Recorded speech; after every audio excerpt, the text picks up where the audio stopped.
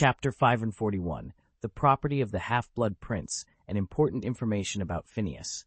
Under the envious eyes of everyone, Slughorn handed a small bottle of Felix Felicis to Clea. She accepted it readily, but placed the bottle in front of Aaron after class. "You prepared the elixir of life and death before me. You should keep this reward for yourself," Clea insisted. "I don't need you to let me have it," Aaron replied, shrugging. "It's not difficult for you to modify the formula. On one hand, you don't want to be too famous, and on the other, you're just lazy." "But you won in the end, didn't you?" Aaron shrugged again, and then stopped Harry Potter, who was about to walk out of the classroom. "This book is good." Harry subconsciously grabbed the advanced potion-making book in his hand, but then realized that with Aaron's level of potion-making skills, there was no need for him to compete for the book. "I don't know who its previous owner was, but he must have been a master of potions," Harry said firmly. He had defeated Hermione by following the steps in this book, which was enough to prove its validity and the master's ability. "Can I take a look?" Aaron asked. "Of course," Harry replied. Aaron took the textbook and flipped through it roughly, his expression becoming increasingly intrigued. "Damn it, I knew this was no coincidence. The notes in this book were densely packed, almost lowering the difficulty of making advanced potions by half a level. More importantly, the handwriting was exactly the same as Severus Snape's."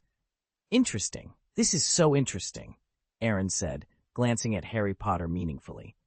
If Harry knew that the owner of this book was Professor Snape, whom he hated the most, he might not be as happy. Seeing Aaron looking at him with a half-smile, Harry's heart skipped a beat, and he asked uneasily, "Is there anything wrong with this book?" No problem at all. I happen to know the owner of this book.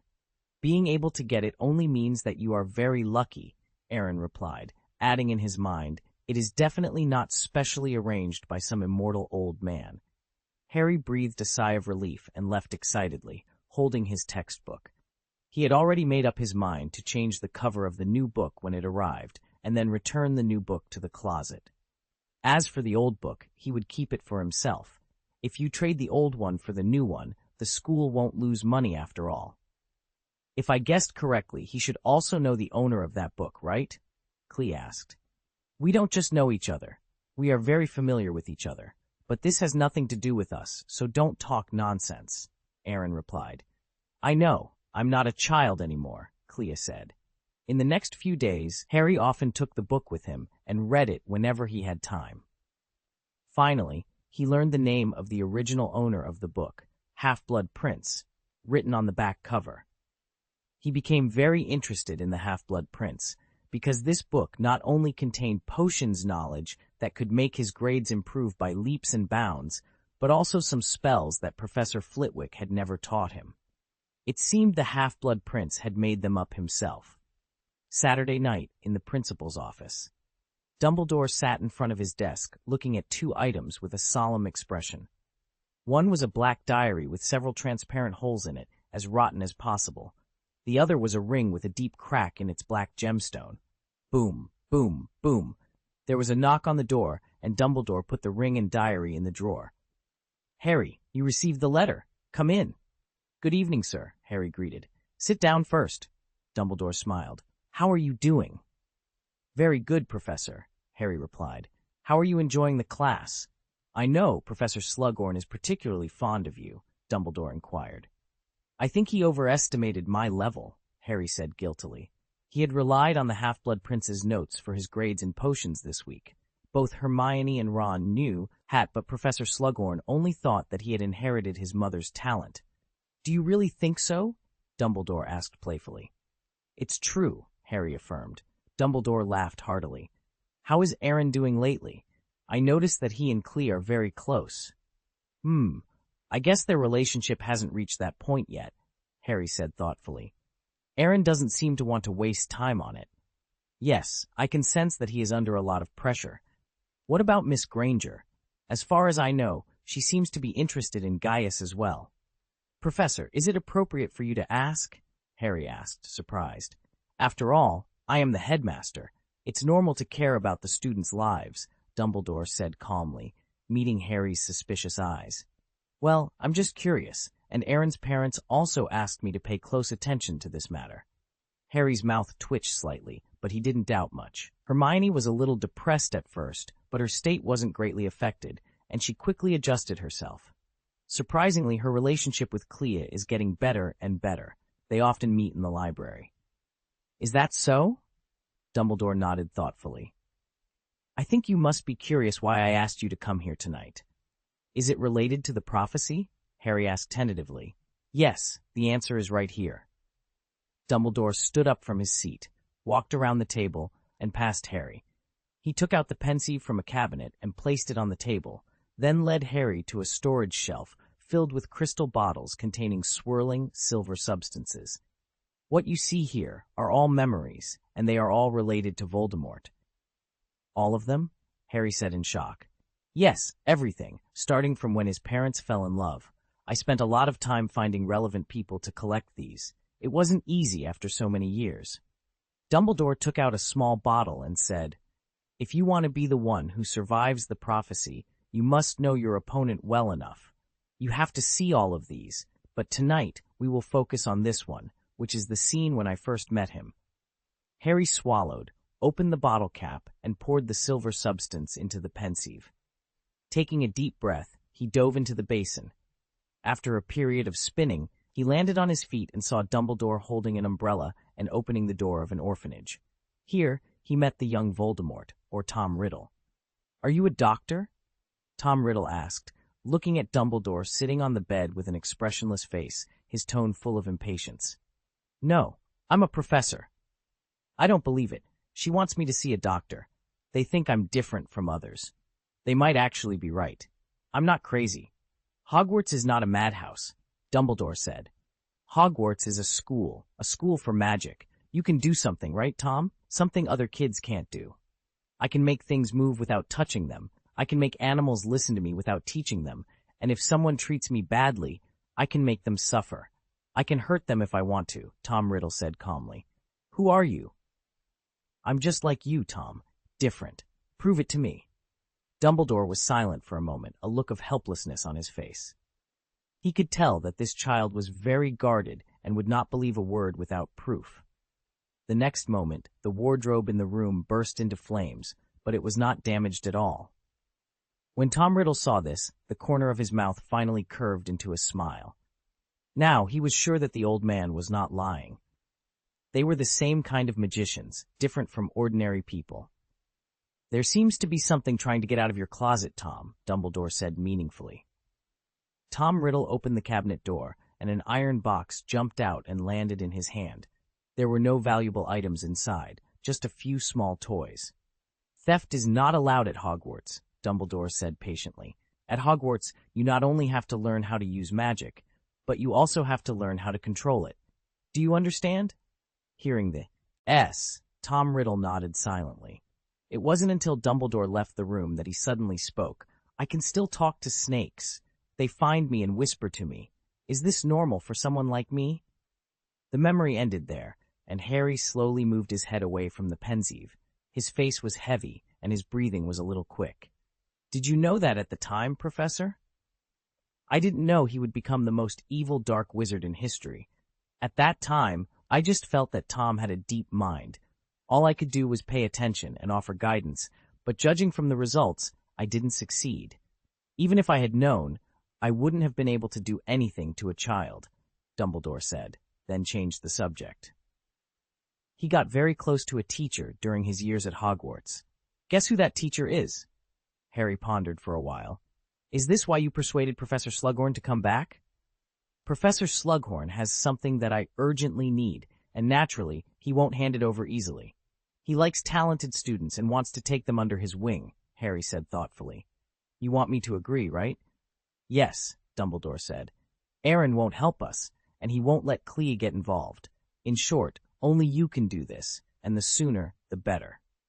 Harry clenched his fists and nodded seriously. Neither of them noticed that a portrait on the wall listened to their conversation word for word, nor did they notice that the portrait quietly stepped out of the frame. At the same time, in Shenming Palace, Phineas's portrait hurried to a blank frame. Is anyone here? A shadow ninja emerged from the ground, took the portrait off the wall, and sent it to the missing body who was developing a potion in the potion room. Is something wrong? Important information, very important. Dumbledore has an appointment with Harry Potter tonight. Tell me what they talked about. My great-great-grandson. Phineas hesitated. How is his recovery? He can be resurrected at any time, the missing body said confidently. After several months of continuous treatment, now he only needs to have his soul stuffed into his body to adapt for half an hour to fully recover. But there is still a long time to go before 2 years, so resurrecting him early will not do me any good. After all, Sirius is not someone who can take time off. Is he? Thank you. Phineas breathed a heavy sigh of relief and then told the missing body the conversation between Dumbledore and Harry. That's all I heard. I can't see the specific memories.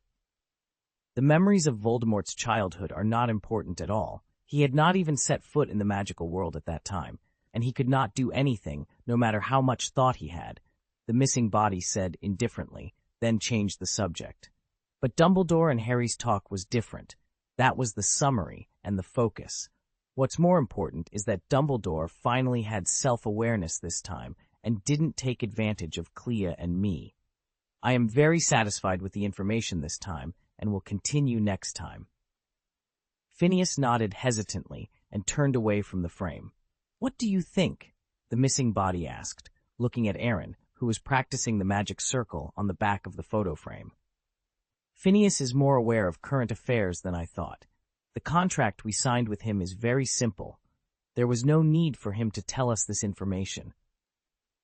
He was worried that we would get in the way of Sirius's resurrection, and some villains would try to judge a gentleman, the missing body said disdainfully.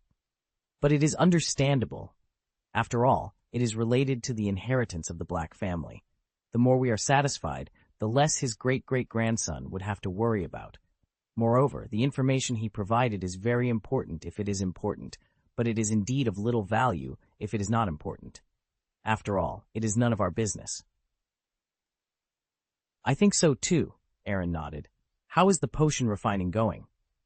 It's not impossible to make more cost-effective portable pills, the missing body replied.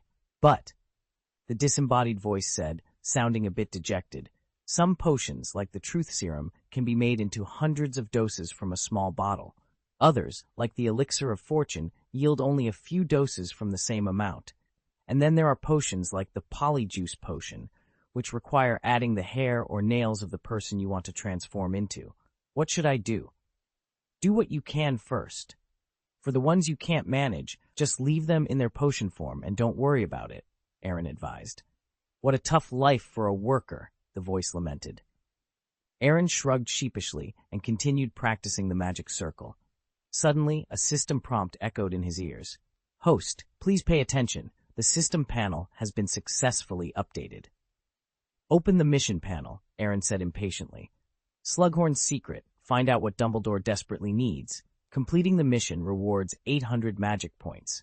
There is no penalty for mission failure. Do you accept it? Finally, something to do, Aaron exclaimed, decisively choosing to accept the mission. The reward of 800 magic points was enough to save him from struggling for more than 2 months. There was no reason to pass it up, and the difficulty of this task seemed almost negligible.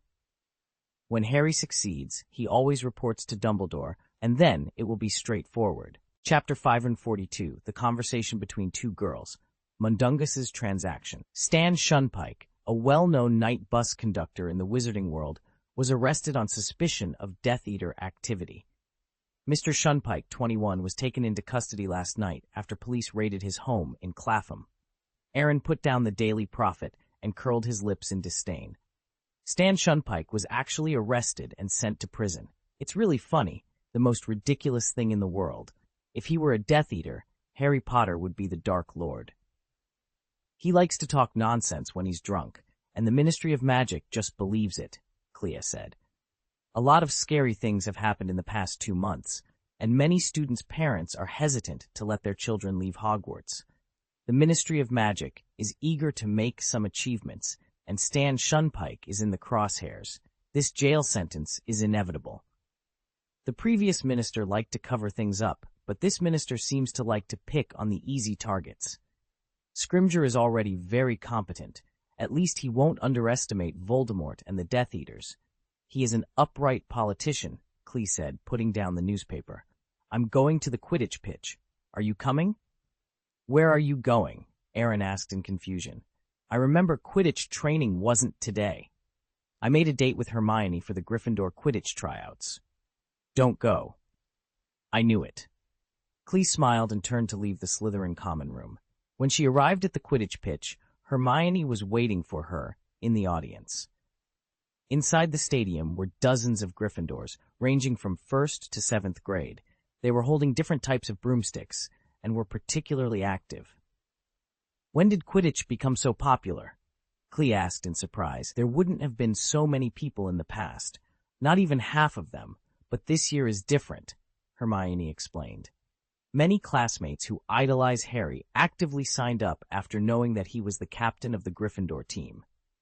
Celebrity effect? But that's right. After Voldemort was resurrected, he became the savior of the wizarding world, and the experience of escaping from his hands several times in a row also confirmed this rumor. A look of embarrassment flashed across Hermione's face. She knew better than anyone how serious the rumors were. The selection lasted for more than 2 hours. Dozens of students were divided into groups and took turns being tested before Harry could barely fill in the chasers and beaters. The goalkeeping test came last, and coincidentally, both Ron Weasley and Cormac McLaggen signed up. Players took turns playing and guarding the goal. The official players selected before launched the attack, and whoever saved the most balls became the goalkeeper. What's the reason you asked me out? Hermione asked cautiously while paying attention to the court. Well, there is something I want to confirm with you, Klee said with interest. I asked Dumbledore what happened in the Department of Mysteries that night. Were you used by Aaron? The portkey teleported you away. Do you know where you were teleported? I don't know. Hermione shook her head slightly. When I opened my eyes, I saw Hagrid's hut, but I was definitely not there, and he refused to tell me. Is that so? Klee thought of the floor in Aaron's dormitory that was covered by illusion. I think I know where that place is. You know? I have some speculations, but it will take some time to confirm. I hope you can help me. Hearing this, Hermione hesitated. Isn't this inappropriate? Although I also want to know, it is his secret after all. It's very appropriate, Hermione, Klee said righteously. It's okay if he hides it from others, but we should not be considered outsiders. A blush rose on Hermione's cheeks. You're right. How can I help you? I will inform you when the time comes, Clea said, then took out a small pale gold bottle from her pocket. This is for you. Elixir of Fortune? Hermione asked in surprise. Me? Of course it's for you. Clea pressed the small bottle into Hermione's hand. You need it more than I do. You decide when to use it. Hermione hesitated for a moment, then accepted it sheepishly. Logically speaking, our relationship shouldn't be like this. Why am I so nice to you, and I don't even feel bored at all? Clea interrupted teasingly, then pointed to her eyes. My eyes are very special. I can see some fragments of the future, but it's hard to see now, and he's improved a lot more than I thought. Gulping, Hermione asked, You're kidding, right? You can also think of me as a fortune teller. It looks like it's not a joke. What did you see? It's not the right time to tell you now, Clea smiled. Even the future can be changed if I'm not satisfied, but obviously you didn't disappoint me. Hermione was about to ask again when she heard shouts from the audience. Cormac was guarding the goal, using his size to easily block 4 quaffles. Quick confusion, Hermione read hastily. Cormac was startled for a moment, then flew in the opposite direction by some strange coincidence and missed the 5th ball. Cheating is not good, but I don't like him either. Every time he looks at me, I feel weird. Hermione smiled awkwardly and looked down on the field with a guilty conscience. Ron was the last one to come on stage. Most of the Gryffindors in the audience were cheering for him, and Lavender Brown was shouting very hard. His sister, Ginny Weasley, was in charge of serving. Although Ron was nervous, his performance was particularly successful. He saved 5 balls in a row and successfully won the goalkeeper position. Time flew to mid-October, and a heavy snow covered Hogwarts. Although the school's defensive measures had become increasingly tight, Dumbledore had not revoked students' rights to go to Hogsmeade. Filch stood at the oak door as usual, carefully checking the name of every student who was going to Hogsmeade and using a detector to confirm that there were no prohibited items before letting them leave. "Are you sure you don't want to go to Hogsmeade?" Aaron asked Klee. "You don't feel bored after staying in school for more than a month?" "I'll talk about it next time. I have more important things to do." Klee pointed at Abe with an interesting tone. "But you have to lend it to me." "Okay." Aaron put Abe on the ground, and it automatically walked to Klee. At this time, Harry, Ron, and Hermione also came to the gate, diverting their attention. "Hermione, you came just in time. I have something private to talk to you about." Klee winked at her, and the two of them walked towards the corner in tacit agreement. "What's up?" "I need you to help me hold him back as long as possible. Come back as late as you can." "Today?" Hermione asked nervously. "The defense of that place must be the most lax when he is not in school," Klee said seriously. "Nowadays there are Death Eaters in the wizarding world causing destruction every day. Who knows if we can go to Hogsmeade next week? Hermione, you have to understand that this opportunity will never come again." "Okay, I know what to do." Abe on the side was confused. He didn't understand what the two future mistresses were talking about, but he was sure that he was going to do something while his master was away. However, before it could figure out whether to tell its owner, it was picked up by Klee, and all thoughts were extinguished. Hermione hurried back to the gate. Filch had just finished checking on Harry, Ron, and Aaron, but he didn't keep them waiting. Like Diagon Alley, the business in Hogsmeade Village had also been greatly affected. Even Zuko's joke shop had been boarded up, but the 3 broomsticks were still open, so you could have a cup of butterbeer in this heavy snow. The sky was a comfort. "Is that Mundungus?" Aaron said, pointing to a short man setting up a stall at the door of the bar. "It seems so." Harry nodded and walked over. "Hello, Harry," Mundungus said nervously. "What are you doing here?" Selling some things. You have to make a living, right?" Mundungus said as he quickly packed the goods into boxes. "What are you doing here? Don't waste my time." "Wait a minute." Ron picked up a goblet from the ground. "These things look familiar. They seem to be." "Sirius's," Harry said darkly, glaring at Mundungus with an evil look in his eyes. "Are you reselling his things? Where did Dumbledore find this crook?" Aaron's eyes twitched slightly, and he was extremely speechless. How short of money is this guy? These are all the rags he doesn't want, yet he has the nerve to sell them. "I am not," Mundungus protested. "Still lying," Harry said angrily, pressing Mundungus against the wall and pointing his wand at him. "These things have the crest of the Black family on them. You stole them from Sirius's house. What have you done? On the night of his death, did you ransack his house?" "No, Mundungus was on the verge of tears. "I am indeed selling the Black family's things, but these things are not worth much at all." "Do you think I'll believe that?" Harry demanded. "Put your wand down first, and I'll give you an explanation." "Harry," Hermione interjected, shaking her head. "Listen to what he has to say first." Harry was silent for a moment, then reluctantly lowered his wand. "Phew!" Mundungus breathed a heavy sigh of relief. "The thing is, not long after Sirius died, a man named Gandalf came to Grimmauld Place." "Impossible. The secret keeper is Dumbledore," Harry began. "But Sirius is the owner of that house," Mundungus said anxiously. "Gandalf had a transfer agreement with Sirius's autograph on it. It clearly stated that after his death, all valuables at number 12 Grimmauld Place must be handed over to Gandalf unconditionally." "Are you kidding me?" Harry laughed angrily. "Why would Sirius sign something like that? What if the existence of the Order of the Phoenix is exposed?" "But he did sign it," Mundungus insisted. "Both Moody and Lupin have read the agreement. The notary is Phineas, and we also asked him to confirm the reliability of the agreement." "Really?" Ron asked suspiciously. "It's absolutely true. You can always check with Moody and Phineas. Sirius probably knew he was going to die, so he made some preparations while he was still alive.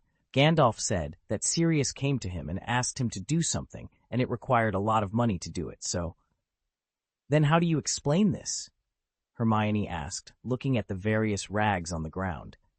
"I helped Gandalf pack some things that he didn't like," Mundungus said weakly. You. Harry glared at him fiercely and punched him in the face. Ouch!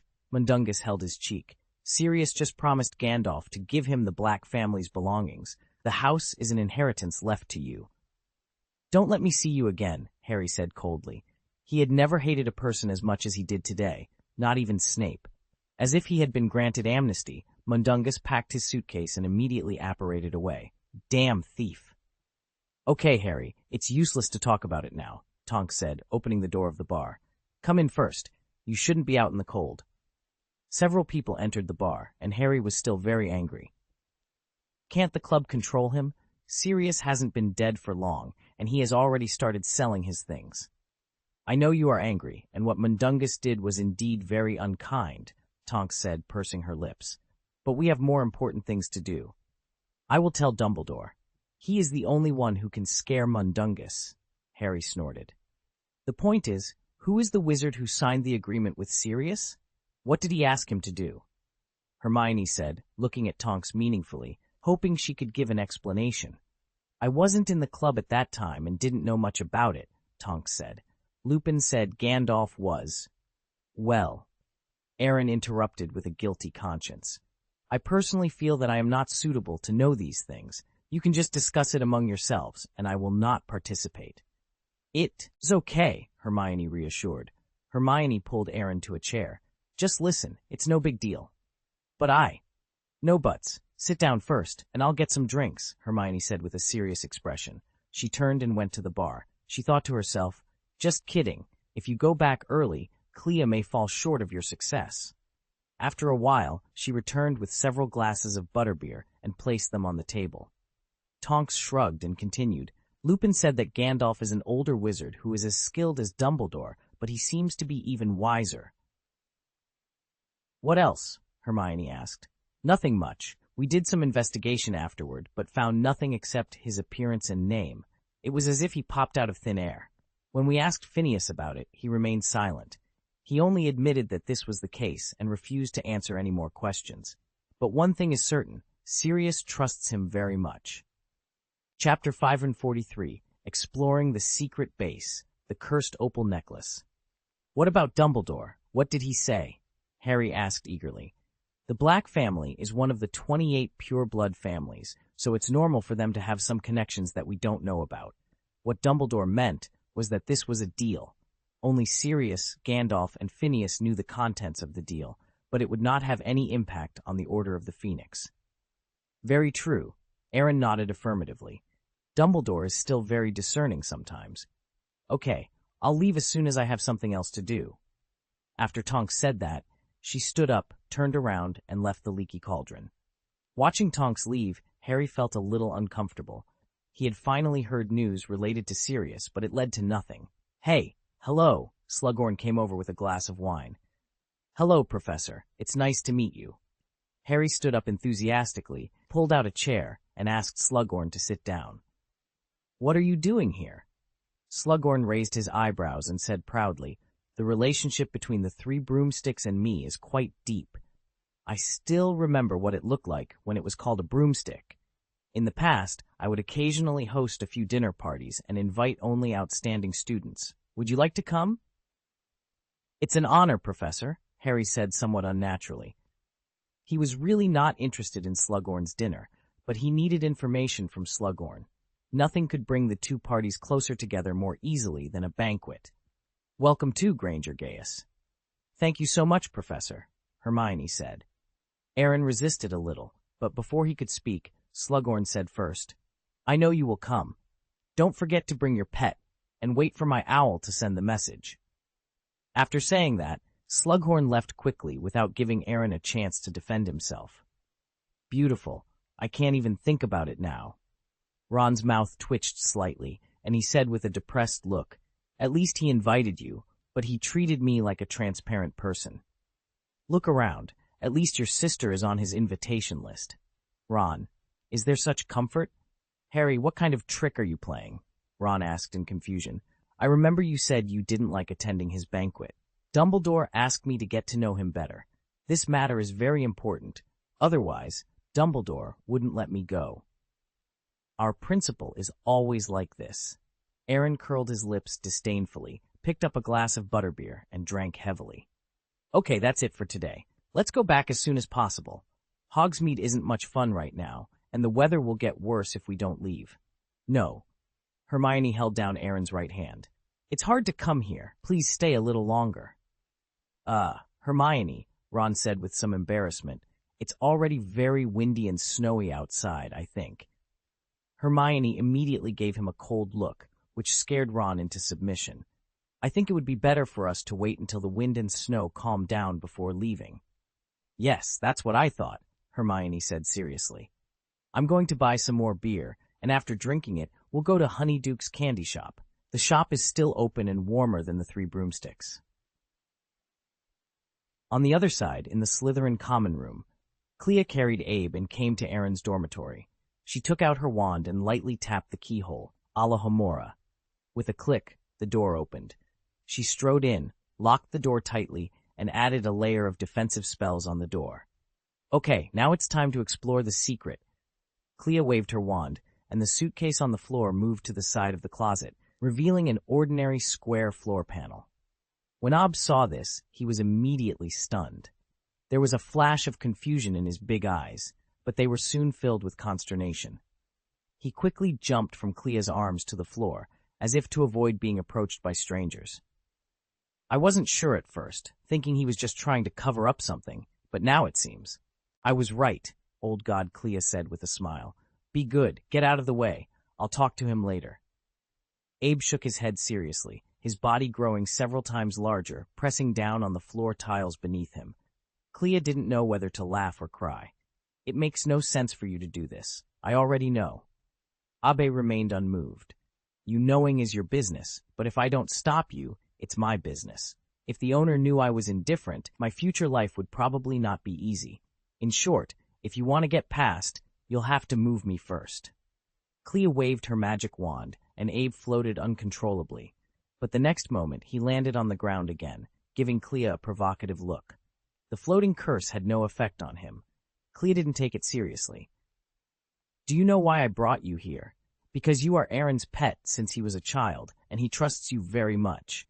In other words, he must have taken you into this secret room, and you can show me the way. Ob's nose spurted white steam, and he turned his face away with an arrogant expression. Leading the way was out of the question. He was the most loyal dragon in the world. I know this is his secret, and I promise not to tell it to outsiders, Clea said persuasively. You know my relationship with him, and also my relationship with his family. I will definitely be your mistress in the future, right? Ob blinked, and his head moved slightly. This was indeed true, but it was not a reason for him to give way. It's good that you don't deny it, Clea said with a satisfied smile. She then pointed her wand at the door. I will count to 3, and if you don't give way, I will open the door. I believe others will be surprised to see you. Hearing this, Ob was confused.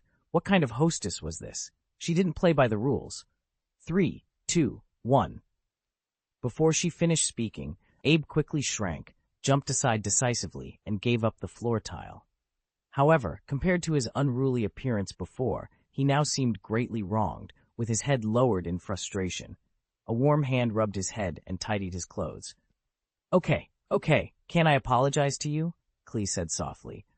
Actually, I wouldn't have opened the door if you didn't get out of the way. When Aaron comes back, tell him what I did, and he will definitely not blame you. Abe blinked blankly, but his eyes regained some sparkle. He had done his duty, and there was nothing more he could do. The owner should not make it too difficult for him. Clea squatted down and slowly wiped her fingers across the floor, but couldn't find any flaws. You can't fool me, she said, shaking her head. A little purple light glowed on her index and middle fingers, and a layer of 3-dimensional text covered the floor. The illusion gradually lost its effect, and a keyhole appeared in the center of the floor. Araho Cave is open. Boom! The unlocking spell had no effect on the floor and was bounced to the ceiling. Clea frowned slightly. She could naturally see what kind of defensive magic was set up at this entrance. Either Aaron comes in person, which is the owner's right, or he opens it with a key, which is the guest's method, or it is broken by force, which is the enemy's method. It wasn't difficult to break this barrier with her ability, but she didn't want to enter as an enemy. What can you do? Clea looked at Abe and asked. Abe hesitated to speak, his two front paws colliding together, looking particularly entangled. It was so right to keep you, Clea said, seemingly having thought of something. She excitedly picked up Abe and rubbed his head with her face. Hurry up and take out the key.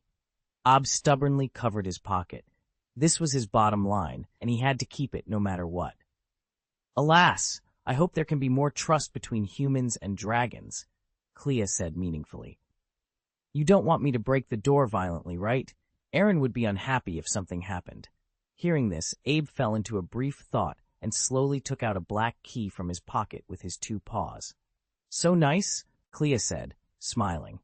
Aaron grabbed the key, inserted it into the keyhole, and turned it counterclockwise. The floor suddenly split into two parts, opening like a door. A dark hole appeared, and the grease on both sides ignited instantly, illuminating the path ahead. Did he dig this out? Clea asked in shock. She had originally thought that Aaron might have dug a small secret room under the dormitory, but now it seemed that the scale of this secret passage was much larger than she had imagined. Clea took a deep breath, carefully held Abe in her arms, and entered the secret passage along the steps. The floor tiles closed behind her. In Hogsmeade Village, Aaron carried Hermione out of the Three Broomsticks pub. She was wrapped tightly in a cloak, with a scarf wrapped around her neck several times, and gloves to protect against the wind and snow. Hermione had accidentally drunk a few too many drinks and was walking unsteadily, looking like she might fall at any moment. In this state, they couldn't visit Honeyduke's candy shop and needed to return to Hogwarts as soon as possible. Filch might not even let them in if they were too late. Not far behind them were Harry and Ron, the two Gryffindors pretending not to see anything. They understood Hermione and Aaron's relationship, but for some reason, it had never progressed beyond friendship. They were anxious for a breakthrough. Now that there was an opportunity for close contact, they were happy to see it happen. Additionally, without having to carry Hermione, they felt more relaxed in the ice and snow. Suddenly, a sharp scream pierced through the wind and snow, startling even Hermione, who had been lying on Aaron's back. Several people turned to look and saw Gryffindor Katie Bell flying in midair. Her arms were stretched out, her hair was blown everywhere, and her eyes were wide open in terror. She let out a scream of pain and fell to the ground. Abe. Aaron instinctively wanted his pet to rescue her, but then he remembered that it had been borrowed. He quickly recited a spell, causing Katie to pause just before hitting the ground, then fall gently into the snow and mud. But it didn't end there. Katie was convulsing violently on the ground, letting out intermittent screams as if she were choking. The girl following her tried to hold her down, but it had little effect.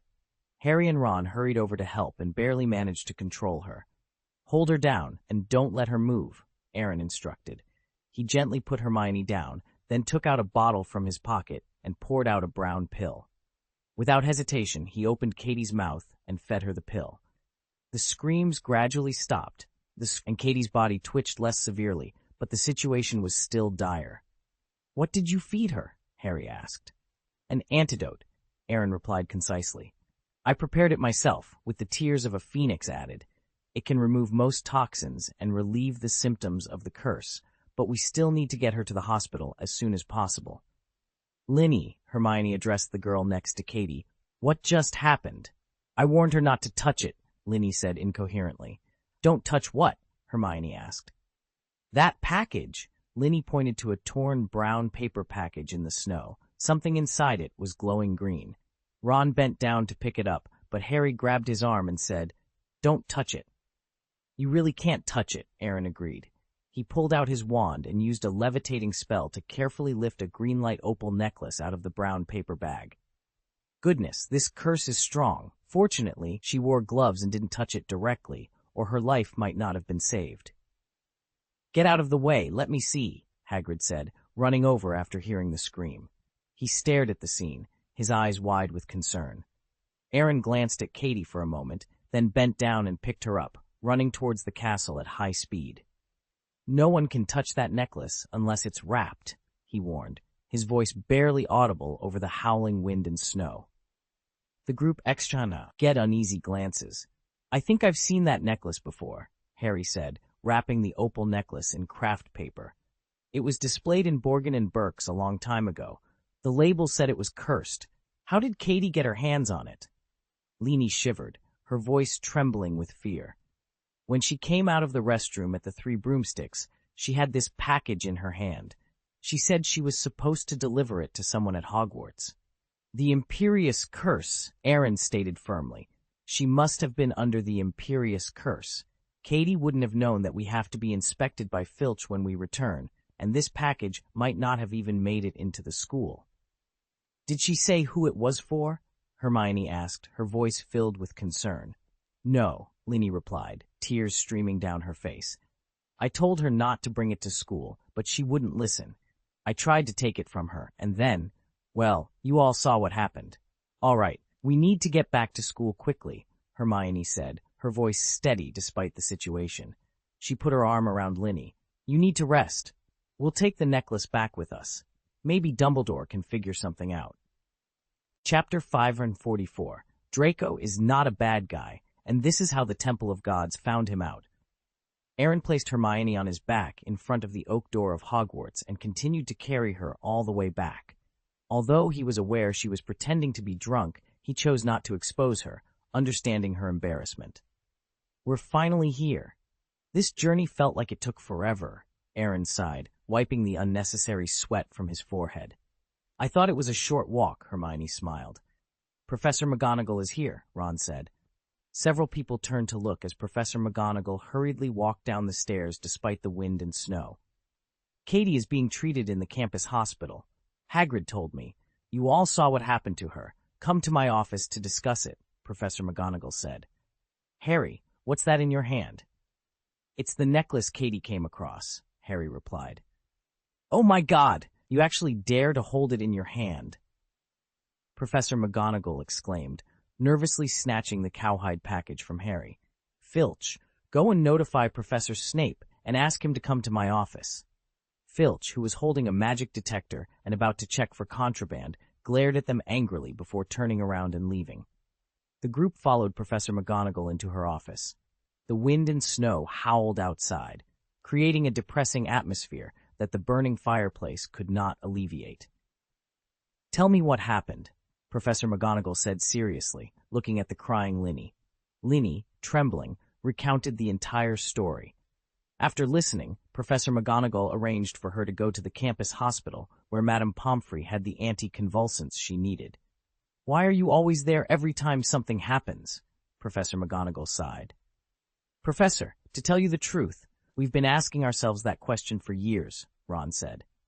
Aaron silently moved away, putting some distance between himself and Harry. "Professor, you know me. Many things are coincidences and have nothing to do with me." At that moment, Professor Snape walked in. He glanced at Harry and walked to the desk, carefully examining the opal necklace with his wand. "There's a very strong curse on it," Aaron said. "She's lucky she didn't die." "That's right," Professor Snape nodded. "Your antidote was very timely. Otherwise, the situation might have been worse. Miss Bell's treatment was not timely, but with luck, she might still have a chance to take the final exam." "She must have been cursed," Professor McGonagall said with certainty. "Malfoy did it," Harry blurted out.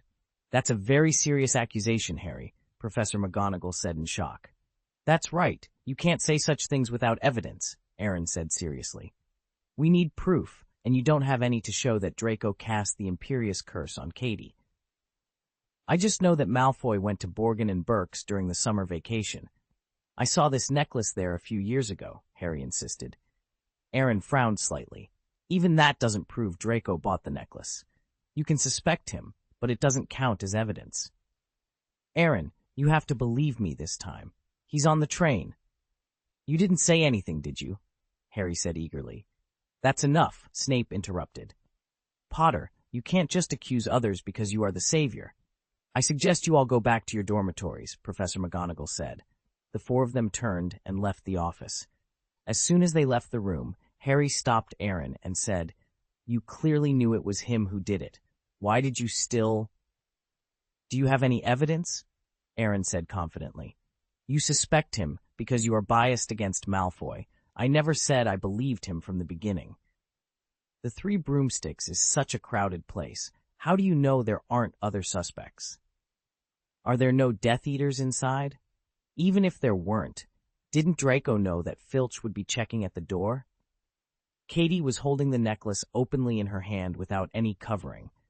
There was no way it could be brought into the castle unless someone wanted to give it to Filch, Harry said, his mouth twitching slightly as he struggled to find the right words. It's also possible that he arranged for Crabbe and Goyle to do it, Ron interjected. The two of them aren't smart, so it's normal for them to have a fluke mentality. Maybe, but let me be fair. Draco may not be a good person in your eyes, but he is definitely not a bad person in mine, Aaron said righteously.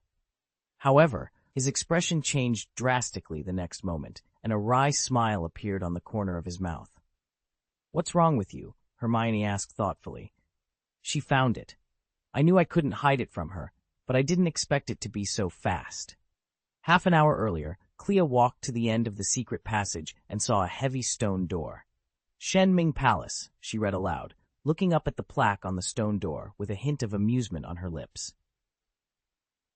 It seems that your master's ambitions are not small, but that's right. His future is already much better than Uncle Vico's, and it's only a matter of time before he becomes a god. Abe took a few steps back nervously, as if there was some terrifying creature inside the door that could swallow this holy dragon in one bite. He should be on his way back now, just undetected. Even if you are discovered, what are you afraid of with me here? Abe screamed in grievance. I'm only afraid of you. It would be okay if it just came in as a dragon. The key was to facilitate its free entry and exit. But now that Clea is coming with her, who knows what the owner inside will think? Naturally, Clea didn't know what Abe was thinking, so she pointed her wand at the stone door and waved it lightly. Crunch! The stone door slowly opened, revealing a huge bright space inside. But to actually reach it, you need to cross a nearly 50-meter-long road and then climb a dozen long and wide marble steps at the end of the road. Oh my God! This place is at least as big as a Quidditch pitch. How long did it take him to dig this secret room? Clea said in surprise. Then she thought of something and looked at Abe with some doubts. Based on my experience with him, there should be some kind of trap. Abe thought for a while, nodded, but quickly shook his head. There's a trap, but it's not dangerous to me, is it? Clea suddenly understood and took a step forward. Swish! Swish! Swish! The moment she officially stepped onto the road, dozens of pairs of red eyes suddenly appeared on both sides of the wall. Densely packed black ninjas emerged from the shadows with weapons in hand. Roar! Abe growled, grabbing the black key in one claw and holding it high. When the dark ninjas saw the key, they immediately restrained their murderous intent and retreated into the shadows as if they had never appeared before. How can you be so cute? Clea pinched Abe's face lovingly and walked forward confidently. After climbing the steps, she finally saw the secret room, and her green pupils couldn't help but widen a little. This secret room could no longer be called a secret room. It was more appropriate to call it an underground palace. The entire space was neatly divided. A huge Slytherin statue stood directly in front. A platform below the statue held a throne, as well as a storage room, a potion room, and an alchemy room. Attention, please. There are guests visiting. There are guests visiting, a voice announced. While Clea was exploring the Hall of Divine Sound with curiosity, the prophecy book on the throne suddenly issued a warning. The missing body, who was practicing forbidden magic, couldn't help frowning when he heard the voice. He teleported to the throne in the blink of an eye, where he could see the entire Shenming Palace at a glance. Guest, I want to see who is here uninvited, the missing body said calmly. But his voice carried an edge of curiosity and caution. The hall was filled with an air of majesty, and the murderous intent that had been hidden for years was now palpable. He was a dragon slayer who had fought alongside dwarves and elves. Although he had never been on a cruel battlefield in this world, his previous experiences were undeniable. No matter who came, he was determined to make a show of force today, and at worst, he could resort to forbidden magic. But when he saw Clea standing in the center of the hall, he was suddenly stunned, and the aura around him diminished rapidly. "So majestic," Clea joked. Why are you here?"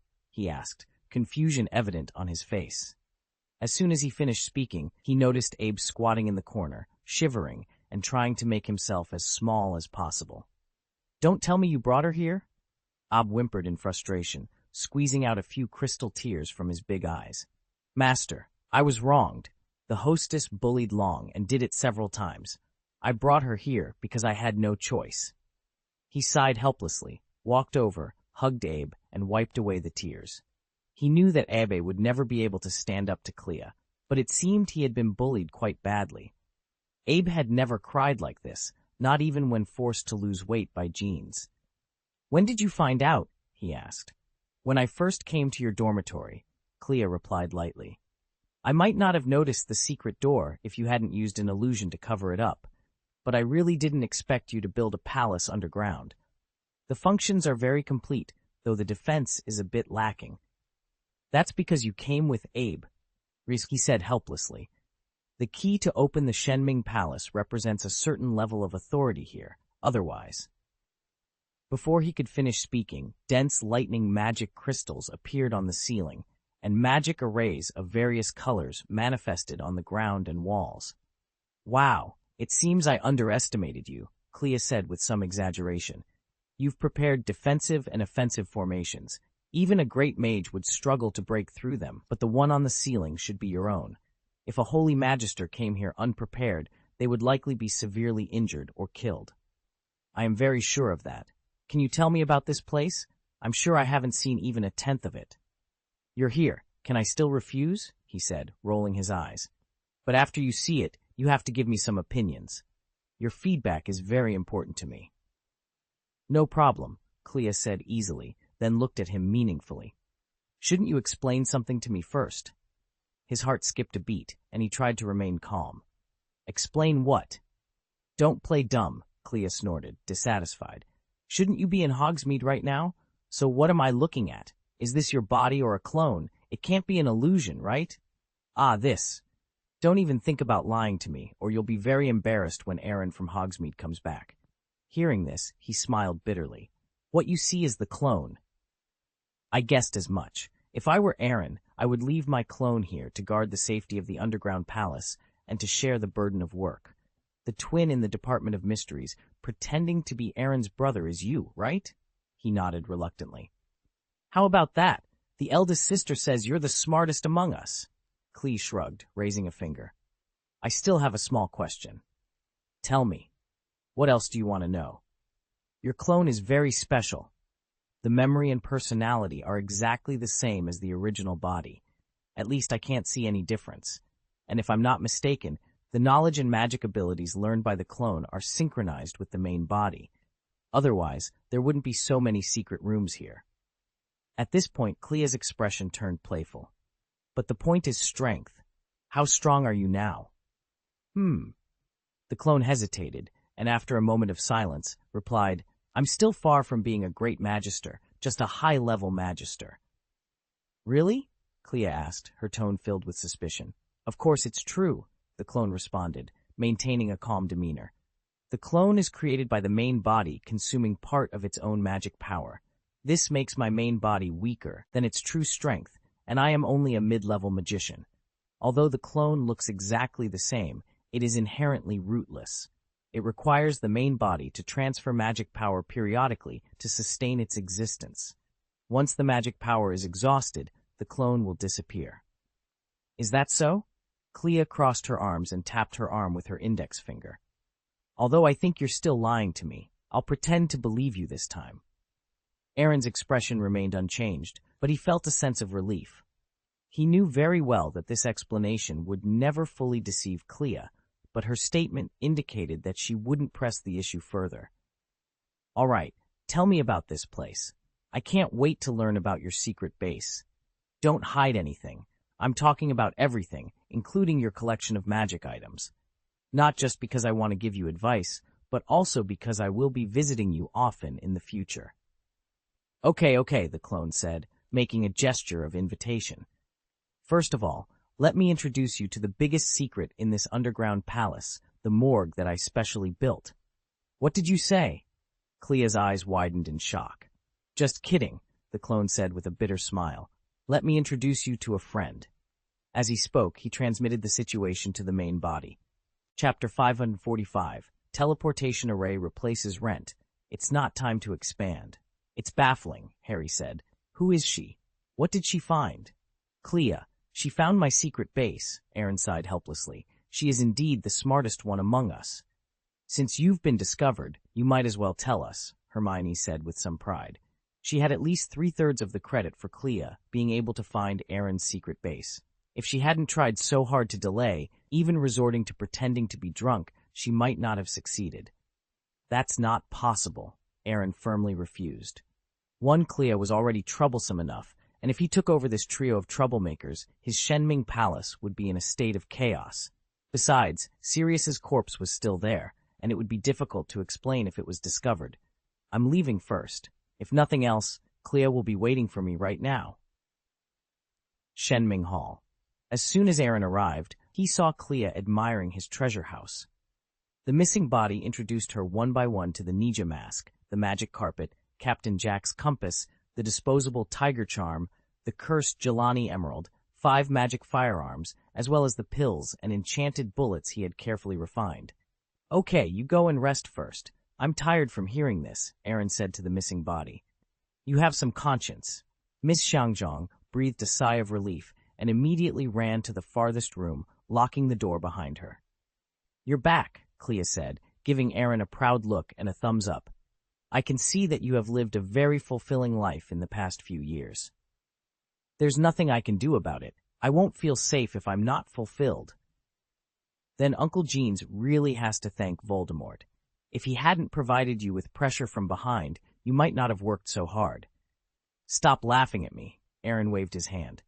Where have you visited? I've seen everything that needs to be seen, including your granary, vault, morgue, and multiple studios. This underground palace is like a refuge. What are you afraid of? Of course, it's the Dark Lord, Aaron said matter-of-factly. I offended him to death. Who knows, one day he might break through Hogwarts. That's part of the reason, but definitely not the whole story.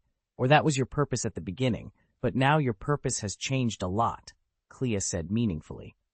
Voldemort is a threat to you, but the threat is definitely not that big. You need time to deal with it, and this underground palace can just meet this condition. You said that Hogwarts is very important to you, but what is really important is this underground palace, right? Smart. Aaron was not stingy with his applause. Being able to guess most of it correctly was already very impressive in his opinion. As for the signing, no one could guess it. But I think you have something more important that you're hiding from me. What is it? Can't tell you. Okay, you must have your reasons. Clea shrugged indifferently, then pointed to the storage shelf. Did you bring these things back from other worlds? The gun was made by ancestors, and the bullets and pills were made by myself. As for the rest, they were brought from other worlds. It's all fun and practical. Tell me your suggestions first, Aaron said. Your base is very comprehensive, including gardens and hot springs, but it lacks a hostess. Stop joking, Aaron rolled his eyes at her. I'm asking you a question seriously. It is true that we are missing a hostess, Clea said seriously, but seeing the black lines on Aaron's face, her tone softened a bit. It's okay to be short of a guest room, just in case I have something to do someday. If I come here in a bad mood, I won't even have a place to stay. I'll open it up as soon as possible, Aaron said helplessly. What else? There is a way out, Clea said concisely. If an enemy comes to kill, the defensive magic you set up is enough to buy you time to collect all the supplies here, but you need a way to leave quickly afterwards. Aaron prepared the portkey. The portkey is useful, but as you demonstrated in the Department of Mysteries, it's not 100% reliable. You can't guarantee you'll be the only one here in the future.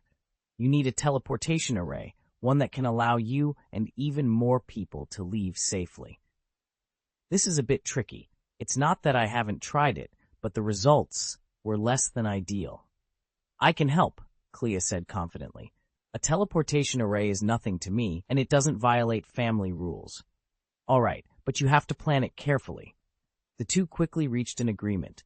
Clea could come over to build the teleportation array on weekends or holidays, but she couldn't disturb Aaron or the missing body's work at other times. After seeing her out of the dormitory, Aaron closed the door and collapsed directly on the bed. "What is this?" Aaron muttered, pulling Abe's ears weakly, a look of helplessness on his face. From today on, the Shenming Palace was no longer his alone. The mistress's IQ is too high. "It's not shameful to lose to her," Ab said, aggrieved. "But it's so frustrating." Aaron sighed. "I knew from the day she came to school that she would find my secret base sooner or later, but I didn't expect her to find it on the first day.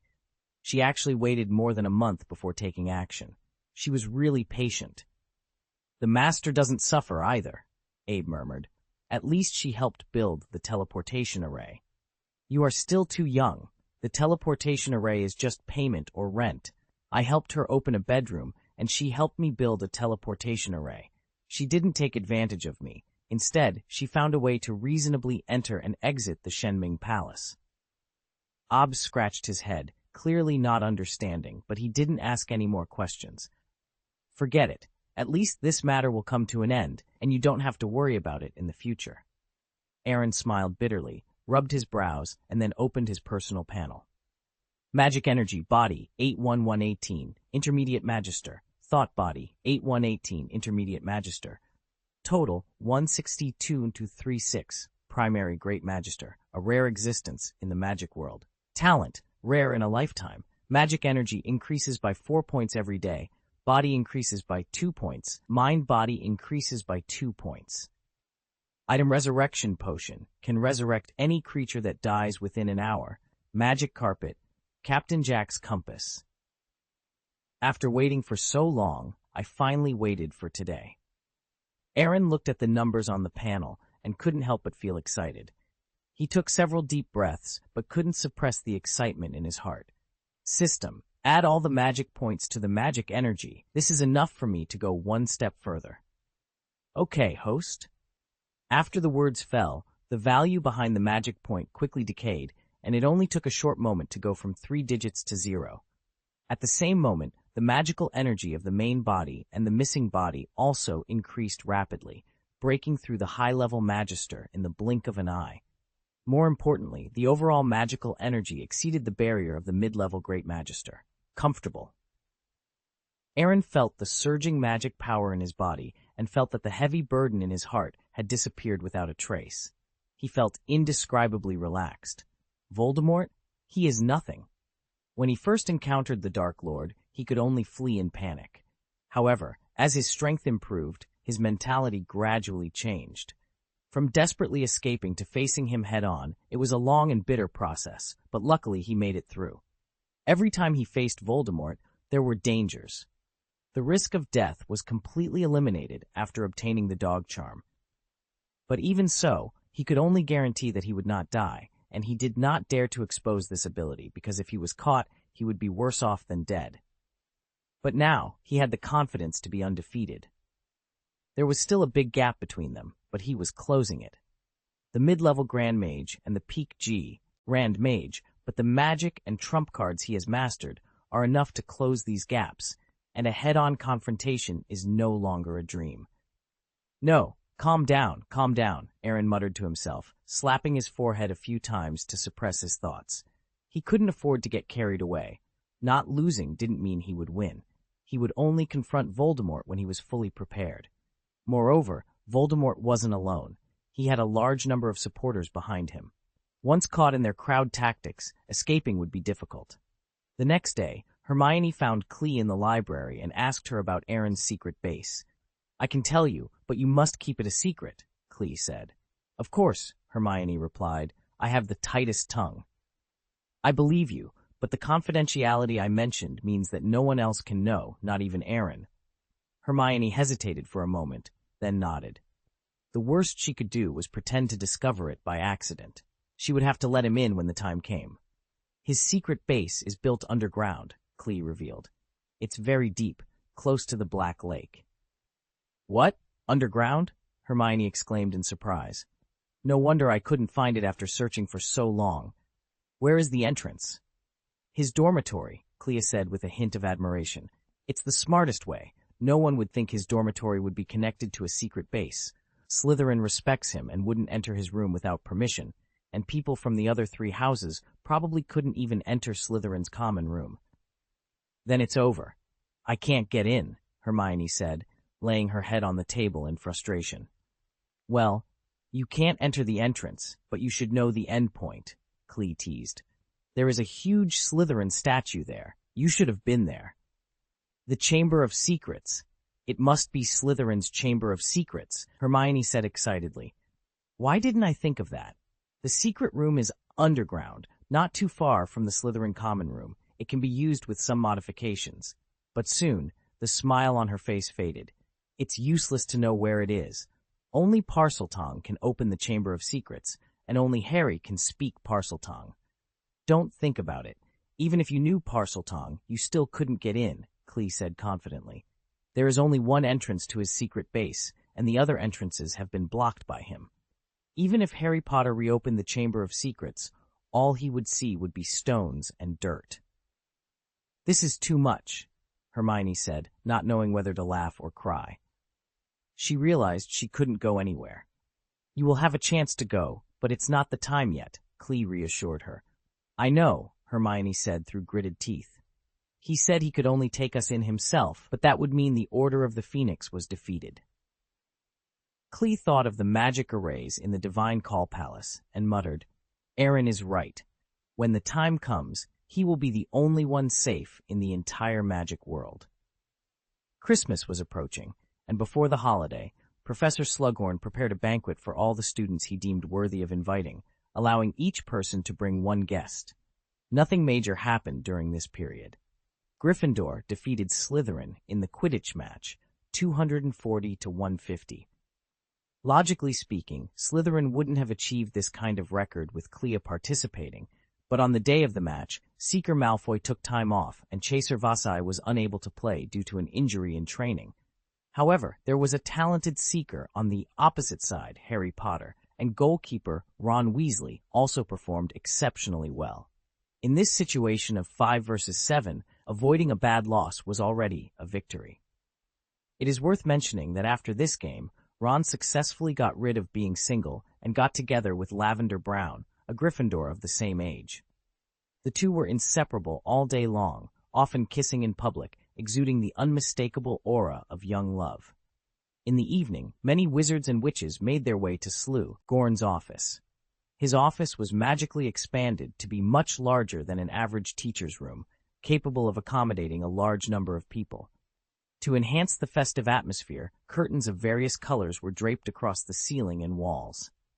In the center hung a golden lantern, inside which countless elves emitted a golden glow. Aaron walked in with Abe, and as soon as they entered, they saw Slughorn taking photos with Harry Potter and several elderly wizards. It's a celebrity exchange meeting. I shouldn't have come, Aaron sighed quietly. It's boring, isn't it? Clea approached with a cocktail in hand. In addition to his famous former students, he also invited several professors from the school. That's fine, though. The more people there are, the less likely you will be noticed. I hope so, Aaron smiled bitterly. Who did you invite over? Don't worry, it's not a boy, Clea said, pointing to a girl in the crowd. I invited one of your schoolmates. Celine? Aaron's mouth twitched slightly. I haven't paid much attention to her this semester. That's normal. She quit after I came, Clea said matter-of-factly. I had a careful chat with her and successfully turned her love for you into admiration. Ha ha! Aaron patted his chest nervously. This is the only news that makes me happy today. Then how can you thank me? We'll talk about it later. Chapter 546, Unbreakable Vow, Narcissa's Double Insurance. Where's Hermione? She should be here too. She's hiding over there. Clea glanced at the curtains on the wall. McLaggen seems to have taken a liking to her. Cormac McLaggen? Aaron couldn't help but laugh as an image of a bumbling big man appeared in his mind. He has good taste, but he's destined to not gain much. Even so, are you just going to stand there and watch? Clea said with a hint of amusement on her lips. Doing nothing will make girls feel sad. She can handle it, Aaron said hesitantly. But those are two different things. Clee's tone was gentle but firm. Aaron was silent for a moment before giving her a helpless smile. This is why I don't want to fall in love for the time being. All I know is that you can't spend all your time on yourself. That may be true in the long run, but it's a little selfish for other people, especially those who love you. Okay, stop preaching. I'll go over there. Aaron waved his hand, handed Abe to her, and walked towards the wall. Opening the curtain, Aaron discovered that it was not just Hermione, but also Harry Potter. The two were talking about something, and looked relieved when Aaron came in. I think I need to avoid it for a while. Harry raised an eyebrow at Hermione and turned around to leave. Why are you here? Hermione said angrily. Just as Aaron was about to speak, the curtain was suddenly opened. Harry came back with an embarrassed look on his face. I don't want to disturb you. But you've already disturbed us. Hermione rolled her eyes at him. Cormac is coming. What? Hermione's face turned pale. Oh my God, he is really persistent. This is your business. Harry patted Aaron's shoulder seriously. Right? Maybe. Aaron looked amused, but didn't deny it. Maybe it was because he was approaching adulthood, or maybe it was the strength of the mid-level Grand Mage that gave him confidence, but he was not so resistant to the idea of having a girlfriend. Then leave it to you. Harry left again, but as soon as he stepped through the curtain, he saw Cormac McLaggen. Seen Hermione? Inside. Harry pointed behind him, but the smile on his face made McLaggen feel baffled. He walked behind the curtain and saw Hermione and Aaron together. His face suddenly turned ugly, and he finally understood what Harry's smile meant. It was ridicule, pure and simple.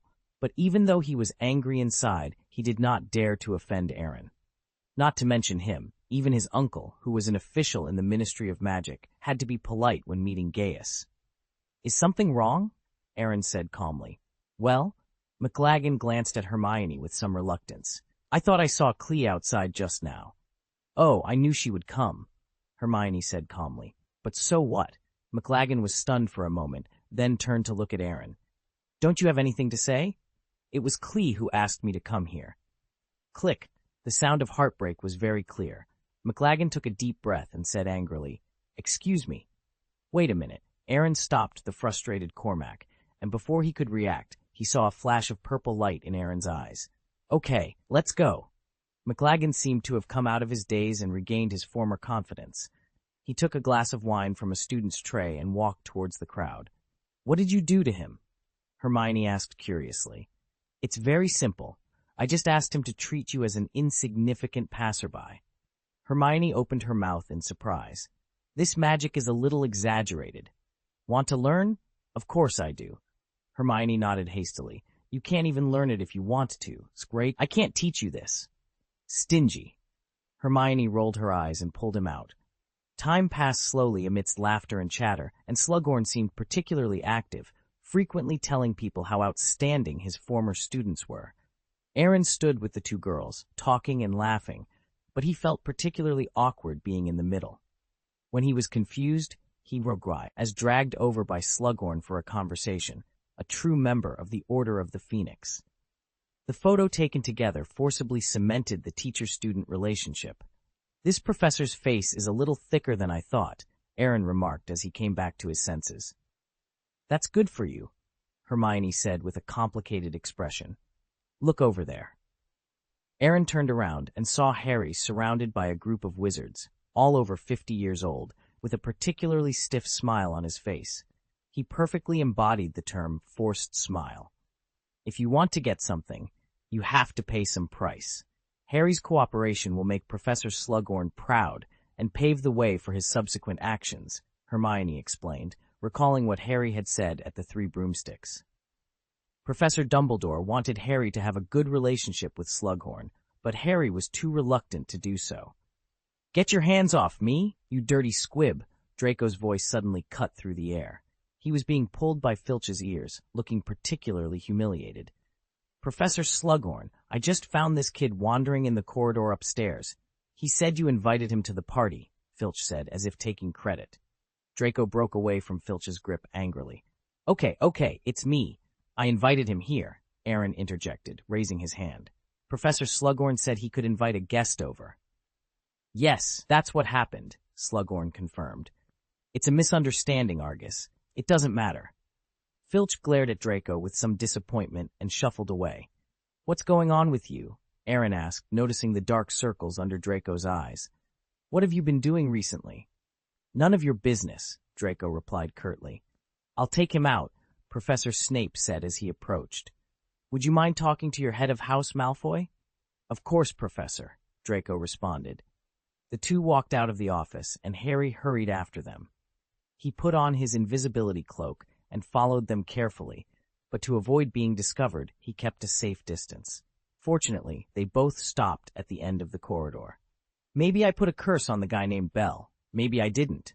What does it have to do with you? Draco retorted. Boom. Draco was pushed against the wall by Snape, who spoke sternly. I swore to your mother to protect you, and I made an unbreakable vow. I don't need anyone to protect me, Draco said angrily. Among so many people, he only chose me.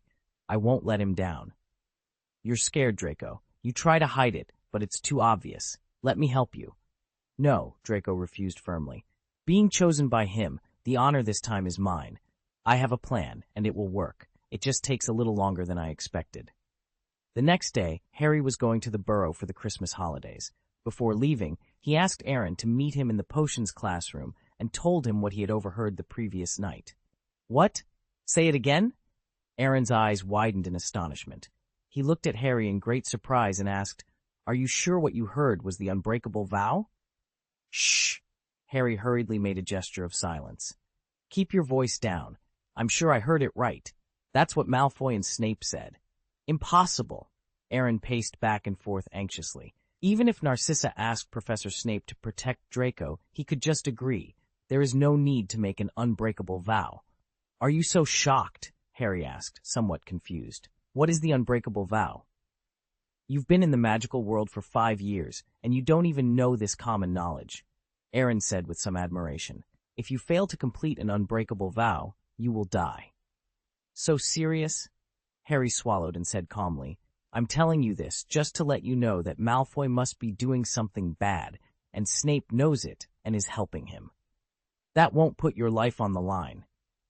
Unless he has decided to side with the Dark Lord, Harry thought thoughtfully. In his opinion, Snape had never been a good person, and it was not impossible for him to betray the Order of the Phoenix like Pettigrew, or perhaps he had never been a true member of the Order, loyal to the Order. This is even more impossible, Aaron said firmly. Professor Snape would never work for the Dark Lord. Why are you still unwilling to believe the reality? Harry said anxiously. If, and I mean if, the two of them are already working together to serve the Dark Lord, then your situation as their friend and student is not safe. You know Voldemort. He will attack you sooner or later. You just helped him restore his appearance, and the agreement between you is not that strict. What are you trying to say? Aaron asked meaningfully. Harry hesitated for a moment, and then said seriously, You can officially join the Order of the Phoenix with Dumbledore. Forget it, Aaron interrupted disdainfully. There's no way I can jump into that pit. But your safety. You can rest assured, I'm safe. Aaron waved his hand indifferently.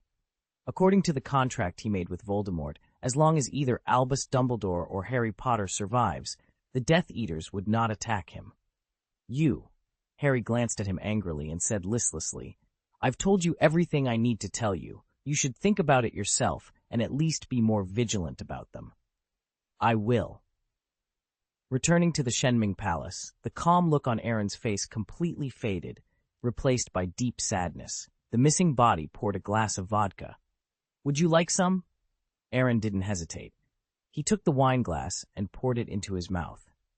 The strong alcohol burned his throat, slightly improving his mood. The situation seems to be a little different, Aaron smiled somewhat self-deprecatingly. Narcissa is more cautious than I thought. I believed she only found me, but I didn't expect that she played a double insurance.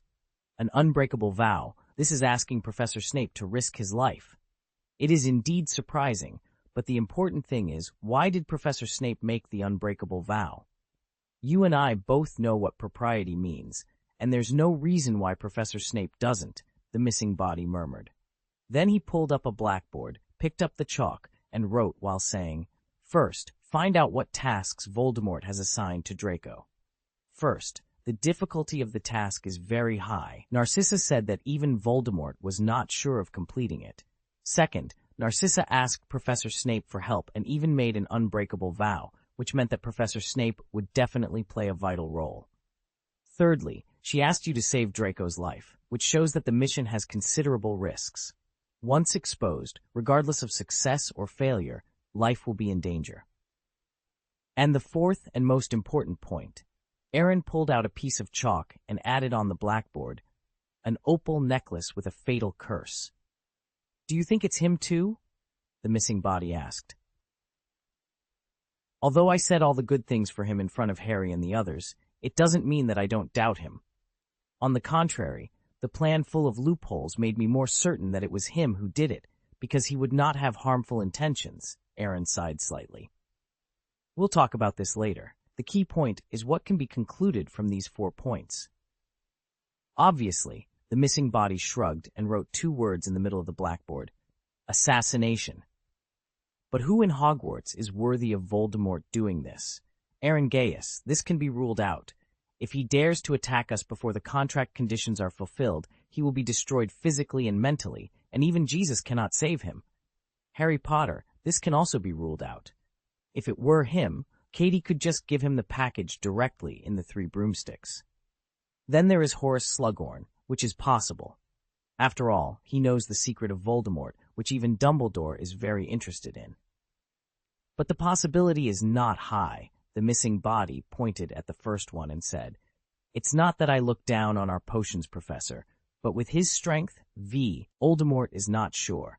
In the entire wizarding world, there is only one person who fits all these criteria. One person who can apparently give Voldemort a headache is Albus Dumbledore." That's right, Aaron cursed angrily. Is Voldemort crazy, letting a student who hasn't even graduated yet attempt to assassinate his principal? Who knows what he was thinking, but it seems that the success rate is still there, the disembodied voice pointed out. If there was no possibility of success, Professor Snape would never make an unbreakable vow. It's impossible for him to work for the Dark Lord, but why would he want to assassinate Dumbledore? Aaron said in confusion. It can't be that he doesn't want to live anymore. There is another possibility, the voice said hesitantly. This could be Dumbledore's arrangement. If a double agent wants to completely gain the trust of one side, the best way is to kill the leader of the other side. Aaron fell silent, contemplating the unsettling possibility. Chapter 547, A Thief's Weak Shield. I admit that what you said makes sense, but he is unreasonable. Dumbledore's importance during the confrontation between the Order of the Phoenix and the Death Eaters is self-evident. He must be very aware of this. If he dies, it will directly or indirectly affect the Order of the Phoenix, and many people will die. What if Dumbledore himself is not dead soon? Clee interjected. She took the chalk from Aaron's hand and wrote this sentence on the blackboard. With this prerequisite, everything can be connected. Aaron's expression changed. He and Clee exchanged a solemn look, both understanding the gravity of the situation. That can't be true, Aaron said, a bit incoherently. The old man is only over 100 years old. With his peak magic power, it is easy to live to be 150 years old, as long as he doesn't mess around. Even if he works hard for the Order of the Phoenix, he should still live a long life. If he suffers a little more and deducts 50 years, he can still live for another 30 years and not die young. Clee laughed softly, looking at Aaron with a mix of sympathy and teasing. Uncle Jeans told us about the 2 deals you made with Voldemort. The second deal is to use the Moondrop to keep Ollivander safe and release Hermione Granger once. We all support this very much, considering family ties and love. Stop it. Aaron waved his hand dismissively. Speaking of love is a bit exaggerated. That's true, Clee nodded thoughtfully. Love is not something you say, it's something you do. Rumble. Thunderbolt sounded continuously in Aaron's heart, shaking him to the core. Where did you learn this kind of talk? And you are only 15 years old. Is it really appropriate to say this? You'll be 16 by the Chinese New Year, and besides, you're my fiancé. It hasn't been decided yet, Aaron said hurriedly. In fact, it has been decided. Clee spread her hands and said, From the first time you saw me during the summer vacation, It's just that you didn't want to admit it. That is to say, I am not an adult yet, otherwise. Gulp. Aaron couldn't help but swallow. Are all girls today so unrestrained? Ha ha. Aaron forced a stiff smile. That means we can still live in peace and harmony before I become an adult. No, before you become an adult, right? You can understand it that way. Clee laughed like a silver bell. Don't worry, I will also take care of the others for you. A wry smile appeared at the corner of Aaron's mouth, and he was extremely speechless in his heart. He felt like a simple and ignorant little white rabbit at this moment, being stared at by one, or more specifically, several big bad wolves. No wonder my father once said that boys should protect themselves outside. This is not unreasonable. Okay, let's get down to business. Clee smiled. There's nothing wrong with your second transaction, but the first one was a bit ridiculous. Trading the grace of a longer path to immortality in exchange for Voldemort not being able to lay a hand on you until Albus Dumbledore and Harry Potter are dead. It doesn't sound like a loss, but Grandpa Tepler almost shed tears when he laughed, and Uncle Vico and Aunt Lysana also couldn't laugh or cry. Do you know why? Why? Because Dumbledore only has less than a year left to live, Clee said seriously. You can also see his hands. They are dry, charred, and filled with a strong aura of death. This is clear evidence. Puff. Hearing this, Aaron almost spat out a mouthful of old blood. He never expected that the shield he had worked so hard to arrange was not as strong as he thought, and was even full of cracks. Does that old Dumbledore want to show off like this? He was intact in the previous 2 wizard battles, but why was he so unreliable now? 1 year? He is also not developed enough to defeat Voldemort. As for Harry Potter, he simply ignored him. Without Dumbledore's protection, he couldn't even defeat a few Death Eaters. It was basically impossible to expect him to delay. Now you understand? Clee asked. In less than a year, no, in half a year, Dumbledore will be dead. A mediocre life harvested by death is meaningless, but using his own death to allow Professor Snape to gain Voldemort's trust and become one of the top figures among Death Eaters is another matter. Immortal. Aaron gritted his teeth and cursed. Can't he hold on for a few more years? It may indeed mess up your plans, but in a sense, Dumbledore is still admirable. That's because you haven't been tricked by his old man, Aaron said angrily. Our principal is not an ordinary gangster. He will do whatever it takes to achieve his goals, even arranging his own death. But what about Professor Snape? Did he ever think about how tortured Professor Snape would be? He thought about it, but he didn't care, because he knew that Professor Snape would definitely agree to protect Harry Potter. Now it seems that this is indeed the case, an unbreakable vow.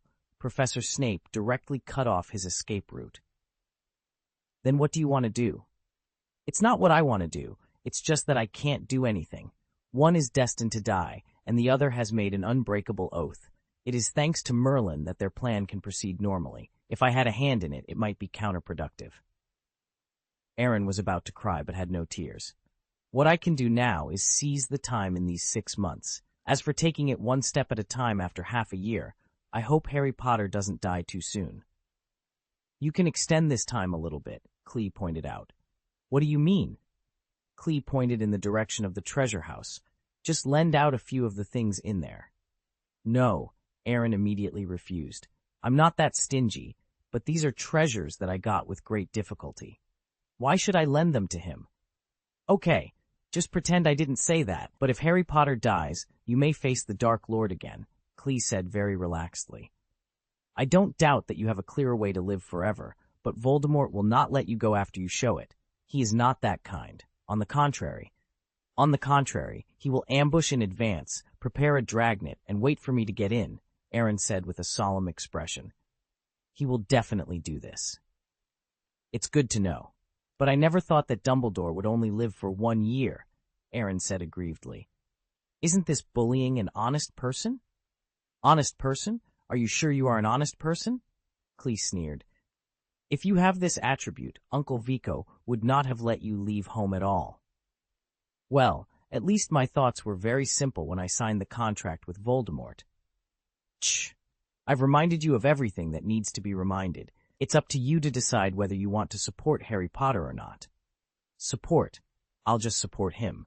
Aaron said tiredly, and then waved his wand. All the treasures in the treasure house flew out and floated in the air. I think he needs this mask, Klee said, taking off the Niga mask. Some ninja soldiers can give him a chance to escape. There is also a revolver and a box of enchanted bullets, Aaron said with some reluctance.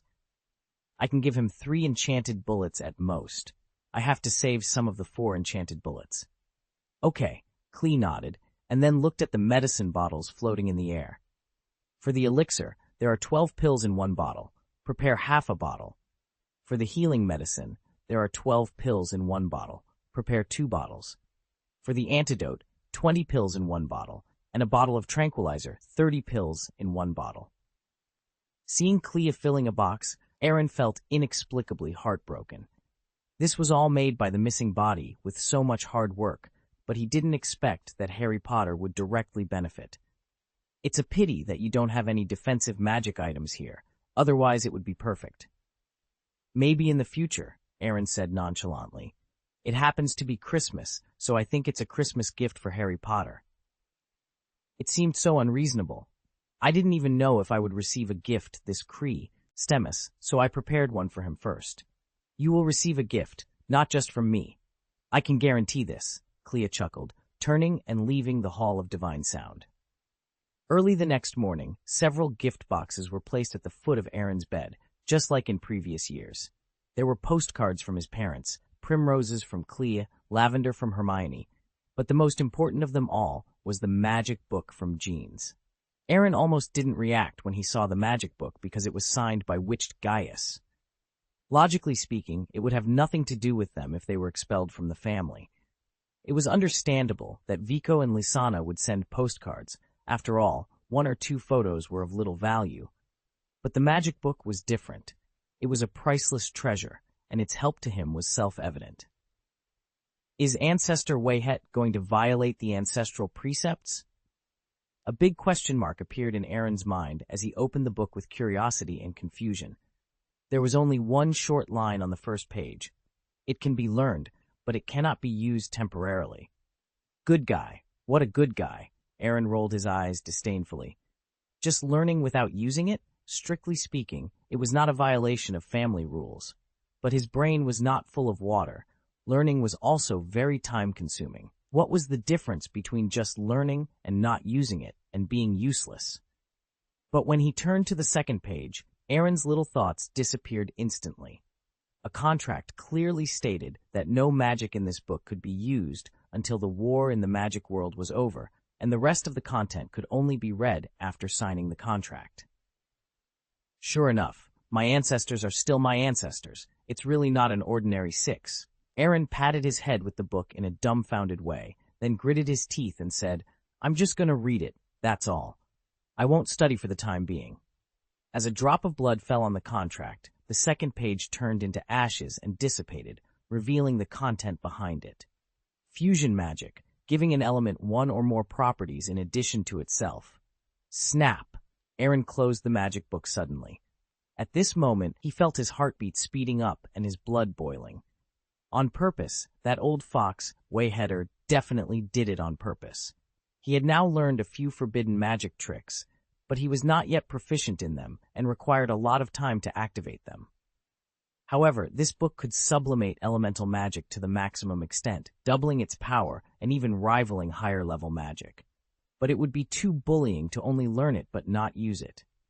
This was what he urgently needed, but it was clearly within reach, yet out of reach. It could only be said that the ancestors knew how to play with people. Aaron took several deep breaths in succession, suppressed the restlessness in his heart, and put the magic book into the dressing room. It wasn't the right time yet, so instead of learning it, it was better to focus on the combination and superposition of the ultimate magic circle. The Burrow. In addition to the Weasleys, Lupin and Tonks were also there. Harry took the opportunity to tell them about the conversation he overheard between Snape and Draco. I know it sounds crazy, but I promise I'm not lying. Voldemort had given Draco some kind of mission, and Snape was helping him. Have you ever thought that Snape just pretended to help Draco to get information? Lupin suggested. It doesn't sound like it. Perhaps Harry is right, said Tonks, the unbreakable vow is. In the final analysis, it still depends on whether you believe in Dumbledore's judgment, Lupin interrupted. Dumbledore believes in Snape, so I also believe in him. Dumbledore makes mistakes too, Harry said bitterly, feeling a little disappointed that Lupin didn't believe him. You are blinded by hatred. I am not. You are. People disappear every day, Harry. There are only a few people we can trust. If there is internal strife now, we will lose. Lupin spoke seriously. Why? And Harry fell into silence after hearing him. He still trusted his own judgment, but knew this wasn't the right time to undermine his morale. His suspicions didn't hold much weight at the moment, but he planned to inform Dumbledore once he returned to school, confident that the old man would support him. Harry, come with me, Mr. Weasley said, leading Harry to the warehouse.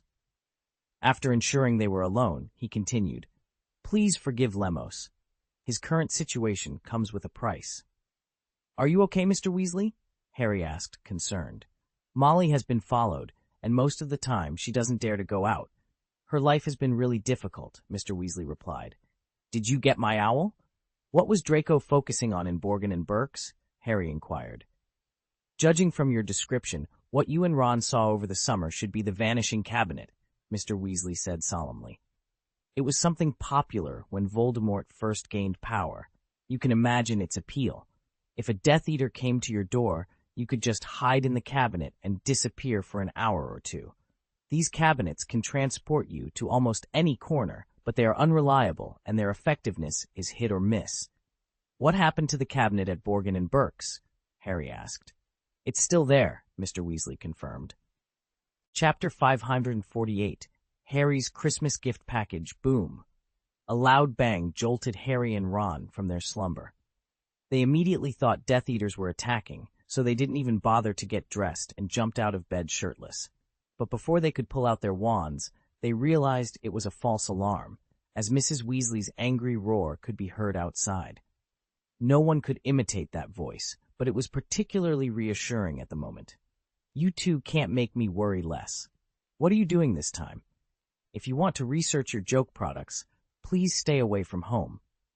George and Fred are making inventions again, but this time the noise seems to be a little louder, Ron said, cursing. It doesn't let anyone get a good night's sleep so early in the morning.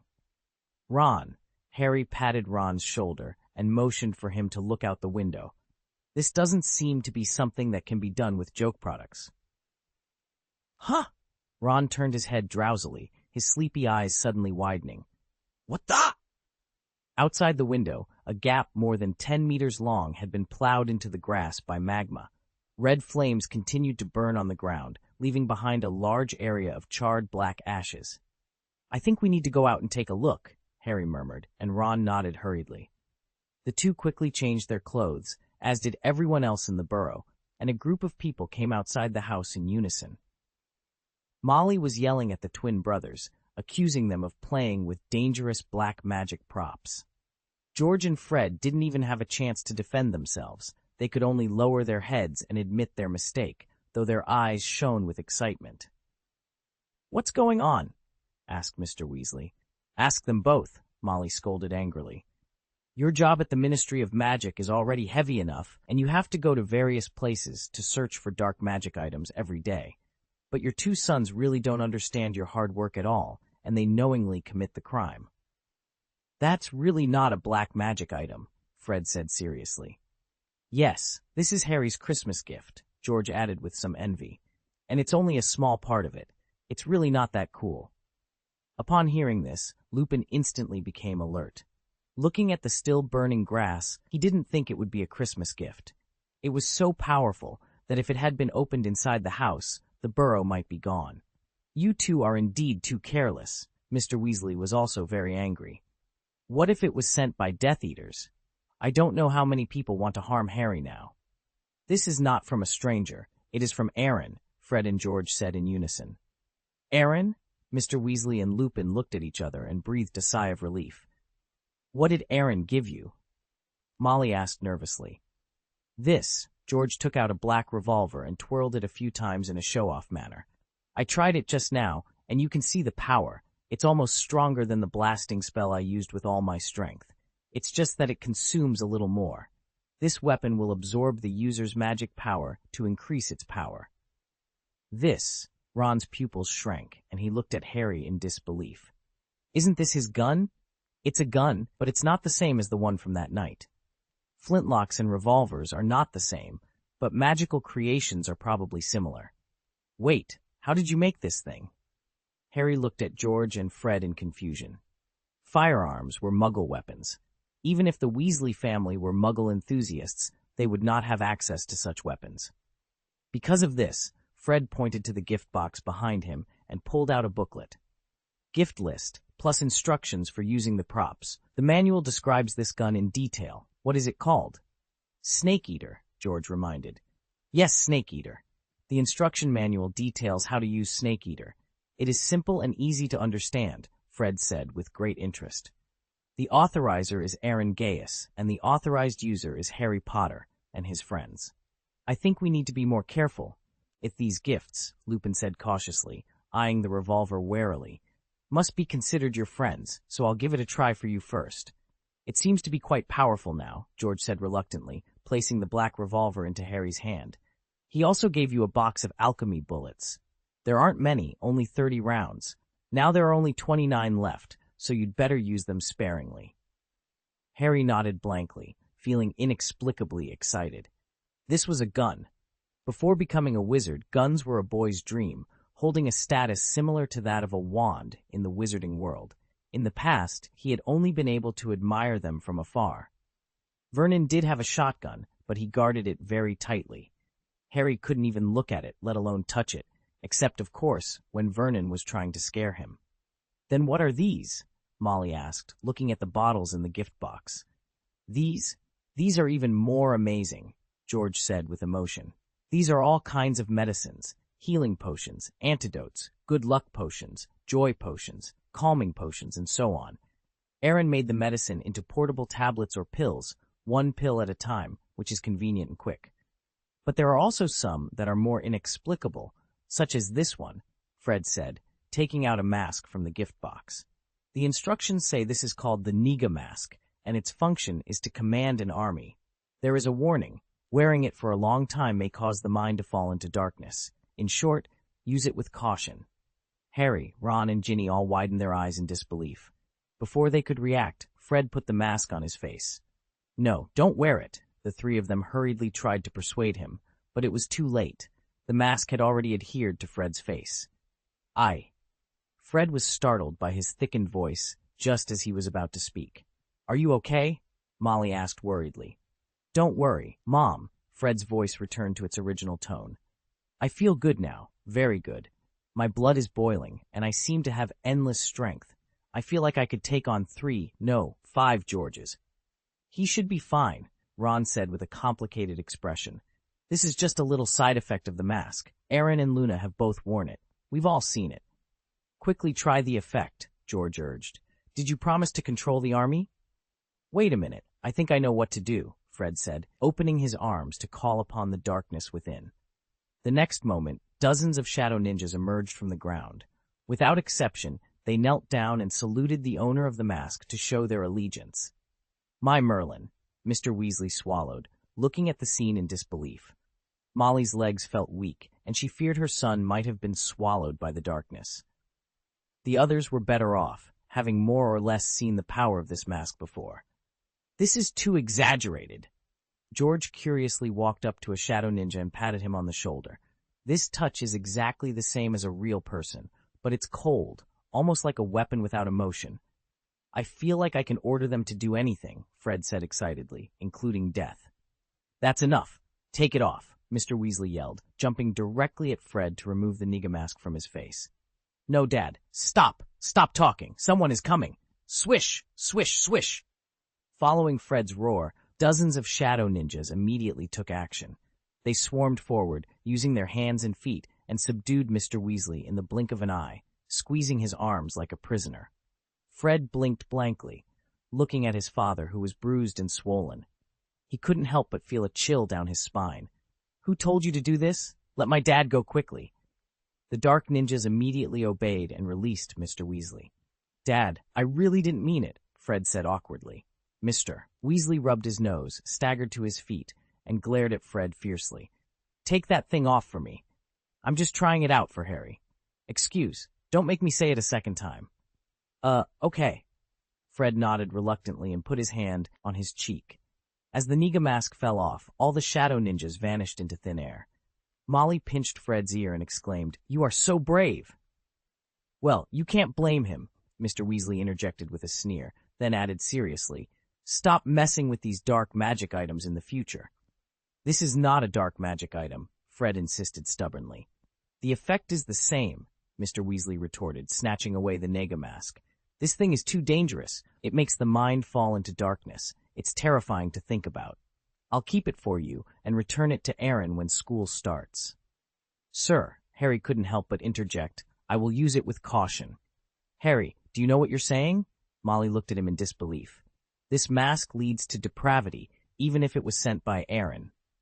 "He gave this to me, didn't he?" Harry asked. "Don't worry, Mrs. Weasley, I am sensible. I wouldn't use it unless absolutely necessary, and you can let Ron supervise it." "Ha ha! You two are so close you could wear the same trousers. Maybe this mask will end up on his face sometime, and he will supervise it. Do you think I can rest assured?" Molly put her hands on her hips, looking exasperated. "I can help supervise." Ginny stood up and said, "I've been tempted by Tom Riddle's diary and have some experience. I won't let Harry fall into darkness. After all, this mask is just an object, not comparable to the young Voldemort." "Thank you," Harry said with sincere gratitude. Seeing the suspicious and worried eyes of the Weasleys, Harry felt warmth in his heart and explained, "The situation of the Order of the Phoenix is not very good. In this case, we need enough manpower, and the Black Shadow Ninja is not afraid of death, has no emotions, and is the best for collecting intelligence." "Absolutely not," Lupin interrupted urgently. "You must not entertain this idea, or you will end up using it often. Once you can't control it, it will be disastrous." "But—" "No buts," Lupin said, looking seriously into Harry's eyes. "You can keep this mask, but only to protect yourself. Do you understand?" "Lupin," Mr. Weasley frowned, "this thing is dangerous." "When your life is at stake, the risk can be ignored," Lupin said bitterly, then turned to Harry. "I hope you never have to use it, but no one can predict the current situation. All in all, you must promise me not to use it unless it's to save your life. This is an elder's plea, and if your parents and Sirius were still alive, they would definitely support me." Harry nodded silently. He wanted to maximize the value of the Niga mask, but Lupin had invoked his parents and Sirius, and he couldn't refuse. "Arthur, give him the mask," Lupin said, relieved. "Remember what you promised. This is for your own good," Mr. Weasley said solemnly, placing the Niga mask into Harry's hand. "Ron and Ginny will supervise you." "I understand, but why did Aaron give me these things? A Christmas present. These are too expensive." Harry wondered aloud. "This is indeed a problem," Fred said. "Anything here could be considered an heirloom in a wizarding family. Even those potions could be sold for a lot of money." "I think the answer is here," George said, emptying the contents of the gift box and revealing a note. "Merry Christmas, Harry Potter. I will lend you the Snake Eater and Niga masks temporarily. Use the bullets and potions as needed. These items can ensure your safety to the greatest extent. I hope they help you live a few more years." Just 2 sentences, simple and easy to understand, but everyone present was confused. "It's inexplicable," Ron said, puzzled. "I don't understand it very well, but I always feel that Aaron gave Harry these things to help him escape." "I have a similar view," George said uneasily. "But the current situation shouldn't be that bad." "Does he know something?" Fred said thoughtfully. "Even Voldemort fears the power of the Gaius family. It's not impossible that he knows some information." "We don't know everything," Harry said, his voice tinged with frustration. "It might have been possible before, but now, Aaron has been temporarily removed from the Gaius family. He may not know as much as we do." "It's better to be cautious," Lupin said seriously. "Although I only taught Aaron for 1 year, I know him well. His achievements are inseparable from his background, but this does not mean he is the kind of person who rests on his laurels. On the contrary, his talents are terrifying. I have never seen such an excellent student. He must have a deep reason for sending you this Christmas gift.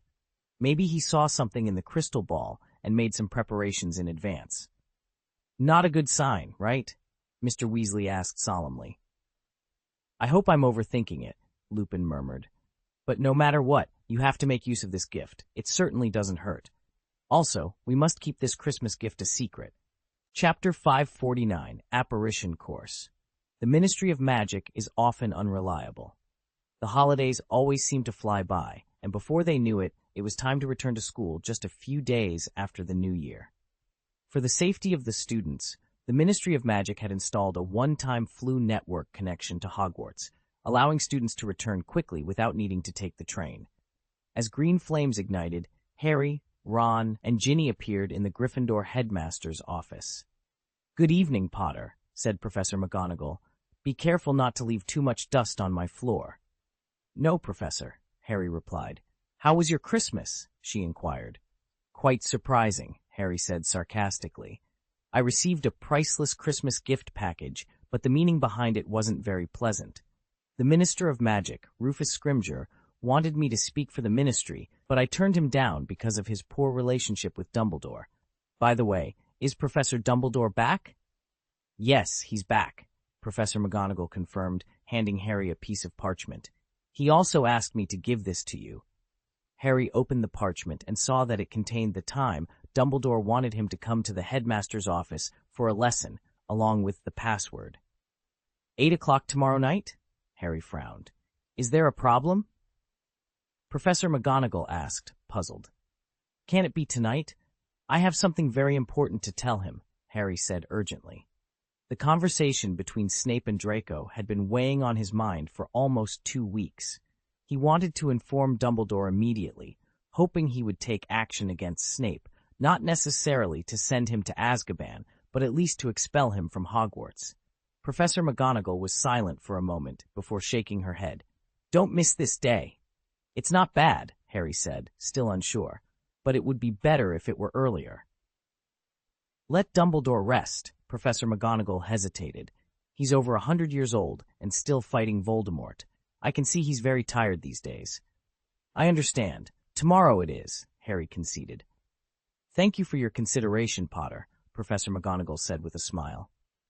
"One more thing. The password for the Gryffindor common room has been changed to quit drinking. Don't forget it, or you'll be spending the night in the corridor." On the first day of the new semester, Aaron, the prefect of Slytherin, posted a notice on the bulletin board in the common room. Apparition Class. If you are 17 years of age or older, or will be 17 by August 31st, you can take a 12-week apparition course taught by instructors from the Ministry of Magic. If you are willing to participate, please sign below. Tuition fee, 12 galleons. The 6th-year students eagerly signed up for the course. The ability to teleport from one place to another was a highly coveted skill among wizards. Apparition was notoriously difficult to learn, and only a select few wizards at the Ministry of Magic had mastered it. But regardless of their chances of success, the students were eager to try. "Aren't you going to sign up?" Clea asked Aaron. "I already know how to apparate, so why should I sign up?" Aaron replied disdainfully. "Not to mention, I don't even need it for travel or combat." "But signing up could make you appear more sociable," Clea suggested. "It's unnecessary," Aaron said, pouting. "That's a 12-week course, 3 months of training. I'd rather use that time to improve my proficiency in other magical areas. Besides, Dumbledore might not even be around by the end of this semester, and who knows what the new headmaster will be like. It's not the right time to focus on something like this." "You should be able to apparate." Aaron looked at Clea meaningfully. "When?" The conversation trailed off, leaving an air of mystery and anticipation. "Did you learn it?" 3 years ago, no. 4 years ago, to be exact." "A little later than I thought," Clea said, spreading her hands. "My family is very strict about this kind of dangerous magic. I only started trying it when I was 12 years old. It took me several days." "What you say is really impressive," Aaron remarked, the corner of his mouth twitching slightly. His phantom migration magic was obtained from the system with magic points. Because of this, he understood this magic better than anyone else. Without the system, even with his talent, it would have taken him a week to fully master it. As for others, just look at the students who are still signing up. You will see that 17-year-old magic energy is only the most basic threshold, but those with insufficient talent may not even be able to cross this threshold. At 8 o'clock in the evening, Aaron and his missing body were waiting quietly in the Shenming Palace. Today's prophecy book provided a fairly valuable prophecy. False memories would appear in Hogwarts tonight. When it comes to memory, Aaron inevitably thought of the pensieve. What could be related to memory at Hogwarts now was Dumbledore giving Harry tutoring, watching memories related to Voldemort. For this reason, he specially asked Phineas Black to pay attention to the conversation between Dumbledore and Harry tonight, and if possible, to get some useful information. Of course, he also paid some compensation in advance, allowing Phineas to see the state of Sirius's soul after it was integrated into the body. After all, if you want the horse to run, you have to let the horse eat grass. At the same time, Harry opened the door to the headmaster's office. The pensieve was placed on the table by Dumbledore, and the portraits of the previous headmasters were snoring gently in their frames. Only Phineas seemed out of place. Not only did he not sleep, but he also poured himself a cup of coffee to stay awake. "Sir, I have something to tell you," Harry said cautiously. "It's about Snape." "Professor," Phineas reminded, dissatisfied. "Professor Snape, whether you like him or not, respect for the teacher is necessary." "Okay, it's about Professor Snape," Harry said, suppressing his anger. Who made the other person Sirius's great-great-grandfather? His guilt towards the Black family forced him to give this portrait some respect, even though Sirius and Phineas had a bad relationship during his lifetime. "Sir, Professor Snape and Draco had a conversation at Slughorn's party.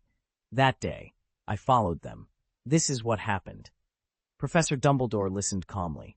After a moment of silence, he said, "Harry, I don't think this is very important." "Not important?" Harry was a little disbelieving. He couldn't tell whether Dumbledore was pretending to be nonchalant or if he really didn't care. "I'm glad you told me this, but it doesn't upset me, and you shouldn't take it to heart either, okay? Sir, you still trust him, right?" "Of course, my answer will not change at any time," Dumbledore said easily, then changed the topic. "I heard that Scrimgeour asked you." "Yes, he asked me to tell the wizarding world that the Ministry of Magic is doing a great job," Harry said with a forced smile. "I refused. After all, you also know that those people they arrested, especially Stan Shunpike, would never be Death Eaters." "This was originally Fudge's idea," Dumbledore said with a smile. "In the last few days of his tenure, he was desperately trying to keep his position. At that time, your identity as savior would have been the last straw. As long as you were willing to stand up and say a few good words for the Ministry of Magic, he might still be the Minister of Magic." "There's no way I could help him," Harry said firmly. He had not forgotten how many ridiculous things Fudge had done. He sent Umbridge to intervene in the management of Hogwarts, which made the students miserable. If he had recognized the reality earlier and asked the Ministry of Magic to cooperate with Dumbledore, Voldemort would not have had it so easy. Harry was determined to recruit a group of subordinates. "I told him the same thing, but even though he resigned, the idea persisted. From the perspective of the Minister of Magic, it's a good idea," he said. "I don't want to do this," Harry replied disdainfully, raising his arm to reveal the scars on the back of his hand. "Thanks to Umbridge, I'll never forget the words, 'I must not tell lies.' Scrimgeour wasn't happy with me, but I didn't care. He accused me of being Dumbledore's man through and through." "That's really rude," Dumbledore commented. "I admit it," Harry said, holding his head high. Dumbledore hesitated before speaking. "I'm very touched, Harry." "All right, let's start the lesson. Are you ready?" Harry glanced at the memories on the shelf and nodded with difficulty.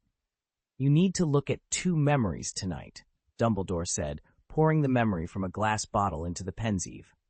"I personally think the second memory is the most important one I've collected, but the first one is equally significant." Harry approached the stone basin and dipped his face into the memories. He felt the familiar sensation of falling, and when he opened his eyes, he found himself in an extremely dirty and messy place. The ceiling was covered with thick spider webs, the dirt on the ground was as black as mud, and moldy food littered the table. The only light source was a flickering candle that seemed ready to go out at any moment. This place belonged to the Gaunt family. Harry had been here in previous memories, but it had never been this bad, not even comparable to a garbage dump. Apart from the squalid environment, there was only a crazed man with an unshaven beard that almost covered his eyes and mouth. Suddenly, the door creaked open, and a teenage Voldemort walked in holding a lantern. Voldemort revealed his identity in Parseltongue, though he was clearly disappointed with his few blood relatives. The conversation between the two was tense and hostile, but Tom Riddle managed to extract a lot of useful information from his Uncle Morphin, including details about his parents and 2 Slytherin heirlooms.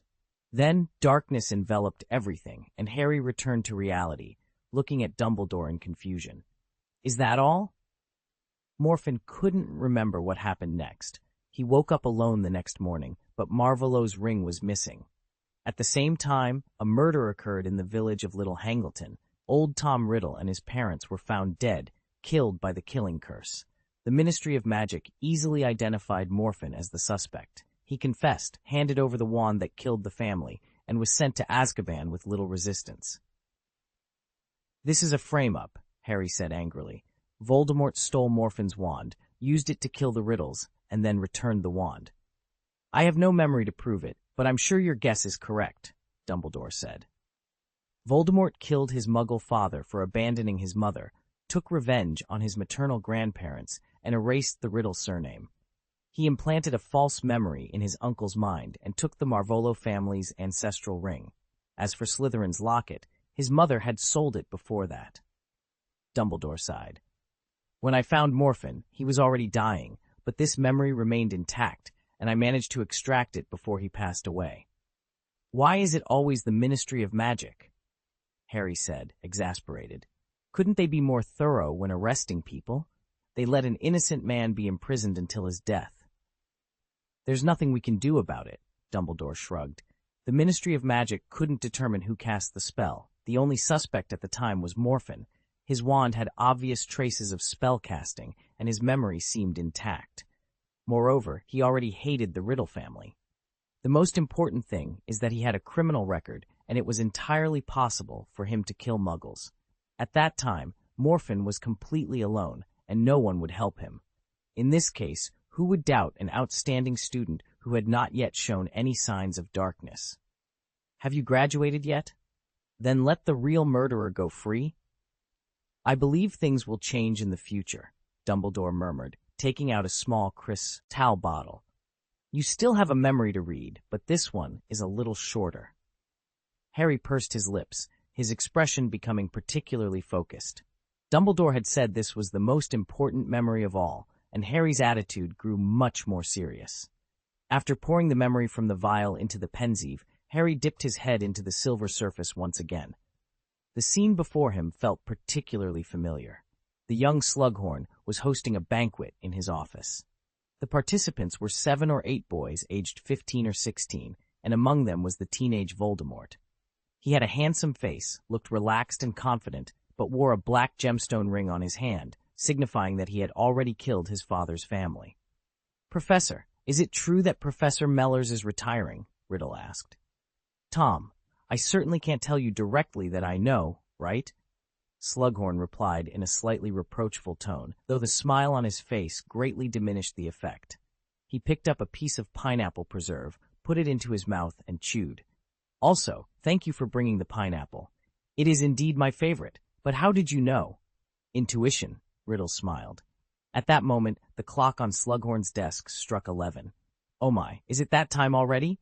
Go back, kids, or Principal Dippet will punish you all with solitary confinement."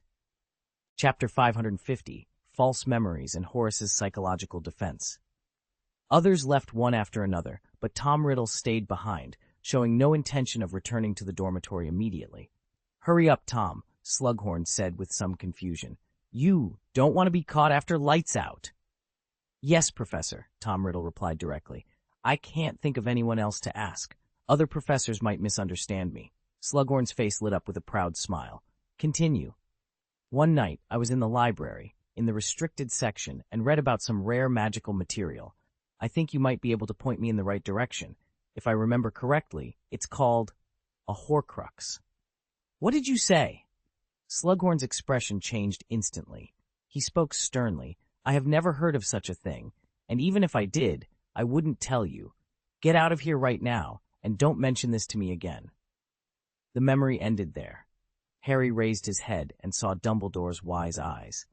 You're confused, aren't you? You'd be surprised if you didn't think I'd arrive. I don't understand. What happened just now? This is perhaps the most important memory I have collected, Dumbledore said seriously. But it is also a lie. This memory has been tampered with by its owner, our friend Professor Slughorn. Tampered? Harry asked in confusion. But why would he do that? I think it was that memory that made him feel ashamed, Dumbledore explained. Everything was normal before Riddle said Horcrux. But after that, you saw how roughly it was changed. This is not entirely a bad thing. It shows that the real memory is still buried in his heart. Harry, I have a task for you. I want you to persuade him to hand over his true memories, no matter what method you use. But, sir. Harry's pupils dilated slightly, and he said with some embarrassment, Haven't you tried Veritaserum, or Legilimency? It's useless. Slughorn's potion skills are no worse than Professor Snape's, Dumbledore said with some regret. The Veritaserum cannot be hidden from him, and since he gave this lifelike memory to me, I'm sure he'll be carrying the antidote to Veritaserum with him. And Slughorn is a very capable wizard. Almost no one can force the truth out of his brain.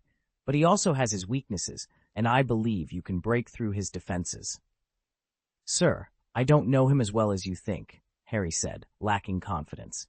He was aware of his personal charm, but didn't think he could get a feather-loving professor to confess his past misdeeds with just a few words. This memory is everything, Dumbledore said calmly, caressing the surface of the Pensieve. Without it, we are blind. Without it, we can only give up the fate of the world. You have no choice. You cannot fail. Harry fell silent after hearing this. Dumbledore had already said it all. What could he do? Whatever can be done must be done, and if it cannot be done, they must do everything they can to achieve it. The fate of the world seemed distant, but his fate was linked to Voldemort. Either you die, or I live. Even if it was for his own life, Slughorn had to hand over his memories. After Harry left, Phineas turned around and went to the Hall of Gods. A dark ninja was facing Aaron with a portrait, while the missing body was sitting on the back of the portrait. How was it? Aaron asked. 2 memories, Phineas began. The first is that when Voldemort was a boy, he took his uncle's wand, killed his father's family, and then framed his uncle. He altered his uncle's memory and seemed to have stolen the Marvolo family's ancestral ring before leaving. That's so cruel, Aaron remarked, smacking his lips. He committed murder, arson, and frame-up as a child. No wonder he became the Dark Lord when he grew up. What is that ring? I don't know about this, but it is very likely to be a symbol of status, Phineas said. The second memory. Slughorn modified the memory. Dumbledore said Slughorn did it because the memory made him feel ashamed. What's the point? Aaron asked. UX, Phineas replied seriously. Aaron's eyes narrowed slightly. What else? No more. Phineas shook his head. Dumbledore assigned Harry the task of retrieving Slughorn's hidden memories, but I don't think he can do it. I understand. Thank you for the information, Aaron said. I can guarantee that you will see Sirius alive and well before the end of this semester. Phineas seemed relieved and turned away from the picture frame. Ha! Aaron sneered disdainfully. Dumbledore deserves his reputation. He looks kind, but his heart is dark. Indeed, the missing body nodded in deep approval. He was prepared before the start of this school year. Harry Potter, the so-called savior, may not be able to persuade Slughorn, but a potions genius with the title of savior might. The only person who can defeat a genius is another, better genius. Dumbledore has figured out the rules of the game. As long as Harry can replace Voldemort in Slughorn's heart, it will only be a matter of time before he makes a compromise. But we have to do something, Aaron said, rubbing his forehead. With less than half a year left, we have to seize every opportunity to become stronger. No matter what, the system tasks must be completed as soon as possible. 800 magic points may not seem like much, but they can often break the balance at critical moments. So, you want to help Harry? The missing body asked. But we've already given him a Christmas gift package. Those potions and bullets were all made with hard work. Don't worry so much. Aaron waved his hand with a wry smile. Dumbledore can still hold on for a while. Although I despise him, I have to admit his wisdom. The sooner he figures out Slughorn's hidden secrets, the sooner he can lay out his plan, and maybe he can have more backup plans. I doubt it, the missing body said, pouring cold water on the idea. He's already considered his own death. How much stronger can he get if he thinks about the layout again? I know what you mean, but I'm more worried that Dumbledore will die before Harry completes his mission. Hearing this, the missing body's face twitched slightly. How can we help him? If nothing else happens, he will come to me. We'll see what happens then. As expected, Harry came to see Aaron after class the next day, accompanied by Hermione and Ron. Ahem, every time the three of you come here together, Aaron began. It's not a good thing, Harry interrupted. Aaron sneered and pointed to the door of the library. It's good to know. The door is over there. Please leave. But you are the only one who can help us, Hermione said, somewhat embarrassed. You? Aaron raised his eyebrows. I can consider helping you, but it's always a thankless effort. This time is different. Very important, Harry said anxiously. That's true, Aaron sneered. Can you tell me about a time that wasn't important? This. Harry looked embarrassed. Every time seemed important. In desperation, he turned to Hermione with a pleading look. It's up to you, Hermione sighed. Can you listen first and then decide whether to help? That attitude is acceptable, Aaron said. Harry was overjoyed and asked immediately, Do you know about Horcruxes? Why are you asking this? Aaron looked solemn. I'm warning you not to touch this. It's not something you can handle. Does that mean you know? Harry pressed. Of course I know, Aaron said matter-of-factly. The library at home is far more extensive than Hogwarts. Then tell me quickly, what is a Horcrux? Hermione said eagerly. I searched through the entire forbidden book section of the school, but I only found one preface, about the most evil magical invention. The Horcrux, I will not add anything here, discuss and give no guidance. Isn't this the same as not saying anything? This preface is still very correct. Horcruxes are truly very evil, Aaron said eloquently. Compared to Horcruxes, powerful fire is nothing. Don't change the subject, okay? Ron said impatiently. I can tell you information about Horcruxes, but you have to tell me why you need to know it, Aaron said playfully. Harry sighed, and without hiding anything, directly told Aaron about the homework assigned to him by Dumbledore. After listening, Aaron looked like he was suddenly enlightened. It's not that he didn't know, but he could only really get involved if Harry or Dumbledore told him personally. A Horcrux, as the name suggests, is a container for storing souls, Aaron said with a serious face. You split a part of your soul and hide it in an object. In this way, even if the body dies, it will not die because this part of the soul is still there. As long as there is a new body, you can be resurrected. That means Voldemort. Harry suddenly had a terrible guess in his mind. He was hit by his own death curse and did not die. Could it be because of the Horcrux? There is a high possibility. It is not surprising that a madman would do anything. Aaron spread his hands and said, Professor Dumbledore must know about Horcruxes, and the information he wants you to obtain will not be that simple. I went to see Professor Slughorn after taking potions class, Harry said bitterly. I don't know if it was an illusion, but I could feel that he was scared and shocked. When I tried to persuade him again, he acted very angry and insisted that he knew nothing about Horcruxes. I couldn't get any useful information out of him. Are you an idiot? Aaron patted his forehead speechlessly. Even his biological son may not say such things. How dare you ask directly?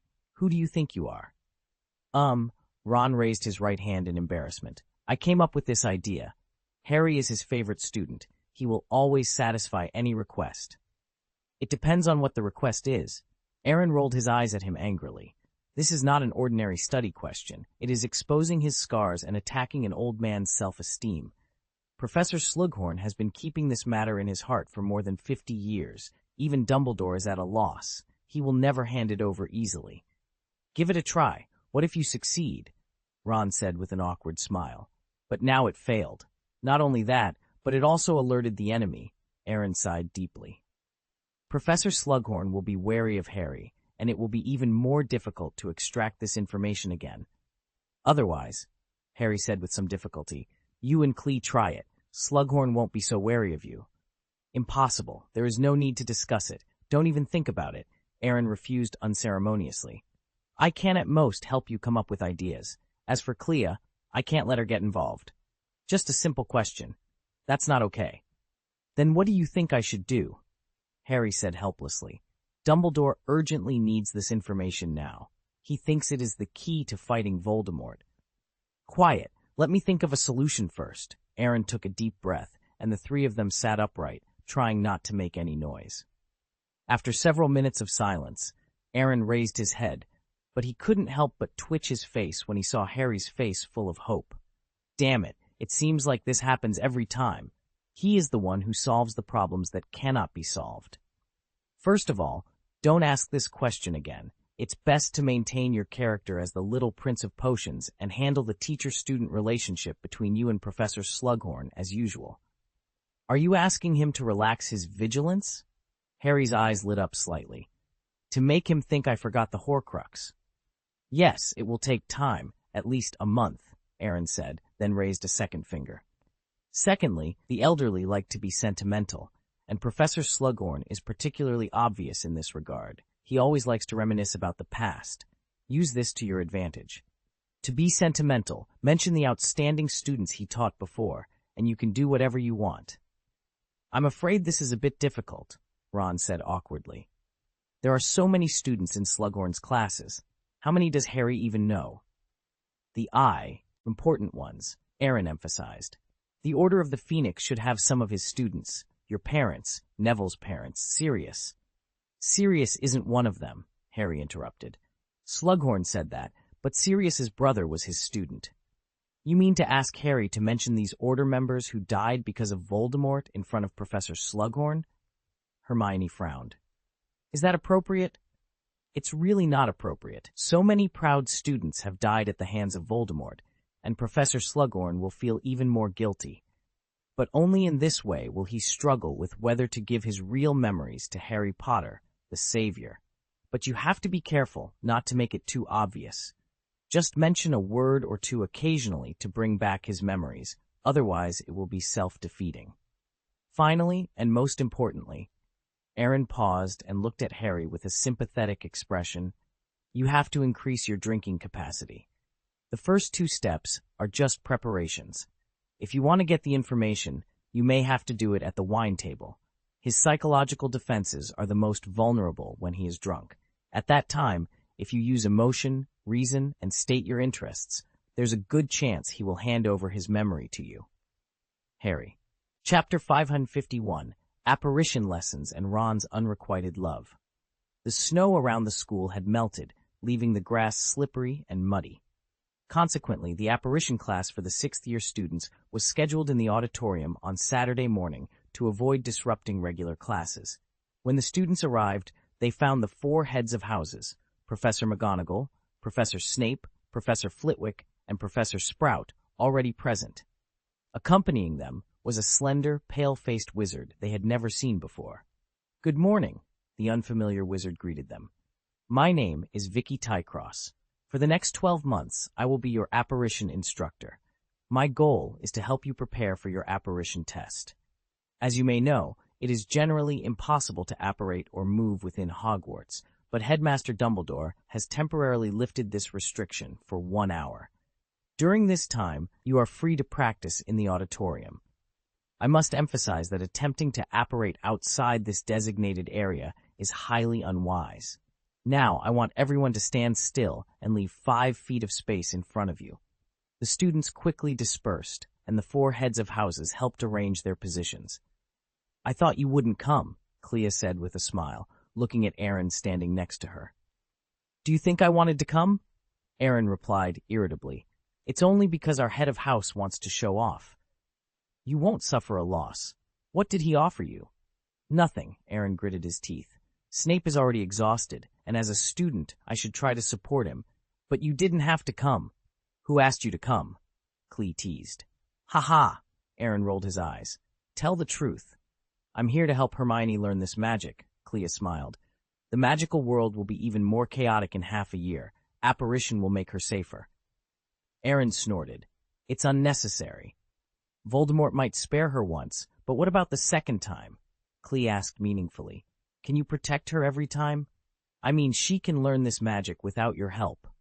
The Ministry of Magic's teaching is too rough. Even if she passes the exam, there's still a risk. My guidance can make her achieve zero risk. Hearing this, Aaron did not argue. After all, Clea was like a walking library, and she had the expertise to back up her claims. Quiet! The four heads of houses shouted, and the auditorium fell silent. Tycross waved his wand, and a wooden circle appeared in front of each student. The most important aspects of apparition are three key points: destination, determination, and deliberation. The first step is to focus on your destination, which is the wooden circle in front of you. The second step is to determine to occupy the space you want, letting the desire to enter flood every part of your body, down to the last hair. The third step, after I give the order, is to rotate on the spot and let yourself enter the void state. Your movements should be calm. Now listen to my command. 1. Aaron blinked, unable to react. He looked around and saw that everyone else seemed equally confused by the instructions for apparition. It seemed too hasty to teach such a complex magic involving time and space based on mere imagination. Look, Clee said, not surprised by the scene. I told you the Ministry's teachings were very rough. Aaron nodded blankly. As the word 3 fell, almost all the students spun on the spot, lost their balance, and many fell to the ground. It doesn't matter. It doesn't matter, Tycross said. Set up the wooden circle, stand back in place, and we will continue. Wait a moment, Professor Snape suddenly interjected. I noticed that some students in our Slytherin house didn't move. Mr. Gaius, do you have anything to say? Gift crab. Aaron's lips twitched slightly, disapproving of Snape's method of singling out students. That, Professor, try it in front of everyone. There's no shame in failing. I have conditions. Aaron gritted his teeth and said, if I can succeed the first time, I shouldn't need to take the exam and can pass this course directly. Professor Snape pretended to hesitate for a few seconds before responding. I can agree to that. I believe Professor Tycross won't have any objections, right? Of course, I don't have any objections, Tycross replied. The exams for the apparition class are straightforward. As long as the apparition is smooth and no accidents occur, you will be considered to have passed. Then let's get started. Professor Snape's mouth curved into a slight smile. Listen to my command, Mr. Gaius. Your goal is... Swish! Before he could finish speaking, Aaron teleported directly in front of Tycross, leaving him stunned. The other students in the auditorium exchanged glances and then lowered their heads in awe. Should I consider this a success? Aaron asked calmly. Apparition is fine, but I would suggest... Tycross began, but Aaron impatiently grabbed his arm and disappeared in the blink of an eye. When Tycross realized it, he was already standing in a wooden circle. It should be no problem for me to reveal myself, Aaron said. Of course, Tycross replied with some admiration. It's perfect. I didn't even feel the slightest discomfort. Because it's a close range, I can't guarantee that you will still have this experience if it's a long distance, Aaron added. Excellent, said Professor Snape. 50 points for Slytherin, and Aaron Gaius does not have to take the apparition exam. Aaron wasn't particularly happy, but he still managed to smile. After all, Professor Snape was destined to take the blame for killing Dumbledore. Now he had to endure as much as he wanted, and it wasn't easy to enjoy the hardships. Professor, Clea raised her right hand. Dean Snape, can I also try? If I succeed, I don't have to take the exam, right? No problem. Of course no problem. Tycross said. It would be a real honor for me to teach 2 talented students at once. Clea smiled slightly, teleported directly to Tycross's side, and then revealed herself, sending him back to where he originally stood. Keep your word, Professor, she said. You and Mr. Gaius will both get perfect marks in your apparition class, I promise, Snape assured her. Clea nodded with satisfaction and stood aside knowingly. Beautiful. Slytherin will add 50 points, and Clea Darwin won't have to take the exam, Snape said proudly. The other 3 deans looked dismissively, but their eyes showed deep concern and envy. There was nothing they could do about it. The 2 best students at Hogwarts were both in Slytherin House. Okay, let's continue, Tycross said, looking at the other students and starting the countdown again. After several attempts, no one succeeded, but someone did fail. Susan Bones had an accident during her attempt. Her left leg separated from her body, and she fell to the ground, wailing in pain. Several deans immediately walked over and spent a long time helping her return to her original state. "This is disintegration, the separation of a part of the body," Tycross explained.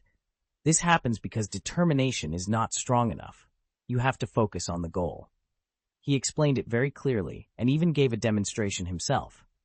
After witnessing Susan's tragic situation, the students were frightened and became more cautious in their practice. Although no one succeeded by the end of the class, there were no more accidents. Everyone, see you next Saturday. Don't forget, goals, determination, and calmness.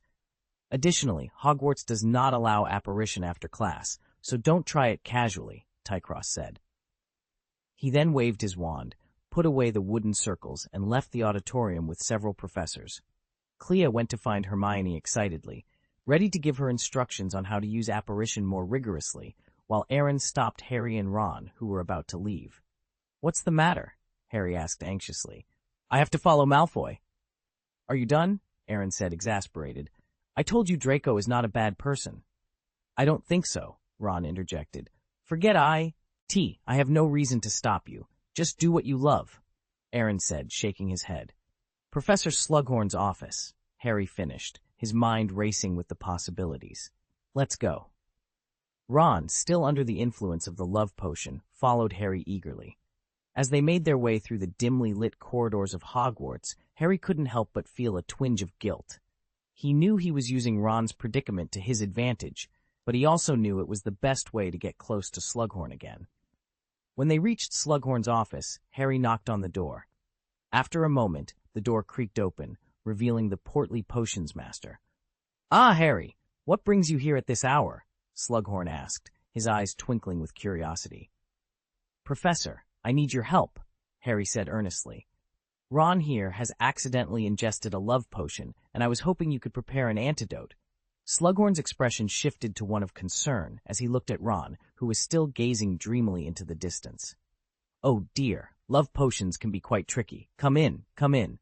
They entered the office, and Slughorn immediately set to work, gathering ingredients and muttering to himself. Harry watched intently, hoping to learn something useful. After a few minutes, Slughorn handed Ron a vial of shimmering liquid. "Drink this, my boy," Slughorn instructed. Ron took the vial and drank it in one gulp. Almost immediately, his eyes cleared, and he looked around in confusion.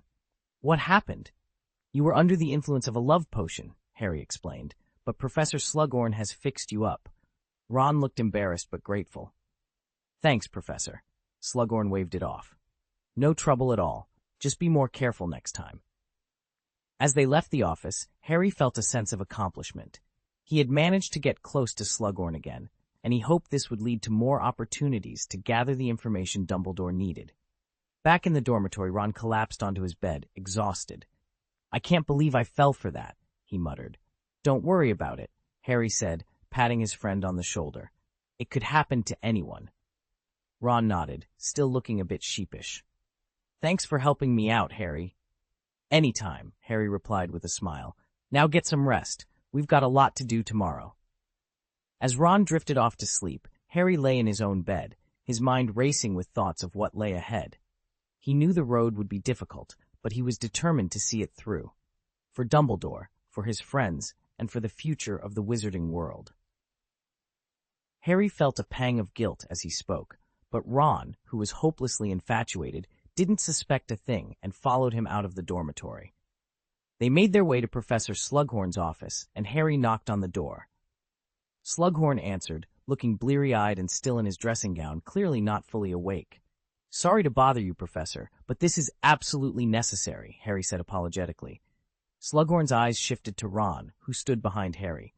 "Where is Romilda? What happened to him?" he asked, his voice tinged with concern. "Powerful ecstasy," Harry whispered. "Well, let's help him in," Slughorn said, stepping aside to let them enter. "I thought you had prepared the antidote. Aren't you quite skilled in potions?" I think this needs to be handled by an experienced expert, Professor," Harry replied with a sheepish smile. "I've never prepared an antidote to a love potion before. Who knows what might happen if I try to make it myself? Chapter 552, The Precious Antidote, the Most Heartwarming Promise. Slughorn opened the medicine box, quickly chopped the herbs, and added them to a crystal bottle, creating a clear liquid in less than 2 minutes. "All right, big boy, drink this," he said, handing the bottle to Ron. "What is this?" Ron asked, looking confused. "It will help you stay brave and keep you awake when she comes," Slughorn explained. Ron, whose current IQ was not even half of its usual level, eagerly picked up the cup and drank it all in one gulp. Soon, the silly smile on his face disappeared, replaced by confusion, panic, and bewilderment. "What's wrong with me?" Ron asked, his voice trembling. "Ecstasy," Harry said, suppressing a smile. "It's still strong," Slughorn added, "but it seems you're back to normal now." "Thank you, Professor," Ron said gratefully. "You're welcome, kid. You should drink something refreshing. I have butterbeer, wine, and aged oak mead. It was originally for other purposes, but given the situation—" Slughorn said, taking out a wine bottle from the wine cabinet and pouring 3 glasses of wine. He handed 1 glass to Ron and another to Harry. "Here's to life." But before he could start drinking, Ron fell to the ground, foaming at the mouth, shaking all over, and his eyes bulging out. "Ron!" Harry shouted in shock. "Professor, think of a solution quickly." Slughorn was caught off guard, his mind going blank for a moment. Harry, acting quickly, took out a finger-sized vial from his pocket, poured a white pill from it, and stuffed it into Ron's mouth. After a violent tremor, Ron collapsed on the ground, no longer twitching, and his breathing gradually became calmer. "Cough, cough!" Ron reluctantly sat up. "Those girls are going to kill me." "Maybe it's not those girls," Harry said, breathing a sigh of relief. "Professor, your wine may have been poisoned. But this—" Slughorn held the wine glass with a frown. "I don't understand. Even if someone wanted to harm me, they wouldn't use this method." He was a master of potions and carried various antidotes with him. The success rate of poisoning him was less than 1%. "We'll talk about this later. Let's take Ron to the school hospital first," Harry urged. "Yes, we have to send him to Madame Pomfrey." Slughorn nodded repeatedly and helped Ron up. "Thank you again, Professor," Ron said sincerely. "But my name is Weasley, Ron Weasley, and I am not related to anyone named Welby." Slughorn, still absent-minded, muttered, and helped Ron walk towards the school hospital. He didn't leave the oak mead behind either. The news that Ron had been poisoned spread quickly. Not long after he was lying on the hospital bed, Ginny and Hermione ran over, followed closely by Dumbledore, Professor McGonagall, and Professor Snape.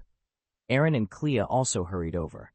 Aaron, who initially didn't want to come, couldn't sit still after guessing that this matter might have something to do with Draco.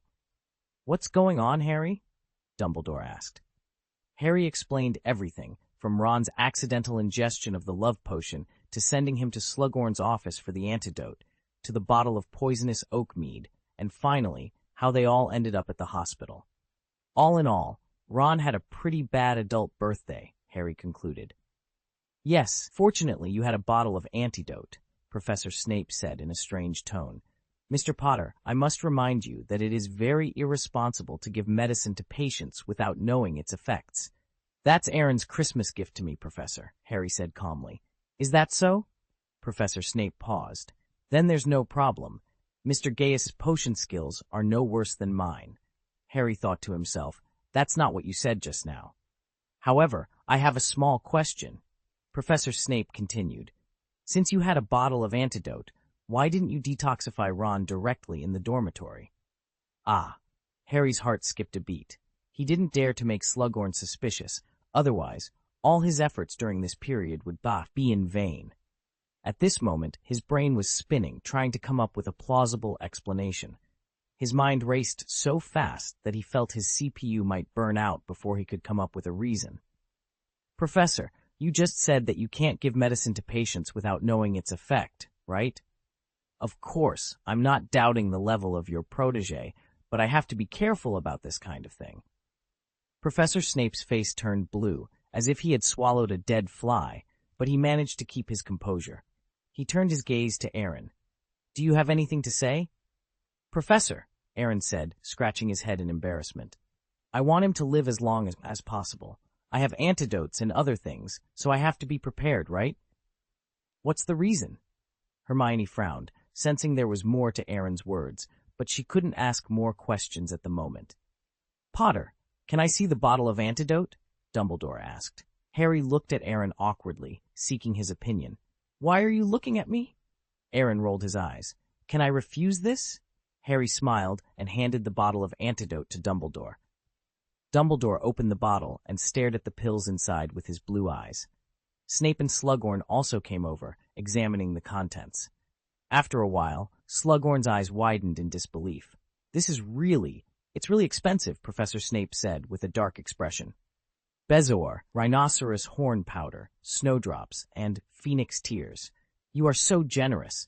This bottle of medicine is enough to neutralize 90% of the poisons in the world. Thank you for your generosity to your friends." Dumbledore smiled and returned the bottle to Harry. "You're welcome, Professor.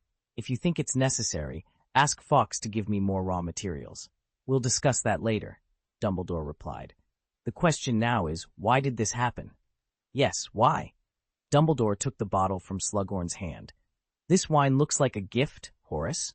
Do you remember who gave it to you? If this wine had not been poisoned, the fragrance of licorice and cherry would still be quite attractive." "Actually, I originally planned to give this away," Slughorn said weakly. "Can I ask who it was for?" Dumbledore inquired. Slughorn hesitated for a moment. "For you, Headmaster." "Killing with a borrowed knife." Aaron curled his lips in disdain. "But the effect is average." Dumbledore's eyes twitched slightly. It was painful to stand and talk, especially when you were the one being targeted. But, he had to admit, the method was indeed quite crude. At that moment, there was a rush of footsteps outside, and Lavender Brown hurried in. "Where is my little Enon? Did he call for me?" Aaron distanced himself from her in disgust. "I don't think so. He might have forgotten." "Impossible." "Actually, we arrived relatively late," Clee said. "Weasley might have been calling your name before. You can ask Harry Potter." Lavender immediately looked at Harry, who gave Ron a confused look. Should he tell the truth or a white lie? Ron pretended not to see anything and stared blankly at the ceiling. He was poisoned, sick, and his head was still buzzing. It was reasonable to know nothing. "I think we should leave some space for this couple now," Aaron said meaningfully. "No, I mean the love partners." Everyone exchanged glances, cast playful looks at Ron, and left one after another. After leaving the school hospital, Hermione walked with Aaron and Clee. She said casually, "Sometimes I envy Ron. Lavender can be so anxious for him, unlike some people." "Some people?" Aaron shook his head, amused. "I hope you're not talking about me." "Then who do you think I'm talking about?" Hermione rolled her eyes and stopped him halfway. "How long has this been going on? Can you give us a decent attitude?" "I didn't mean it," Aaron said awkwardly, "but I really need some time." "Another excuse. When?" Hermione asked, dissatisfied. "We're 17 years old. We're all adults. Isn't it enough?" "I haven't yet," Clea interjected. "Don't forget about me." Hermione was stunned for a moment. "Do you mean I have to wait another year?" "Yeah," Clea nodded solemnly. "I can share everything else with you, but I can never be behind anyone on this matter." Hearing this, Hermione felt a mix of anger and helplessness. She understood Clea well. If they really competed, she wouldn't have the slightest advantage, but it still made her uncomfortable. "Okay, I can keep waiting, but what about in a year?" "I can't guarantee it," Clea interrupted crisply. "I'm not going to lie to you. I take this very seriously." Hermione forced a stiff smile, her annoyance evident. She looked at Aaron seriously and said, "I also want to give you time, but waiting is really uncomfortable, especially when you have a good friend showing off in front of you all day long. I'm not from Slytherin House, and unlike Clea, I can't be with you all the time. Do you understand this feeling?" Aaron nodded silently. It was one thing to deceive oneself, but there should be a limit. Facing a girl who loved him wholeheartedly, he couldn't do anything that might hurt her, including lying. "Then tell me, what exactly do you think?" I'll do it." Clea sighed deeply, grabbing Aaron's and Hermione's right hands and putting them together. "Hold on, don't let go. If you miss this time, I won't help you even if you beg me." She took out her wand and pointed the tip at their hands. "Aaron, do you like the girl opposite you?" Aaron looked at the nervous Hermione and smiled helplessly. "I like her, although I don't even know when it started." A red line extended from the tip of the wand, intertwining their right hands. Can you promise that you really need the time? I promise, Aaron said seriously. A second red line appeared and connected with the first one, wrapping their right hands in red chains. Hermione realized what they were doing, her eyes turning red involuntarily as guilt spread in her heart. Yes, I'm sorry. I really. Can you guarantee that if the other person loves you deeply, you will do anything to protect her, including your own life? I will. Hermione's expression changed instantly, and she anxiously let go of her right hand. Snap! A third magic line stretched out from the wand, but turned into sparks and dissipated before it could wrap around their hands. Who wants this kind of guarantee from you? Hermione was moved to tears. Do you know what you are doing? You should know it. Aaron smiled gently. Maybe I'm too selfish, so selfish that even a proud girl like you doesn't have much sense of security. But I really don't have time for love at the moment. It's hard to explain. If I can make someone happy with a decent promise, well. Two thin lips directly blocked his words. The two hugged each other tightly in the evening breeze, kissing passionately. Time and language seemed pale and feeble at this moment. Cough, cough. 10 seconds later, a cough interrupted their movements. Aaron and Hermione both blushed. They had almost forgotten that there was another person there.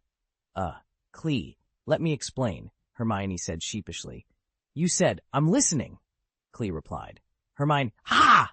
Clee laughed. Okay, I won't embarrass you, but you don't need to envy other people now, right? Faced with Clee's teasing, Hermione lowered her head and smiled without saying a word. To hell with envy. With an unbreakable oath as a promise, her current happiness was unmatched in the wizarding world, far beyond those who only knew how to flaunt their relationships. And you, Clee turned to Aaron, pointing at him angrily. You have never kissed me for such a long time. No? Hermione asked with interest. She had thought Clee could be close to everyone in the same college, but now it seemed she had overthought it. No, normally I wouldn't bother him. From school to now, there have only been 2 times, and each time it... Aaron caught a glimpse of the water and sighed. That's almost enough, he said, interrupting the conversation with a hint of exasperation. I still have things to do, so I'll head back now. If you don't have anything important, please don't disturb me, okay? Hermione nodded weakly, her voice barely a whisper. I know. Clee, with a playful glint in her eye, turned to Hermione. Hermione, come here with me, she said, giving Aaron a mischievous look. Do you mind if I talk to her? Aaron hesitated for a moment, then shrugged. Go ahead, he replied, though his expression suggested he was less than thrilled about the interruption. Chapter 553. It takes time. Stop it. Malfoy Clee took Hermione to the highest point of the tower, where they admired the scenery for a while. Finally, Clea turned to Hermione and said, I think you must have a lot of doubts in your heart, right? There are quite a few, Hermione admitted hesitantly, but I won't ask now. Go ahead and ask, Clea shrugged. The education I received since I was a child taught me not to keep doubts in my heart, otherwise my brain will get sick. Aaron has a lot of secrets that I can't tell you, but I can pick out some that won't have much impact and explain them to you, provided. I'll keep it a secret, Hermione said immediately. You're smart. No wonder so many people like you, Clee said, raising her eyebrows. You can ask me some questions, and I will try to give you the most comprehensive answers you want. Hermione did not ask immediately. Instead, she calmed down to think about how to seize this hard-won opportunity. She had so many doubts that it was almost impossible to get all the answers, but it was possible to maximize the cost-effectiveness. After being silent for a long time, until the moonlight shone on the tower, she slowly spoke. Let's talk about what happened just now. You know me. I was just complaining. There was no need to use an unbreakable vow, right? But that would be more effective. No woman can refuse such a confession, right? Besides, I have given you the premise that he will do everything to protect you only if you love him deeply, Clee said meaningfully. His answer was within my expectations, and so was your performance. But this is very abnormal, Hermione said incoherently. You are being too open-minded to deepen the relationship between me and him in this way. Well, Clea had a slight smile on her face. How should I put it? I have liked him since I was a child. The friendly relationship between our two families has lasted for thousands of years. He and I have also been childhood sweethearts. Logically speaking, even if we decide to have a baby, it is very normal. However, when I mentioned to my mother that I would marry him when I grow up, she never even thought about it. She wanted to object directly. Huh? Hermione's eyes widened, full of doubts. My reaction was the same as yours. I remember my mother said this. That guy is not bad looking, and his character and ability are acceptable, but you don't expect him to be affectionate and dedicated in the future. Their family is like this. Every few generations, there will be a playboy who is extremely talented but dishonest. Speaking of this, Clee rubbed her brows helplessly. Actually, I have known this for a long time and was mentally prepared, but it still took a long time to convince my mother. You mean Aaron is the dishonest one? Hermione said in disbelief. From what I know about him, he doesn't seem like. Of course he is not, Clea interrupted, but he will be pushed forward by fate for a long time, and in the process he will inevitably encounter some difficult-to-let-go of feelings. To give the simplest example, if he chooses between you and me, who will he choose? Ah, this! Hermione opened her mouth, as if she wanted to understand something. He will definitely not give up on the feelings that are hard to let go of, which means... Do you understand now? Clee said coquettishly. In a sense, you are his first love, which is unforgettable. I don't want him to have any regrets in the future. You are really... Hermione's mouth twitched slightly, and she had to give a thumbs up. Awesome. Thank you for the compliment. But aren't you worried about being self-defeating? Hermione asked with some doubts. If I don't have such a heavy weight in his heart, you may cause us to break up early. No, Clee said confidently. He doesn't care about other people in the school, but you are different. His kindness to you is a little too much, isn't it? No way? Hermione couldn't help but blush as she thought about all the things that had happened in the past. You're so embarrassed to say that. Don't be embarrassed. It's a fact, Clee said with a knowing smile. Clea said with some amusement, that means he and I haven't seen each other for a long time, otherwise you wouldn't have taken advantage of him. Hermione blinked. You don't mind Fleur Delacour either? She was the first to take action. What should I mind? Besides, Fleur is very good at taking care of people, which is something neither you nor I can match. Okay, I have nothing to say, Hermione said speechlessly. Then she looked at Clea seriously. Can you tell me why he needs time? Because of you, because of Voldemort, and because of Harry Potter, Clea said bluntly. Originally, Aaron had the absolute initiative, and Voldemort didn't dare to do anything to him with the protection of the Gaius family.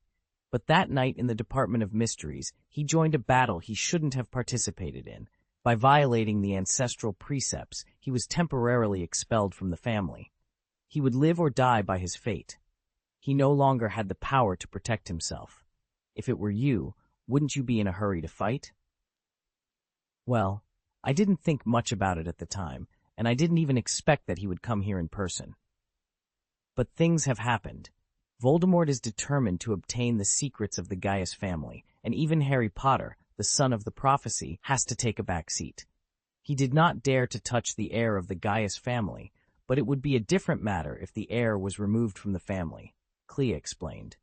For this reason, Aaron needs to seize every moment to improve his combat power as much as possible. Only in this way will he be able to resist when danger comes. Is that so? Hermione murmured thoughtfully. No wonder he's always so anxious. But what does this have to do with Harry? Are you sure you want to know?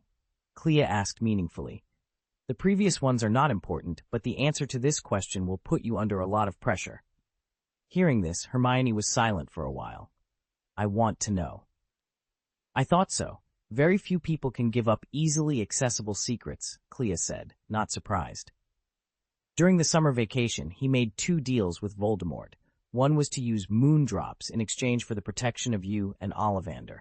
Ollivander's wand shop can now be opened in Diagon Alley for this reason. As for you, you will know later.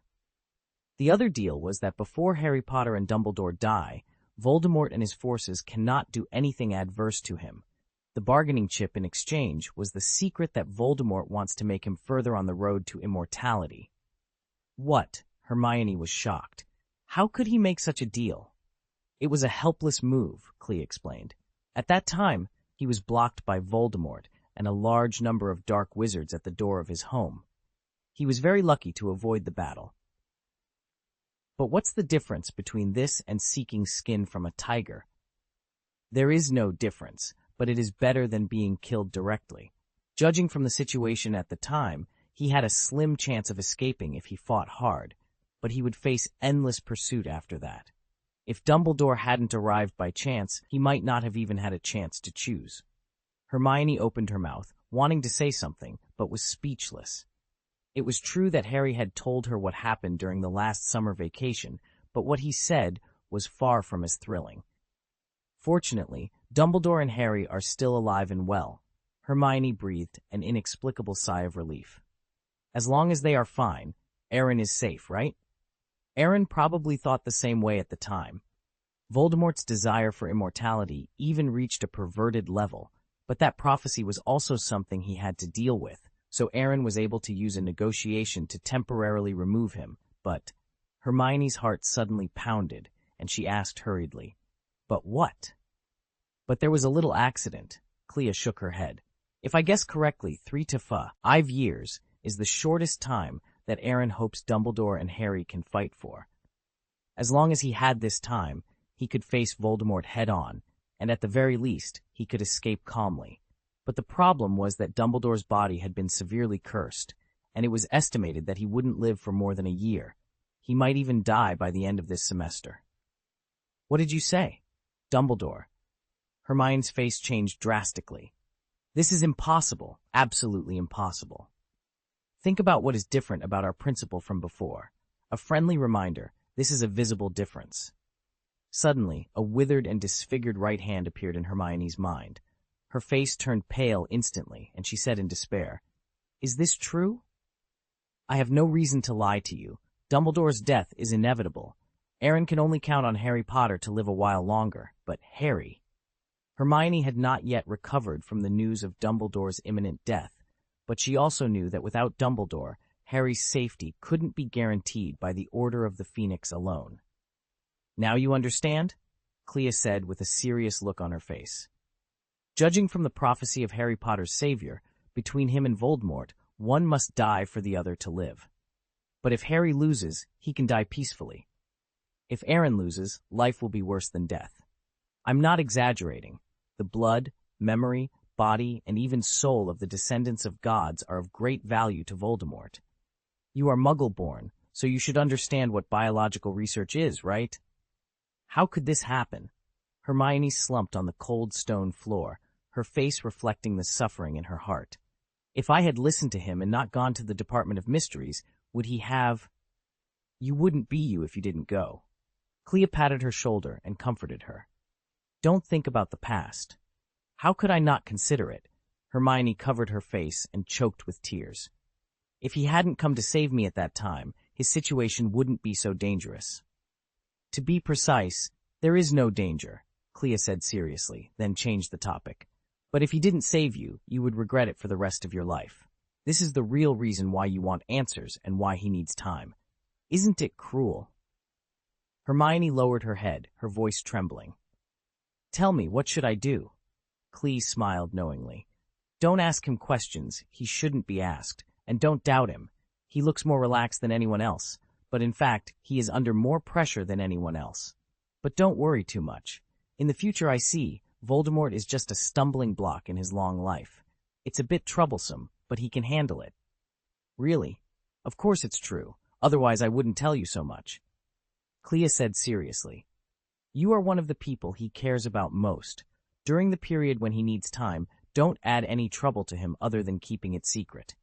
"Yeah." Hermione nodded heavily, then thought of something. "But his current safety is linked to Harry's life and death, and there are some things that must be told to him. You can rest assured that he knows as much as you do. If there is really something missing, I will ask you in time. You shouldn't hide it from me, right?" "No," Hermione said with a forced smile, feeling inexplicably like she had the label of undercover on her head, but strictly speaking, she was not an undercover. "That's good. Meanwhile, in the Slytherin common room, Aaron sneezed suddenly, and Draco, who was sitting opposite him, was caught off guard and was sprayed. Sorry, some pretty girl is probably discussing me. Draco wiped the spittle from his face angrily. Speak directly, don't beat around the bush in front of me. Okay, Aaron said, then looked at the sleeping dragon and phoenix chick behind Draco. The matter I want to talk to you about is relatively big, so you two should stay away for a while. Crabbe and Goyle looked at each other, and seeing that Malfoy had no objection, they silently distanced themselves from the two and drove several nearby students back to the dormitory. Can we talk now? Draco asked cautiously. Aaron snapped his fingers, and white magic quickly spread, forming a transparent illusion barrier. This barrier can isolate our voices. If you don't enter it, you will only see us communicating normally. You don't have to worry about confidentiality. What am I worried about? Draco's voice was a little more relaxed than before, though he didn't know why. Maybe we won't use it for the time being, because no lives have been lost yet, Aaron replied. Draco's expression suddenly became extremely strange. I don't understand what you are talking about. No. You understand, Aaron said meaningfully. I cast the Imperious Curse on Katie and asked her to give the cursed opal necklace to someone at Hogwarts. But you know that if she couldn't even enter the school gate, she would be searched by Filch, and then the professors would naturally help remove the Imperious Curse from her body. But you didn't expect an accident. The necklace was touched by Katie on the way and almost killed her. And poisoning Slughorn's wine, ha! I'm embarrassed to say this to you, but Professor Slughorn is a veritable master of potions, and it only takes a matter of minutes for him to detoxify. Maybe that's why you're not so worried, because Slughorn can bring people back even if they drink poisoned wine. But something unexpected happened this time. Professor Slughorn opened the bottle of wine in advance. The unfortunate one was Ron Weasley, who is still lying in the school hospital. So stop it. Don't play with those little tricks. They are useless and can easily hurt innocent people. Draco was left speechless.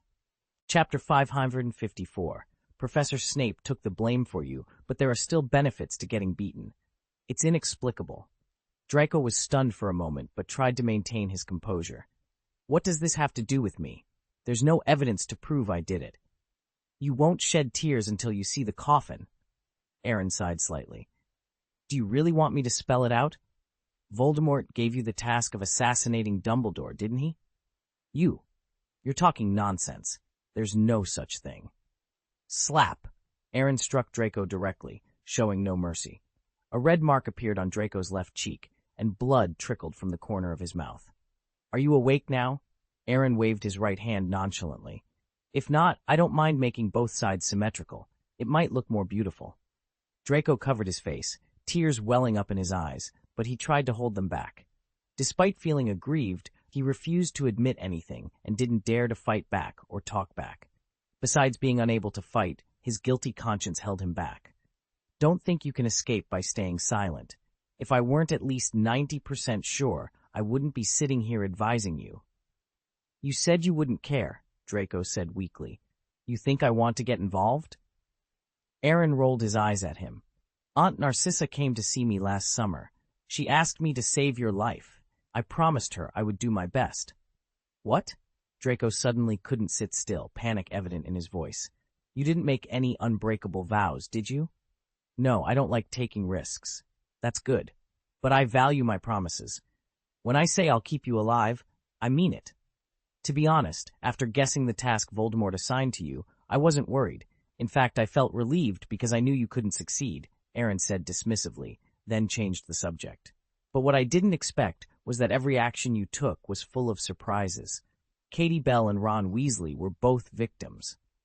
Honestly, I didn't expect it either. Draco looked bitter.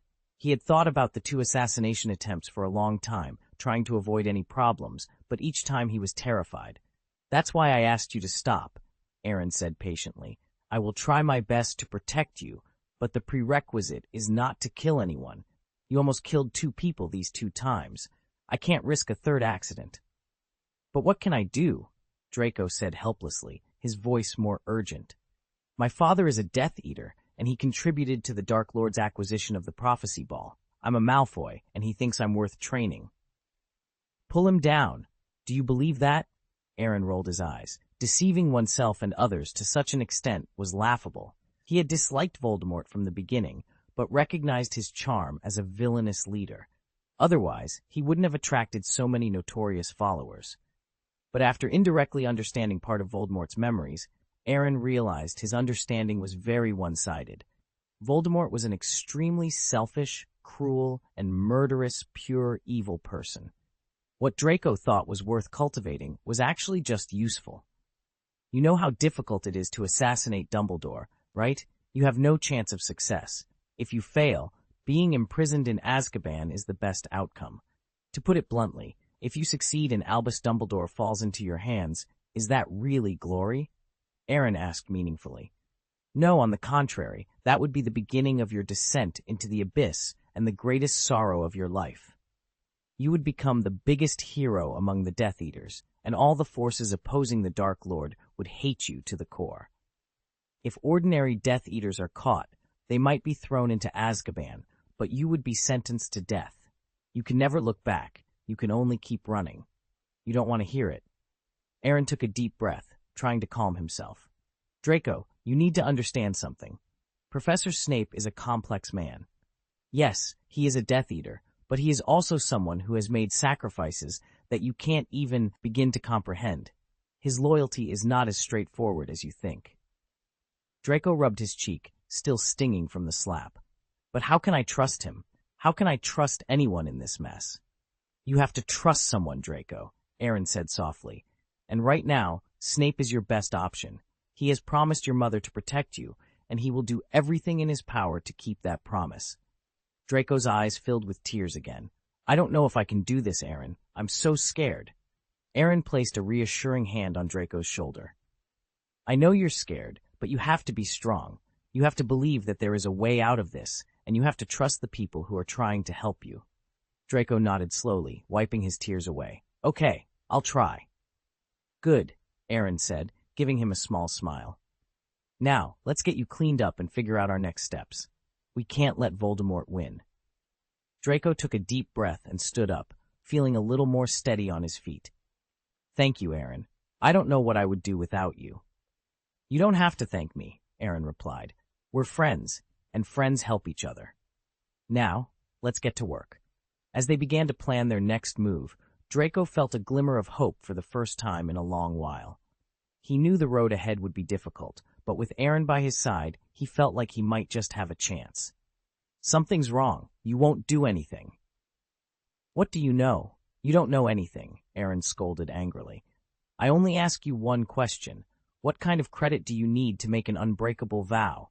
He can help you and take credit for it, but there's no need to use his own life as a guarantee. Draco was speechless. There were indeed lunatics among the Death Eaters willing to sacrifice their lives for Voldemort. At least Barty Crouch Jr. and Bellatrix Lestrange wouldn't hesitate. But it was a bit exaggerated to say that there were Death Eaters who would make an unbreakable vow for someone else's task, even if it was closely related to Voldemort's interests.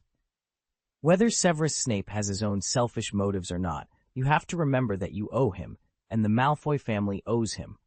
Everyone has reasons to doubt him, accuse him, and slander him, but not you. I understand, Draco nodded seriously. Snape taught me. Should I apologize or something? Absolutely not, Aaron hurriedly stopped him. You should be worried and scared now. If you act out of character, it will raise doubts and easily cause trouble. Then it's okay if I don't do anything? No, Aaron shook his head. The Dark Lord is not that easy to fool. You must do something. It's not your fault to assassinate Dumbledore, but some auxiliary work is necessary. In other words, you cannot be the mastermind of this murder, but you can participate as an accomplice. It doesn't have much effect, but it has to be very present. Draco subconsciously felt that Aaron was making things difficult for him, but his long-term plan seemed to be very consistent with the character of an accomplice. No problem. You can take care of yourself, but before that, you have to feel aggrieved. Draco suddenly felt uneasy.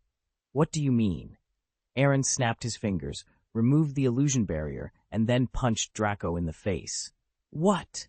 The scream attracted the attention of Crabbe and Goyle, who quickly turned their heads to look. They saw a familiar figure fly out and hit the sofa hard. Then another person came up, raised his fist, and punched Draco's face. Bright red blood sprinkled in the air, which was particularly eye-catching.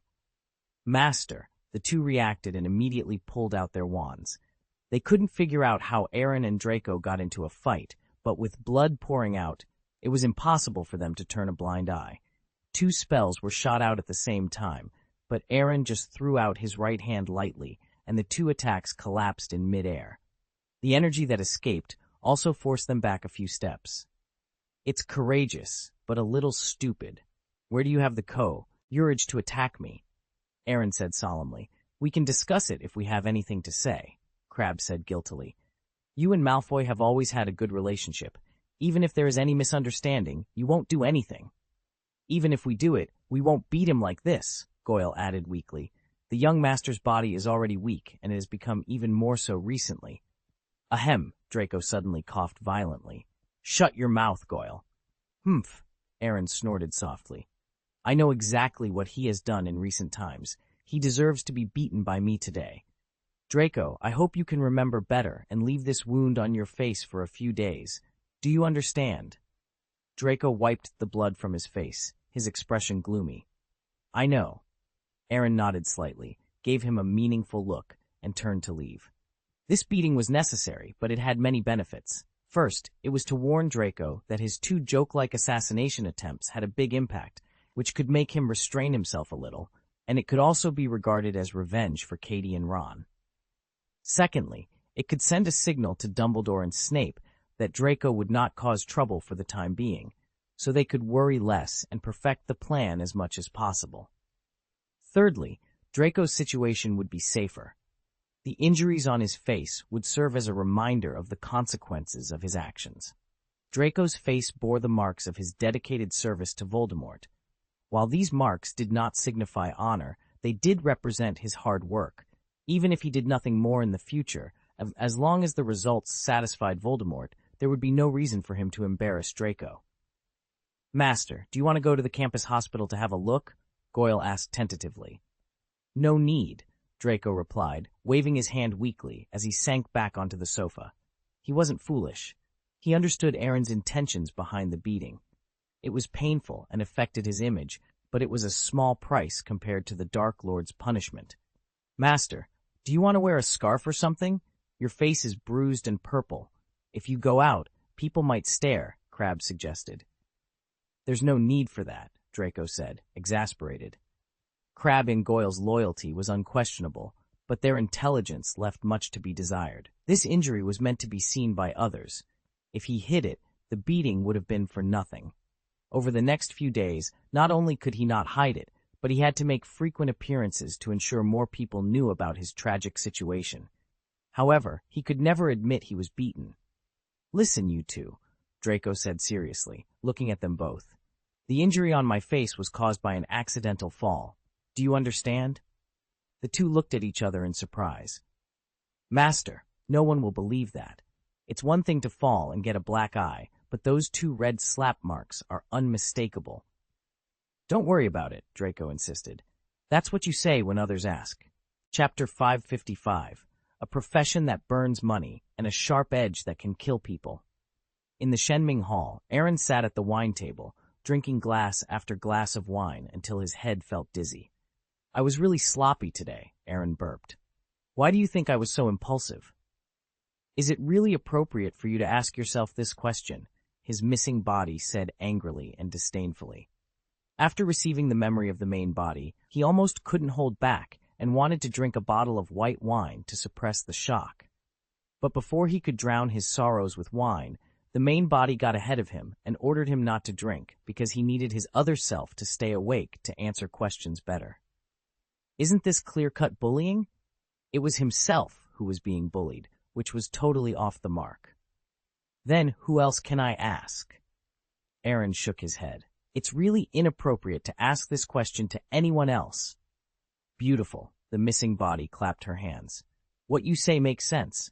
I am speechless. Stop talking nonsense. I can only say that it was not impulsive. It must have been carefully considered at the time, but I just regret it now. But this is not necessarily a bad thing. At least we don't have to think of ways to explain some things. Hermione is not the kind of woman who makes trouble without reason. With her, we will feel more relaxed in the future. But I don't feel relaxed. On the contrary, the pressure is even greater, Aaron said, pouring himself another glass of wine. Giving this kind of promise is equivalent to putting the responsibility on your shoulders in advance. Who can you blame? Said the missing body. You have to walk the path you choose on your knees, right? There is only one thing you need to do now, and that is, don't worry. I know what's appropriate. I'll calm down after some sleep. No, I mean let me drink some first, otherwise I might lose sleep at night. Aaron rolled his eyes. Okay, but you can't drink too much. The missing body immediately pointed to the wine cabinet, and a bottle of strong wine flew into his hand with a slight movement of his fingers. He opened the cap and took a swig, using the alcohol to soothe his mood. It's a little uncomfortable, but it's much more comfortable. Where's Abe? I've been here for a while. How is he doing? The missing body smiled helplessly. This is difficult to describe. It's better for you to see it yourself. Pushing open a door, Aaron's eyes widened involuntarily, and he even sobered up a bit.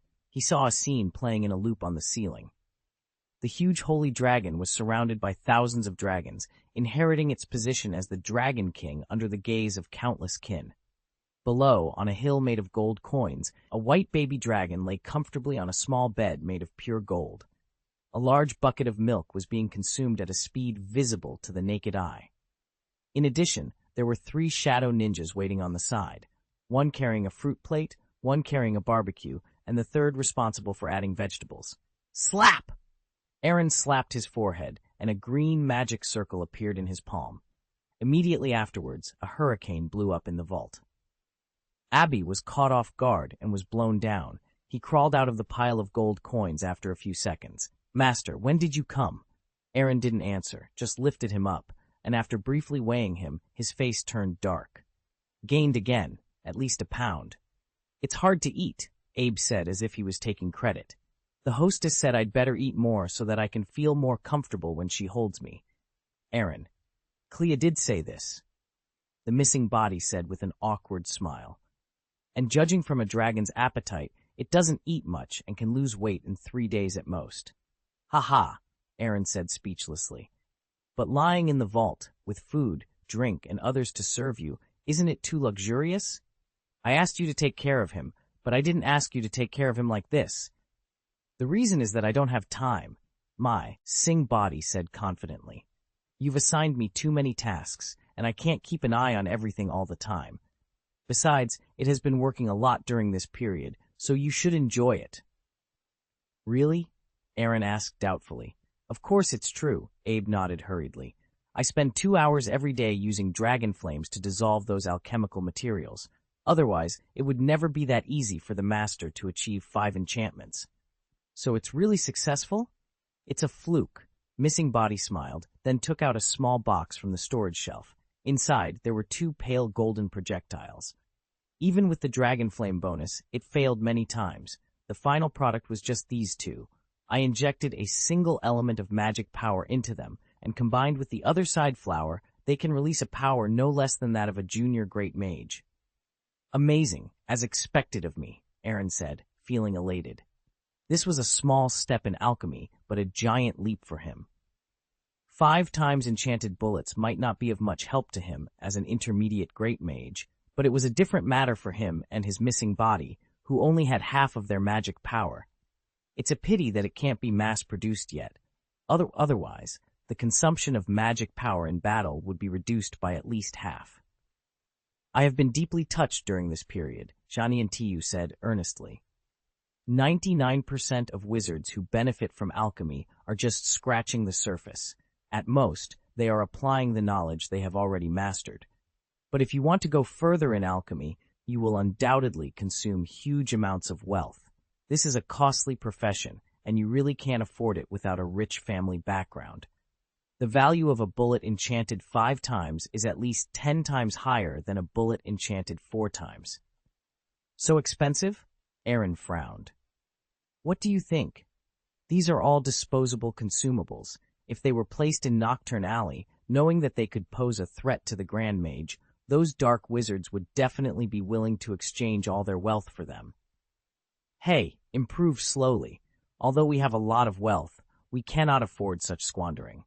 I understand. Then, Abe, should you continue to stay in Shenming Palace, or should I go out with you to breathe fresh air? Let me stay here to help you for the time being, Aaron muttered.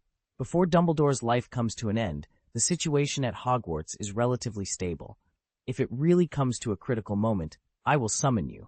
After being promoted to the intermediate level Grand Mage, the defensive magic of Hogwarts cannot hinder my summoning circle. Back in the dormitory, Aaron lay down directly on the bed, driven by his drunkenness. He did not rest immediately. Perhaps the commitment he made today made him feel an unprecedented sense of urgency. He opened his personal panel for the first time in a long time. Magic Energy, Body 8782, High-Level Magician. Thought Body, 8782, High-Level Magician. Total, 17,564, Intermediate Level Magician, a rare existence in the magic world. Talent, rare in a lifetime. Magic energy increases by 4 points every day. Body increases by 2 points. Mind body increases by 2 points. Items, Resurrection Potion, can resurrect any creature that dies within an hour. Magic Carpet, Captain Jack's Compass. Magic Point. The strength has not improved much, but the magic points have accumulated to 4 digits. Aaron stared at the numbers behind the magic points, and after a long silence, a trace of bitterness appeared at the corner of his mouth. The magic points cannot be moved at all and must be kept in case of emergency. There is nothing we can do about it.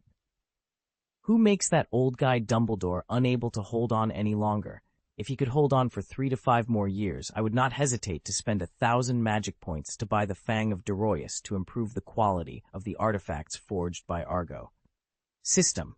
Open the task panel. Okay, host. Gorn's secret. Find out what Dumbledore desperately needs. Completing the mission rewards 800 magic points. There is no penalty for mission failure. Accepted. Sure enough, there is still only one mission. Take one step at a time. It still needs some development. Aaron murmured with some disappointment, then closed his eyes and fell asleep. Ron couldn't stand Lavender Brown's clingy care and applied for discharge from Madame Pomfrey the next day. In the following weeks, Harry continued to work hard to gain Professor Slughorn's memory, while also keeping up with Dumbledore's lessons. With Phineas as an undercover agent, Aaron easily obtained important information about Voldemort. First, after graduating from Hogwarts, Voldemort went to work at Borgin and Burke's shop, where he unexpectedly met Hepzibah Smith, a descendant of Helga Hufflepuff. With his handsome appearance and charm, the wealthy witch willingly showed him her heirloom, Hufflepuff's golden cup. Perhaps it was fate that while showing off her wealth, she also revealed another item from her family, Slytherin's locket, a rare find from Borgin and Burke's shop. Hepzibah Smith died 2 days later, and the Ministry of Magic determined that her house elf was the murderer. The 2 treasures went missing, and Voldemort resigned from Borgin and Burke's. The second piece of information was that Voldemort returned to Hogwarts to seek the position of Professor of Defense against the Dark Arts. By then, he was almost unrecognizable, and his request was rejected by the then principal, Albus Dumbledore. Aaron selected some of the keywords and wrote them down on the blackboard, then stopped paying attention. He could feel that this information was important, but it was like a treasure that needed a key to open. Until the key appeared, the treasures were a waste of time. Draco felt a lot more settled. Although he still had a cold face every day and looked like he should avoid strangers, his eyes were a little more relaxed. Aaron opened his notebook and carefully carved a complicated magic circle on the parchment. At that moment, a shadow suddenly covered the paper. Aaron looked up and saw an unfamiliar face. Katie Bell? Are you discharged from the hospital? Luckily, your pill helped a lot, Katie Bell smiled. The first thing I did after returning to school was to express my gratitude to you. Is there anything you want to say?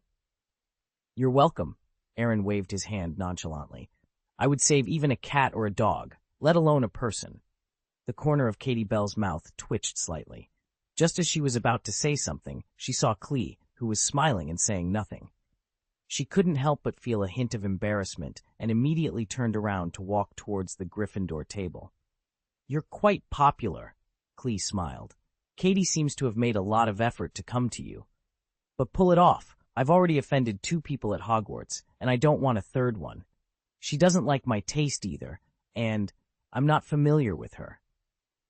"It's your acquaintance." Aaron rolled his eyes and continued to write and draw on the paper. After a while, a figure hurriedly passed in front of his eyes, followed by another figure flashing away. "Who passed by just now?" Aaron stopped writing angrily. "Are you going to let people study hard?" One was Draco Malfoy and the other was Harry Potter. "Katie Bell is back, and guess what happens?" Klee smiled meaningfully. Aaron frowned and thought for a moment, then slammed the table. "Damn!" Without any hesitation, he picked up his notebook and chased after them. But it was still a step too late. By the time he reached the bathroom, the sounds of fighting and Draco's screams could be heard. Pushing the door open, a large pool of water mixed with bright red blood came into view. Draco groaned in pain on the floor, with several hideous blood marks on his chest. "Hiss!" Aaron gasped. "Are you all right? Are you trying to kill him?" I'm not. I didn't," Harry stammered. "I just wanted to ask Katie B.L." "Get out of the way," Aaron snapped, pushing Harry aside. He glanced at Draco's injuries and immediately recognized the effects of the shadowless curse. "You really know how to cause trouble." "Can it be cured?" Harry asked, panic evident in his voice. This was a spell he had learned from the Half-Blood Prince's notes, but he had no idea of its true effect. Aaron glared at him, then took out his wand. He pointed it at Draco's wound and recited the counter-curse several times. Slowly, the wound began to heal. Though the immediate danger to Draco's life was alleviated, the massive blood loss caused him to fall into a coma. "Send him to the school hospital later," Aaron instructed. "And you, go there yourself. Tell them that what happened today was an accident. You know what that means." "I didn't mean to," Harry said, his voice strained. "Ha ha! Do you think I believe that?" Aaron retorted. "But this is really my first time using this magic." "First time?" Aaron raised an eyebrow and sneered. "I know you don't like Draco, but there's no need to test deadly magic on him. The shadowless curse can only be healed with counter-curses. Fortunately, you didn't hit his head or limbs, otherwise he wouldn't just be injured, he'd be disabled." "I didn't want to do this," Harry defended hastily. "I just wanted to ask Malfoy why he cursed Katie and why he did it first." "But I found him lying here, half dead," Aaron said meaningfully. "Also, I beg you, can you mind your own business? You have a more important task. You need to get Professor Slughorn's memory as soon as possible." "This is no small matter," Harry said solemnly. "I suspect he wants to assassinate Dumbledore." "You can think of it, but Dumbledore can't?" Aaron asked, sounding exhausted. "Have you never wondered why he hasn't pursued it?" Chapter 556, Simplified Version of Elixir of Fortune, Aragog's Funeral. The Gryffindor common room was bustling the day after Draco was sent to the school hospital. Harry, Ron, and Hermione sat in a corner, recounting the events of the previous day. "I think Aaron is right," Hermione said seriously. "We shouldn't worry about Malfoy. We need to focus on getting that memory from Slughorn." "I agree," Ron said, though his expression was uneasy. "You've been watching Malfoy for months and haven't gained anything except that he occasionally goes to the Room of Requirement." "Wasn't it your idea to keep an eye on him?" Harry retorted. "This task wouldn't be so difficult if I hadn't alerted him. I've been working hard, but now I need to wait for the right moment, a moment when he feels comfortable enough to talk to me." "We can't wait any longer," Hermione said anxiously. "You need to take the initiative." "I think so too, but we have to be careful," Harry said, feeling dejected. Slughorn was still wary of him. Taking the initiative was risky. If something went wrong, all their efforts would be wasted. If Slughorn got scared off, Dumbledore might not be able to bring him back. But the semester ends in less than 2 months. "So what if it does?" Ron said nonchalantly. "We still have a year until graduation. Slughorn teaches potions, not the cursed defense against the dark arts class. At worst, we can try again next semester." "You." Hermione glared at him. She knew more than Harry and Ron. Dumbledore didn't have much time left, and he might not last 2 more months. Without Dumbledore, Hogwarts could fall into chaos, making it even harder to get Slughorn's memories. But she had promised Clea to keep this secret, so she could only keep her frustration to herself. Hermione, you don't have to be so anxious. Dumbledore said, I don't need to attend his classes until I get the memory, Harry said. That only shows how important that memory is, Hermione replied angrily. Harry, you must get that memory. It's crucial to stopping Voldemort. Many terrible things are happening because of him. But I've tried many times and never had any luck, Harry said bitterly. What did you say? Hermione's eyes widened as if she had an epiphany. Luck. Yes, why didn't I think of that? Think of what? Harry asked, confused. Luck, Harry. You need luck, Hermione said excitedly. The elixir of fortune can help you. You're right, Ron nodded, then added, but we don't have any elixir of fortune. Hermione hesitated. She did have some elixir of fortune, and though she was reluctant to part with it, she knew it was necessary. Before she could speak, Harry pulled out a small, light golden vial from his pocket. A substitute for the elixir should be fine, Harry said. What is this? Hermione asked, puzzled. Lucky pills. 1 pill can make a person lucky for 2 hours, Harry explained with a smile. This was one of the Christmas gifts Aaron gave me last year. How come I didn't know about this? Hermione frowned. Lupin asked us to keep it a secret. Besides, there's no need to tell you about Christmas gifts, Ron explained, holding up his fingers to count. Antidote, healing potion, lucky potion, calming potion. There were all kinds of medicines.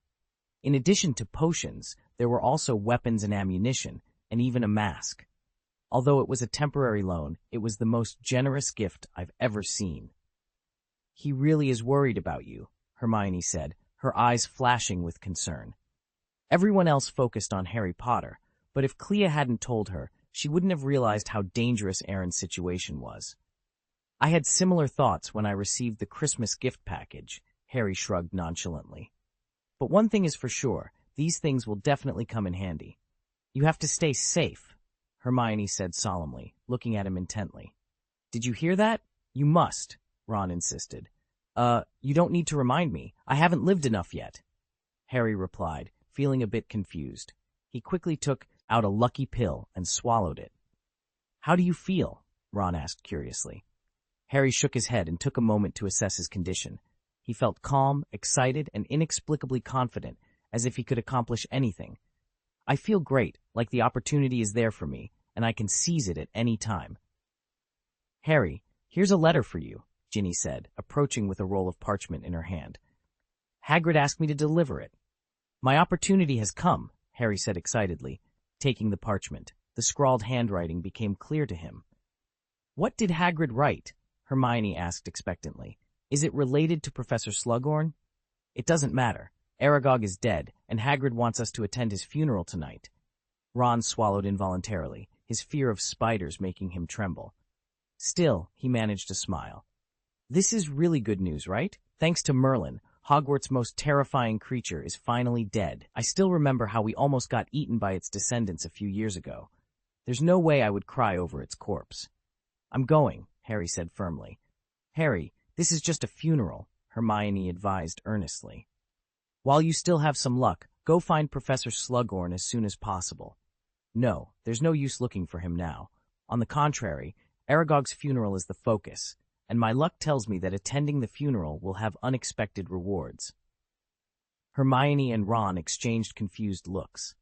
They couldn't see how the body of an acromantula could be related to Slughorn, but there was no harm in trying. However, they definitely wouldn't go.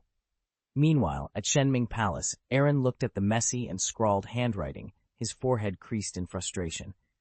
What the hell did he write? Aragog's funeral, do you want it to be so creative? At any rate, Hagrid raised her from a young age, and some of his emotions are normal, said the missing body. I understand this, but holding a funeral is a bit weird, Aaron said, exasperated. That's an acromantula, a magical creature with a very high danger level. Just dig a hole for it and bury it or burn it. Give it some decency. A funeral. I won't participate unless I'm out of my mind. That's not necessarily true, the missing body smiled meaningfully. The acromantula is still an acromantula that has lived for decades, and its venom is very valuable. Don't forget, 1 ounce of acromantula venom in the System Mall is worth 10 magic points. Ha! Ha! Aaron curled his lips disdainfully. We are not short of money now. We can buy as much as we want on the black market. Touching a corpse for so much venom is a bit low. I'm just making a suggestion. It's up to you to decide whether to go or not, but I really feel that this kind of cost-free business shouldn't be missed. If you don't become a master, you don't know how expensive firewood and rice are, especially if an alchemist has no money. Even though we have made a lot of money now, if we cannot increase revenue and reduce expenditure, sooner or later we will be left with nothing, unless we can make another windfall of over 1,000,000 yuan. That's not necessary, Aaron said, turning to look at the vault. I stored 1/10 of the Black family's gold there, which is enough to sustain alchemy research and can be squandered at will for at least a few years.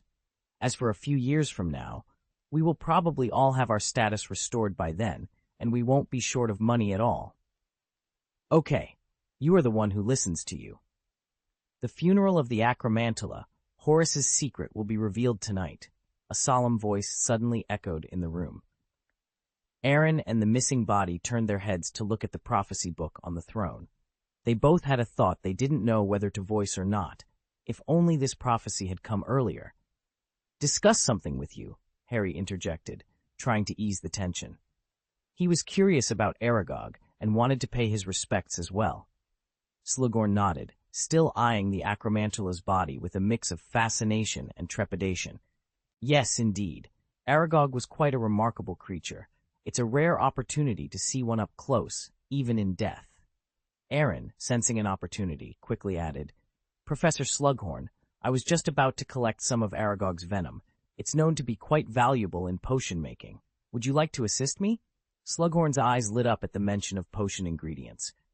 Oh, absolutely. Aragog's venom is incredibly rare and potent. It would be an honor to help. With a nod from Hagrid, Aaron and Slughorn carefully extracted the venom from Aragog's fangs, collecting it in a small vial. Hagrid watched with a mix of sadness and pride, knowing that even in death, Aragog was still helping his friends. Thank you, Hagrid, Aaron said sincerely as he pocketed the vial. This will be incredibly useful. Hagrid nodded, wiping away the last of his tears. Aragog would be happy to know he's still helping his friends. Thank you all for coming. As they finished the task, the group stood in silence for a moment, paying their final respects to the fallen creature. The sun had fully set, casting a serene twilight over the scene. Well, we should head back to the castle, Harry suggested, breaking the silence. It's getting late. Yes, let's, Slughorn agreed, still marveling at the vial of venom. Thank you again, Hagrid, and you too, Aaron. As they made their way back to the castle, Aaron couldn't help but feel a sense of accomplishment. Despite the oddity of the situation, he had managed to help a friend, pay his respects, and gain a valuable resource all in one evening. Not a bad day's work, he thought to himself with a satisfied smile. Harry comforted Hagrid. He also brought a few bottles of wine to pay homage to Aragog. Hagrid, I'm so sad, Slughorn said in a heavy voice as he slowly approached Aragog's body. It's so beautiful. Professor, how did you know it's beautiful? Aaron asked, puzzled. This is an acromantula, one of the most dangerous magical creatures. Not everyone can appreciate the beauty of this creature. Of course, I'm talking about dead spiders. Living ones shouldn't be approached easily, Slughorn explained. Spiders are often misunderstood, probably because of their eyes, which scare some people, Hagrid said. And those long pincers, Harry added. Hagrid, I don't want to sound heartless at this time, but the venom of the acromantula is quite rare. Can you allow me to extract a vial or two? Slughorn asked. Aaron looked at Slughorn in disbelief, then at Harry, who appeared confident and composed. Suddenly, he felt a sense of enlightenment. No wonder the prophecy book made such a prediction. It was probably the acromantula's venom that gave Harry the opportunity to make a significant move. Chapter 557, Pure Academic Research, Splitting the Soul 7 Times? I don't mind, Hagrid said sadly, tears streaming down his face.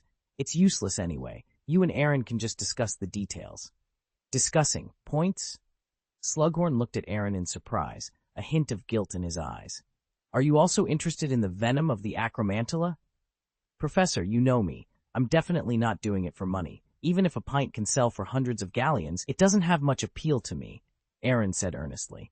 I just think the venom of the acromantula is a precious, magical material, and I want to see if I can use it to research an antidote.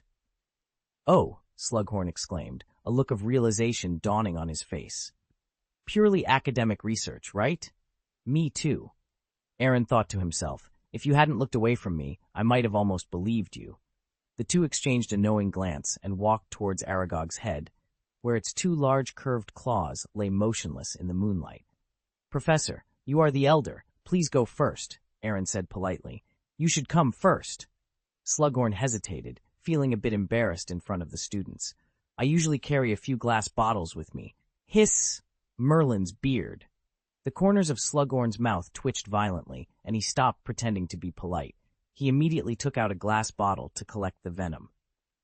Aaron, meanwhile, had produced a large glass bucket from a white magic circle. If Slughorn had collected the venom first, he might not have gotten even a drop when it was his turn. After a while, several glass bottles were filled with high-quality venom.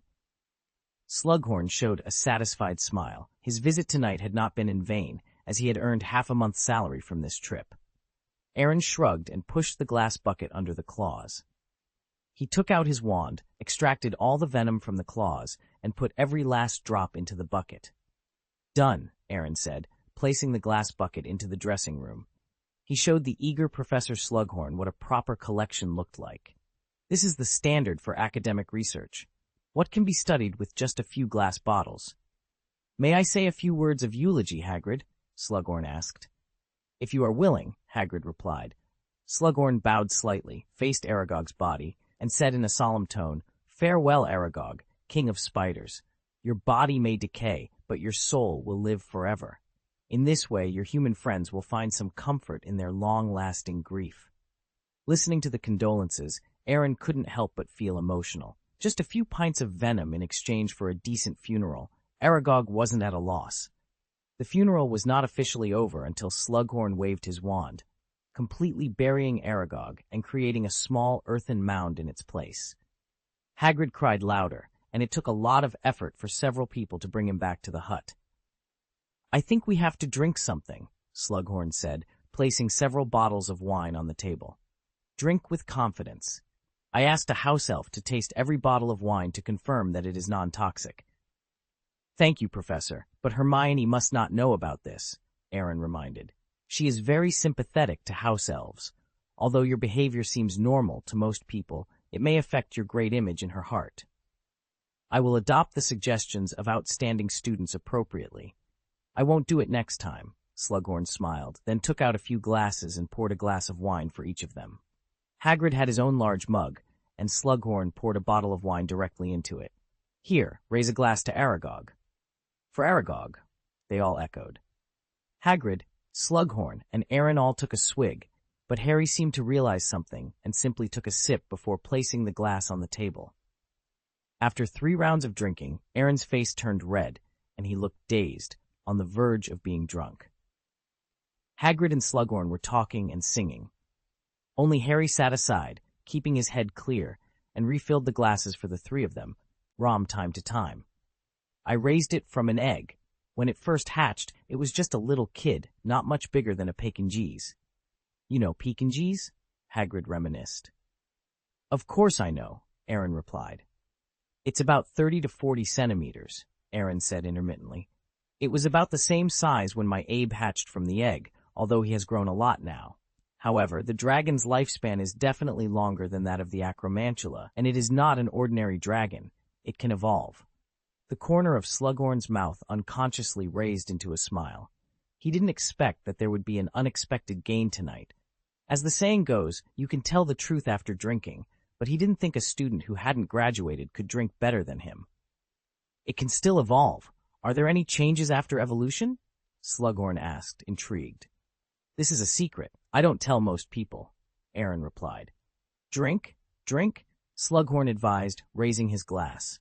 Aaron raised his glass and drank it in one gulp. You tell me, and I promise not to tell anyone else. And me, Hagrid added, trying to suppress his drunkenness. I'll tell you after another drink, Aaron said. Hagrid and Slughorn exchanged glances, each drank a glass of wine, and waited with interest for Aaron's answer. The first time it evolved, it gained the ability to breathe fire. That's it.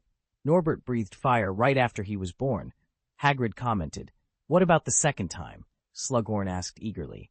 I seem to have forgotten, Aaron said, then lay down on the table and closed his eyes. Forget it. Wait until next time, Slughorn murmured regretfully. He then continued to drink with Hagrid and successfully got a few unicorn tail feathers from him. I once had a fish named Francis who was close to me. One afternoon, I went downstairs and it was gone. Slughorn spread his hands in melancholy. Poof, and disappeared. But I guess this is life. You live a life, and suddenly, poof, it's gone. How terrible, Hagrid snorted and fell backwards, snoring loudly. Harry laughed and gradually looked at Slughorn. His intuition told him that now was the opportunity he had been waiting for. Slughorn was half drunk and half awake, and the atmosphere was set well. Apart from the two drunk men, they were the only ones left, and they could talk about some topics that Slughorn had always avoided. Their eyes met, and Slughorn saw a pair of familiar green eyes very clearly. His thoughts gradually returned to the past. Francis was given to me by a student. One spring afternoon, I saw a small bowl on my table. Inside was a shallow pool of clear water, with a petal floating on the water. I was looking at it, but it sank. Just when it was about to hit the bottom of the bowl, it deformed and turned into a small fish. It was really wonderful and pleasing to the eye. The petals were lilies, as beautiful as your mother. The day I came downstairs and found the bowl empty was also the day your mother. Slughorn's voice weakened. I know why you are here, but I can't help you. Helping you will ruin me. Harry took a deep breath and said after a few seconds of silence, Do you know how I survived, Professor? She sacrificed herself that night when I got this scar on my forehead. She was unwilling to leave me in order to survive. Her love was more powerful than Voldemort's power. Don't say his name, Slughorn shuddered. I'm not afraid, Professor. Harry stood up and walked slowly to him. Let me tell you something. Something that others only guessed. The prophecy is true. I am the savior. Only I can defeat him. But before that, I need that memory. Savior? A layer of fine beads of sweat appeared on Slughorn's forehead. Harry, I can help you in many ways, but your request... Be brave, Professor, Harry said mysteriously. Be like my mother, otherwise you will only bring shame to her. Otherwise, her death will be worthless. Otherwise, the bowl in your heart will always be empty. 3 consecutive otherwises stabbed Slughorn in the heart like a sharp knife. When he broke through the defense, he took out his wand from his pocket and an empty glass bottle. Please don't look down on me after reading this. Even then, you couldn't imagine how powerful he was. The black wand pulled out a thread of silver-like memory from his temple. It weighed nothing, but it held the key to the past, as if he had finished a battle. He didn't know how he managed to say those persuasive words himself. The effect was obvious, but it had been mentally exhausting. Finally finished, he muttered. At that moment, a light-colored energy wave spread silently through the hut. Harry felt his vision go dark and lost consciousness. The glass bottle in his hand slipped and fell to the floor. Snap! Aaron stretched out his right hand and caught the glass bottle firmly. That's right, it's finally done, he said, tossing the glass bottle in his hand proudly. He glanced at the 3 people in the room and couldn't help but smile. Whether they were truly drunk or just pretending, they would be difficult to wake after being hit by his coma spell. Aaron hadn't even spared Hagrid's dog. Although it couldn't speak, he didn't dare leave any loopholes. Who knew if someone might be crazy enough to extract the dog's memory? Sorry, Professor. If you get me drunk with a few bottles of wine, our winery will be in vain. Harry, don't blame me.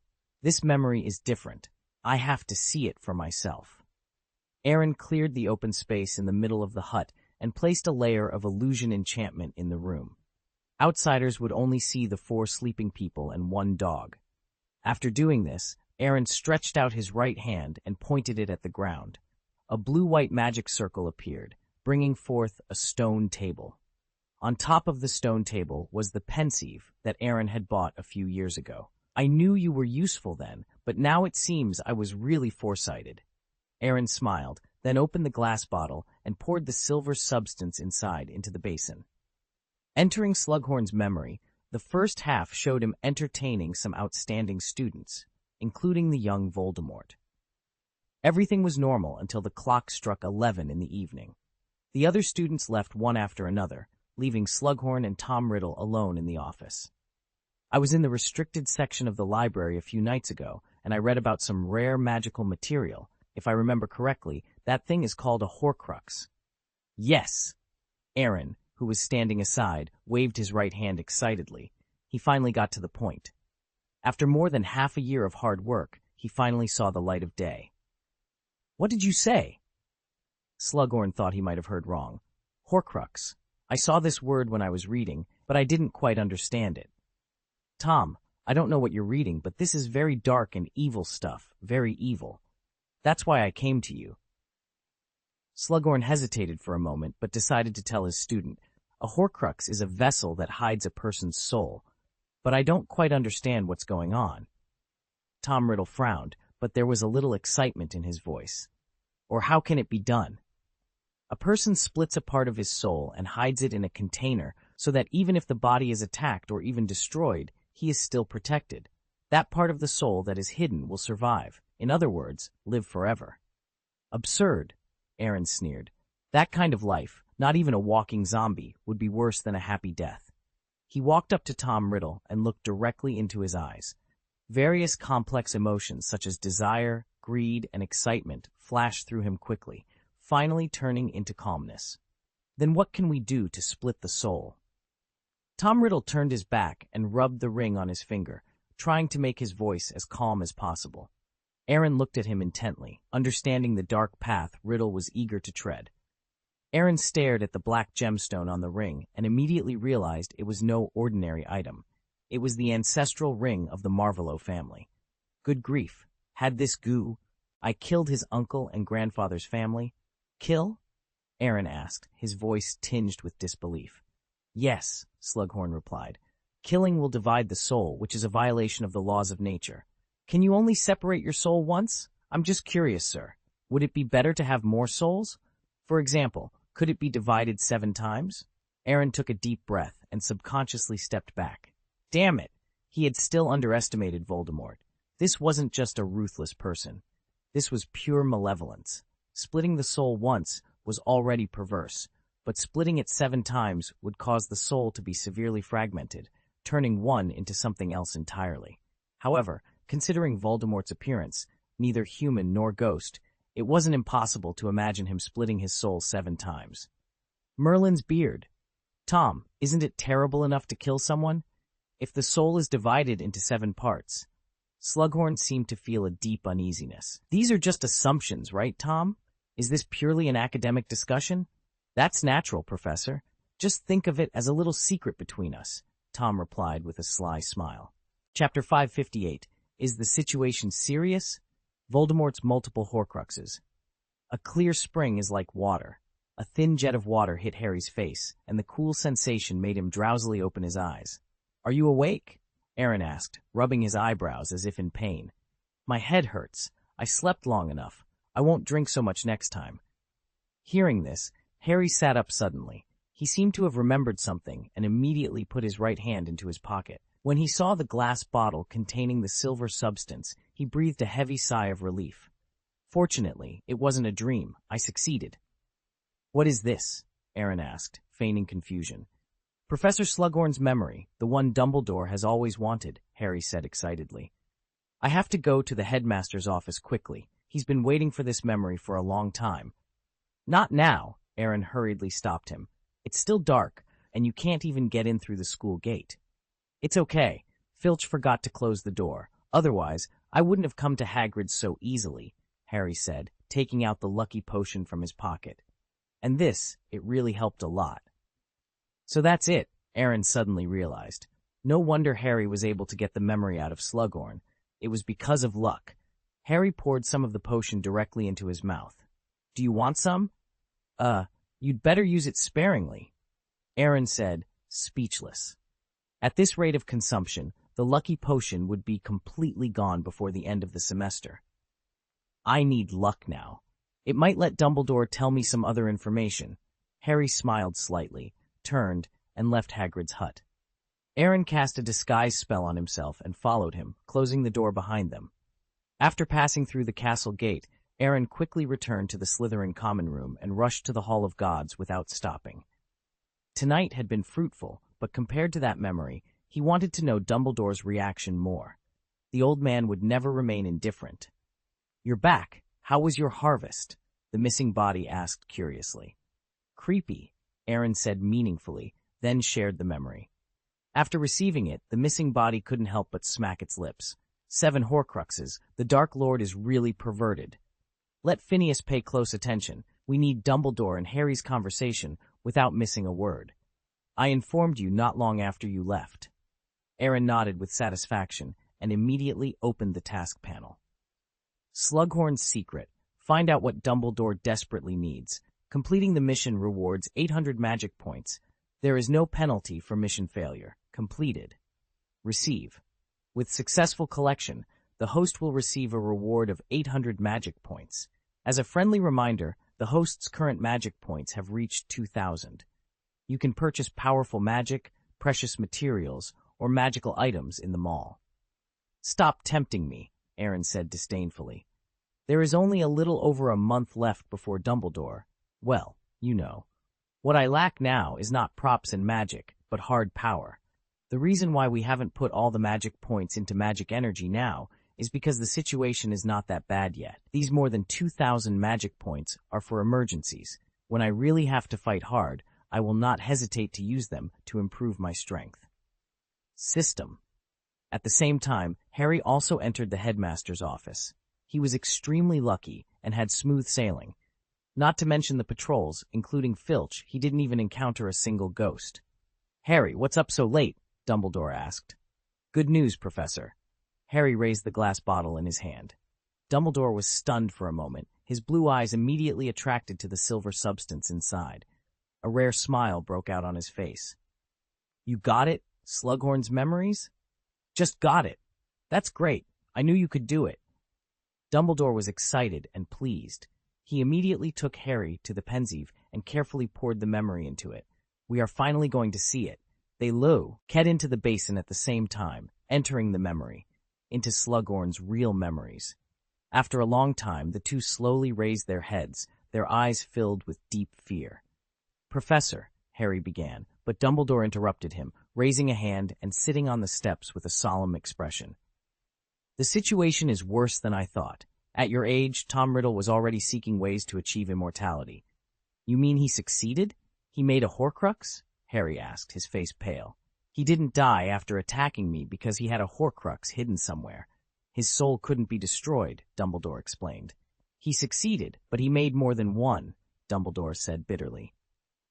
"You've seen this memory. 7 is a conservative estimate, which means that in addition to the main soul in his body, he has at least 6 Horcruxes." Harry swallowed in horror. "What on earth are those?" "Anything is possible. Maybe the most inconspicuous object," Dumbledore said, walking to his desk and taking out a ring and a notebook from a drawer. "For example, a ring or a notebook." "Tom Riddle's diary?" Harry asked. "Aaron destroyed this 4 years ago. I knew then that this magic was unusual, very evil, and very powerful, but I didn't realize how powerful it truly was until tonight." "And this ring?" Harry inquired. "Voldemort's mother's, one of the Marvolo family heirlooms. Hard to find, but even harder to destroy," Dumbledore sighed, raising his withered right hand. "There is a terrible curse on it. It doesn't seem too costly to exchange one hand for 1/7 of Voldemort's soul, but in addition to these two, he has at least 4 Horcruxes, and the situation is still dire." "Then, if someone can find and destroy them," Harry began. "Whoever can destroy them is likely to defeat Voldemort," Dumbledore said, giving Harry a meaningful look. "Perhaps this is the true meaning of the prophecy. You are the one who will find and destroy the Horcruxes." "But how do we find them? We don't even know what they are," Harry said, frustration evident in his voice. "There are some speculations," Dumbledore said, pointing to a pile of crystal bottles storing memories. "Voldemort would prefer noble items, and some things have disappeared in his past." "You mean?" Harry's eyes widened. The effect of the lucky potion was still there, and his mind was clear, able to find the key points among a bunch of chaotic memories. He killed Hepzibah Smith, a descendant of Hufflepuff, and obtained Slytherin's locket and Hufflepuff's gold cup from her. Yes, that's right, Dumbledore smiled. I believe they are the third and fourth Horcruxes. Tom later came to Hogwarts to apply for a job, probably hoping to find the relics of Gryffindor and Ravenclaw and use them to make the fifth and sixth Horcruxes. Gryffindor's sword? Harry looked at the glass box on the wall in surprise, where a long sword inlaid with rubies lay. I checked. Gryffindor's relics are safe and sound, but I don't know about Ravenclaw's. Unfortunately, knowing these is not of much help to us. Finding them is the most important thing. Professor, is that why you often leave school during this period? Harry asked. Harry, I found that your thinking is particularly quick today. Dumbledore smiled unexpectedly. I have been searching for a long time, and maybe I will find one of them soon, before the end of this semester. 6 Horcruxes. The diary and Marvolo's ring were destroyed, the locket and the gold cup are hidden, and a suspected Ravenclaw relic. What about the other one? Harry asked. This. Dumbledore looked at Harry's expectant eyes. Well, it doesn't matter if I tell you. I think the most likely candidate is the snake. Snake? You mean he used a living creature to make a Horcrux? Harry said in disbelief. It's risky, isn't it? It's really not advisable to entrust your soul to a thinking animal. But as far as I understand, he had not prepared the 6th Horcrux before killing your parents, and your death meant to him the threat of destroying the Prophet. Why? This kind of killing with special significance is the best way to split the soul, Dumbledore explained. But he failed. This does not rule out the possibility that he wanted to use your death to separate your soul and create a Horcrux. At that time, the only thing that met the criteria was the snake. Parseltongue is a talent of Slytherin. Using a snake as a Horcrux highlights Slytherin's family background and adds to Voldemort's mystique. Moreover, Horcruxes are protected by powerful magic and are very difficult to destroy. A magical creature that is loyal and intelligent is, in a sense, safer than immovable but valuable treasures. Sir, you just said you were about to find one of the Horcruxes. Harry hesitated. Can I help? According to the prophecy, I think I should destroy it. Of course, Dumbledore agreed without much thought. I will let you know when the time comes. Frankly speaking, I need an assistant this time. I may not be able to destroy it by myself. Thank you very much. Harry was immediately overjoyed. The word he had heard most in these years was protection. He was not allowed to leave the Dursleys' house, the Order of the Phoenix, or the Burrow, which was barely acceptable, but these restrictions felt like house arrest. His identity as the Savior brought him much attention, but he was more like a mascot and didn't even know any of the Order's plans. This time, he was finally able to do something practical. By the way, sir, can Voldemort feel when a Horcrux is destroyed? Harry asked. I don't think so, or at least not immediately. His soul has been split so many times, and he has been separated from these fragments for so long, that he might not feel the missing parts until he dies. But I must remind you that even if all the Horcruxes are destroyed, Voldemort will only lose his immortality. He will still be a powerful wizard, although his soul will be broken. Hearing this, Harry couldn't help but clench his fists. You mean it's still difficult for me to compete with him? It can be said that there are not many people in the wizarding world today who can match him in terms of raw power, Dumbledore said, then changed the topic. But this does not mean that he is invincible. Essentially, he's just a stronger person. What do you mean? As long as he does not become a holy magister, his life level will still be mortal. After destroying all the Horcruxes, he will have no advantage. But you are different. You have abilities that Voldemort has never had. Love? Harry was a little impatient. He still didn't understand how powerful this word was, but Dumbledore seemed convinced that love could change everything. Yes, that is unparalleled power, Dumbledore sighed. It has protected you from harm several times and will also help you defeat Voldemort. Harry nodded in understanding. He was still confused, but Dumbledore didn't look like he was lying to him. As soon as Harry left the headmaster's office, Phineas left his portrait and appeared in the blank picture frame of the Hall of Gods. Aaron was sitting opposite the picture frame, and Phineas's appearance made him smile knowingly, which meant that he was destined to have unexpected gains tonight. After patiently listening to Phineas's story, Aaron was excited in his heart, but his face did not change at all. He just released Sirius Black's soul and let it merge with his body. I've had enough. I've really had enough. The first thing Sirius did after opening his eyes was to angrily point at Aaron and curse loudly. I'm warning you. You'd better. Snap. Before he finished speaking, Aaron slapped Sirius on the abdomen. His soul was knocked out of the body and quickly gathered into a blue-gray glass ball. Two shadow ninjas emerged from the ground. One put Sirius's body into a coffin and sealed it, while the other placed the glass ball on the storage shelf. There is really no sense of awe at all, Aaron said speechlessly. This was his attitude towards his savior, which meant that he was kind-hearted. If someone else... Phineas couldn't believe his ears. My great-great-grandson is really... Sirius is really resurrected? Didn't you just see it for yourself? Aaron replied, a hint of impatience in his voice. Phineas stood there, stunned for a moment, before his face broke to a wide grin of ecstasy. It wasn't easy, but the bloodline of the Black family had finally been renewed. All his efforts over the past days had not been in vain. But why is he still? Phineas began, but Aaron cut him off. He's so annoying, Aaron said angrily. I originally thought about letting him stay with me as a living person, but you know him. He can't calm down at all. I need a quiet environment to study, and letting him out is no different from letting out a husky. Phineas's mouth twitched violently at the comparison, but he couldn't disagree.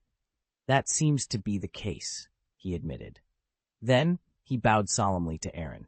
Thank you for saving him. You are the greatest benefactor of the Black family. Let's be practical, Aaron said, waving off the gratitude. Consider this as paying you in advance, but don't forget that our deal will last for a while.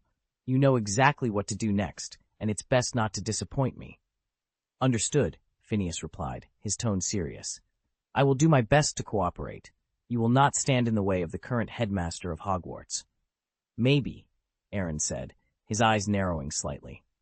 Chapter 559, Generous Voldemort, Living Horcrux Harry Potter. Horcruxes, the diary, destroyed. The Marvolo family ring, destroyed. Slytherin's locket, Hufflepuff's golden cup, a suspected Ravenclaw relic, the Viper Nagini. Voldemort's main soul may not be able to sense the destruction of the Horcruxes. Aaron muttered while writing this information on the blackboard. There are 4 left, or at least 4. The missing body murmured thoughtfully. That means that in addition to destroying Voldemort's main soul, our savior also needs to find and destroy 4 Horcruxes. One of them has been reserved in advance by Dumbledore. Aaron pointed with his wand at Slytherin's locket and Hufflepuff's golden cup on the blackboard. It must be one of them. That Viper has always been with Voldemort, and we have no idea where the Ravenclaw relic is. I think... Wait, it seems to be alive. Unearth? Before Gianni and Tai could finish speaking, he was interrupted by Aaron's hand, as the task panel he paid attention to from time to time seemed to be updated. Find and destroy Voldemort's Horcruxes. 1,000 magic points will be awarded for each Horcrux found, and 500 magic points will be awarded for each Horcrux destroyed. Rewards for completing the mission will be distributed directly until all Horcruxes are destroyed. There will be no penalty for mission failure. Do you accept it? Aaron looked at the mission panel with some confusion and stood there blankly. After a few seconds, the corners of his mouth gradually rose. Ha! You can't stop the luck. Aaron laughed wantonly, while not forgetting to transmit the mission content to the missing body. This is really a turn of events. The missing body was also very excited. This is a big deal, the biggest one in the past few years. The rewards are great, and the dangers don't seem that significant. Most importantly, it's not difficult. Indeed, for others, just finding Horcruxes is as difficult as climbing to the sky, but we have Captain Jack's treasure-hunting compass. Even if the Horcruxes are protected by magic, it is not difficult to find them as long as the distance is not too far. As for destroying Horcruxes, it's too easy. Fire, poison, or more powerful magic can be used with just a little effort. Aaron said proudly, "Come here, open the champagne. We must celebrate." 4 Horcruxes equaled 6,000 magic points. Coupled with what he already has and what he will get from signing in the future, he might be able to clear out the mall. Although he has not received any rewards now, this does not hinder his fantasy of a better future. The most generous person is Voldemort. Why did he only split his soul into 7 parts? Isn't the number 9 more domineering than 7? I guess he didn't dare. If he really played like that, he would just turn into an irrational beast. But it's still too early to be happy. Dumbledore won't live long, and he will definitely destroy a Horcrux before he dies. It's a beautiful idea, Aaron cursed angrily. A Horcrux is worth 1,000 magic points, which is enough to save him from fighting for half a year. Robbing it? The missing body asked meaningfully. Of course I'll grab it, Aaron said firmly. These days, the bold will be rewarded, and the timid will starve. Besides, we will definitely face off against Voldemort's wolf killer in the end, so we cannot miss any opportunity to improve our strength. However, this matter must be planned carefully, and we must try not to be exposed as much as possible. I think so too. I hope Phineas can give me some help. Chee! White bubbles seeped out from the mouth of the bottle, and the Black Shadow Ninja poured 2 glasses of champagne and sent them to Aaron and the missing body. The two raised their glasses at the same time, enjoying the fragrance and rich taste of citrus. But let's talk. Aaron slowly put down the wineglass and took out Captain Jack's compass from the system space. We don't need to consider Slytherin's locket and Hufflepuff's gold cup for the time being. These two items are definitely not at Hogwarts, and we won't be able to find them for a while. I'm afraid the big snake Nagini will have to be dealt with last. To kill it, we must first get past Voldemort. So, there's only one thing we can find now, the Ravenclaw relic. I estimate there's a high chance it's at Hogwarts. Shall we act tomorrow? Of course, but the compass is too conspicuous. We can't search openly. If Dumbledore knew it was still here, he would definitely try to take it. He's capable of such things. That's true. The disembodied voice nodded unnaturally. Dumbledore was known for being both thick-skinned and cunning, and now that his life was nearing its end, he had nothing to lose. The next day, after the morning class, Aaron quietly took out the compass, which was hidden by an illusion, once the professor and other students had left the classroom. To others, it appeared to be just an ordinary notebook. Just in case, he had Abe standing guard. The dragon had a keen sense of smell and heightened senses, far superior to those of humans. If a professor approached, it would sound a warning. As for others, except for Klee, no one could see through his illusion. Horcrux, show me where the Horcrux hidden in Hogwarts is, Aaron thought, focusing on the Horcrux and staring at the compass in his hand. The pointer spun rapidly and then pointed in one direction. Found it. Aaron's lips curled into a smile, but his happiness lasted only 3 seconds before the pointer shifted slightly. What's going on? Is it moving? Could it be that Nagini has sneaked into the school? Aaron quickly dismissed the thought. Impossible. Absolutely impossible. Dumbledore is still alive, and Voldemort wouldn't risk sending his Horcrux here. Maybe someone found it. Aaron sighed and began to follow the direction indicated by the pointer. He left the classroom, walked through the corridors, and ascended the marble stairs until he reached the 8th floor of the castle. Waterlaw, Aaron muttered, looking at the portrait in front of him, nearly spitting out a mouthful of old blood. Slytherin? The fat lady looked at Aaron in surprise. Oh, I remember you. You're Gaius. But why are you at the Gryffindor common room? Let me guess, the fat lady said with a wink. Could it be that you're in love? The Slytherin prefect has fallen for a Gryffindor girl. This is big news. Don't talk nonsense, or I'll sue you for slander, Aaron said, exasperated. I was just joking, but you seem to be blushing, the fat lady teased. Just as she was about to make another joke, she met Aaron's piercing gaze and trembled in fright. All right, password, Aaron said, his lips twitching. If he had known the password, he wouldn't be standing at the door. Call Hermione for me, Aaron said hesitantly. He had initially thought of asking Harry, but the Gryffindor prefect obviously had more authority. Between Hermione and Ron, the choice was clear. Sorry, I can't do that, the fat lady said confidently. I'm just a gatekeeper. Calling people isn't part of my job. Ha! Aaron laughed dryly, a trace of purple light flashing in his pupils. He considered trying to hypnotize the portrait, but before he could cast his spell, a familiar voice called out from behind. "Aaron, what are you doing here?" The purple light in Aaron's eyes dissipated instantly. He turned to see Neville holding a pot of green plants. "I need to go in and find someone. You know the Gryffindor password, right?" "Well," Neville looked embarrassed, "but you're a Slytherin." "I thought we were friends," Aaron said, pretending to be hurt. "Don't forget who saved you that night in the Department of Mysteries." "But," "No buts. Can you help me or not?" "It's really not possible," Neville said, swallowing nervously. "I can't thank you enough for saving my life. My grandma also said she would invite you to our house if she had the opportunity, but I really can't let you in," Neville said, looking aggrieved. Hearing this, Aaron felt a surge of anger. "I know you're an honest person, but it's wrong to treat your savior like this. You know me. How could I harm anyone?" "Whoever you're looking for, I'll help you call them out," Neville offered. Aaron was exasperated. "So what have I been talking to you about for so long? Hermione, please let her come out." Neville blinked, as if he finally understood. "I'll go right away." He recited the password, and the fat lady happily opened the circular door, letting him in before quickly closing it again. "I'm sorry. Even if you know the password, you still can't get in. And I will inform the prefect that the password will be changed tomorrow," Neville said from inside. "That's unnecessary," Aaron replied disdainfully. He knew there were countless ways to get in, and the password was the least of his concerns. After a short wait, Hermione hurried out of the doorway. She gave Aaron a close hug and asked with a meaningful smile, "Tell me, what do you need from me?" "Is there something wrong if I'm looking for you?" Aaron wondered whether to laugh or cry. "This is the Gryffindor common room. If you don't know the password, you can't even get in. I wouldn't choose this place just to come and see it." "Okay, I want to go in and find someone." "Who are you looking for?" Hermione asked. "I don't know, but I'm sure that person is in there," Aaron replied. Hermione frowned slightly. "Is it important?"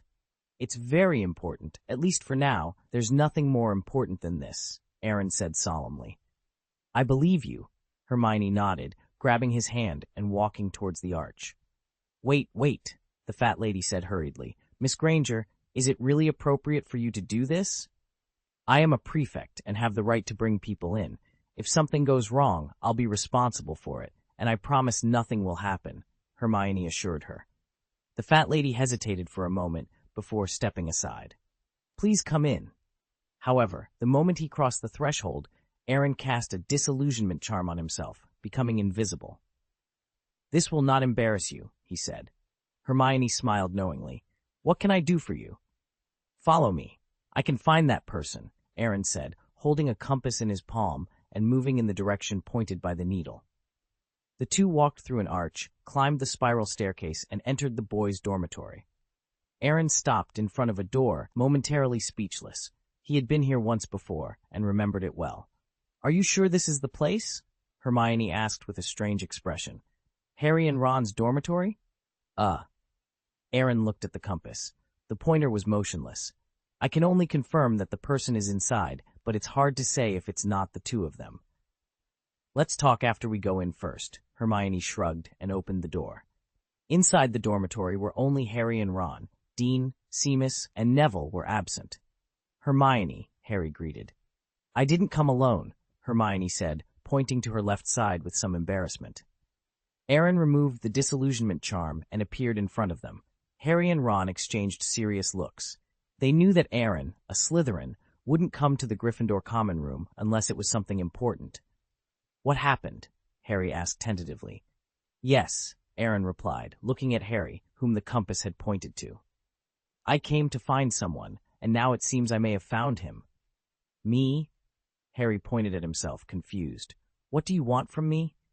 Have you found anything lately? Something that doesn't belong to you?" "This," Harry shook his head. "Nothing comes to mind." "You have," Ron reminded him. "The Half-Blood Prince's book. You forgot that it doesn't belong to you." "I threw that book in the Room of Requirement," Harry said. "Because the Divine Edge Shadowless Curse was learned from that book, Malfoy was almost killed. In short, I don't dare to keep it anymore." "It's not that book," Aaron said firmly. "It's on you. But I don't have anything on me," Harry spread his hands in frustration and emptied his lap pockets to prove his innocence. A wand, 6 galleons, 4 sickles, a bottle of lucky potion, and a bottle of antidote were placed on the table one by one. Aaron glanced at the table and then focused back on Harry, his expression growing more intense. "Don't look at me like that. It's really gone. Take off your clothes, shoes, and glasses." "Ah?" Harry swallowed nervously and took 2 steps back. "What do you want to do? Hermione's still here." Aaron's face darkened, and he rolled his eyes in exasperation. "Stop your disgusting thoughts. My sexual orientation is very normal, and I am not interested in men." "But what you said is really easy for people to misunderstand," Ron said, trying to suppress a smile. "Please cooperate," Hermione said helplessly. "He wouldn't make such a request without a good reason. Even if you say so." "Stupefy." Aaron waved his wand, and a ray of red light hit Harry, causing him to stand stiffly on the spot. "Hermione, turn your face away. Ob, guard the door. Ron, you take off his clothes. Nothing can be left except the final bottom line."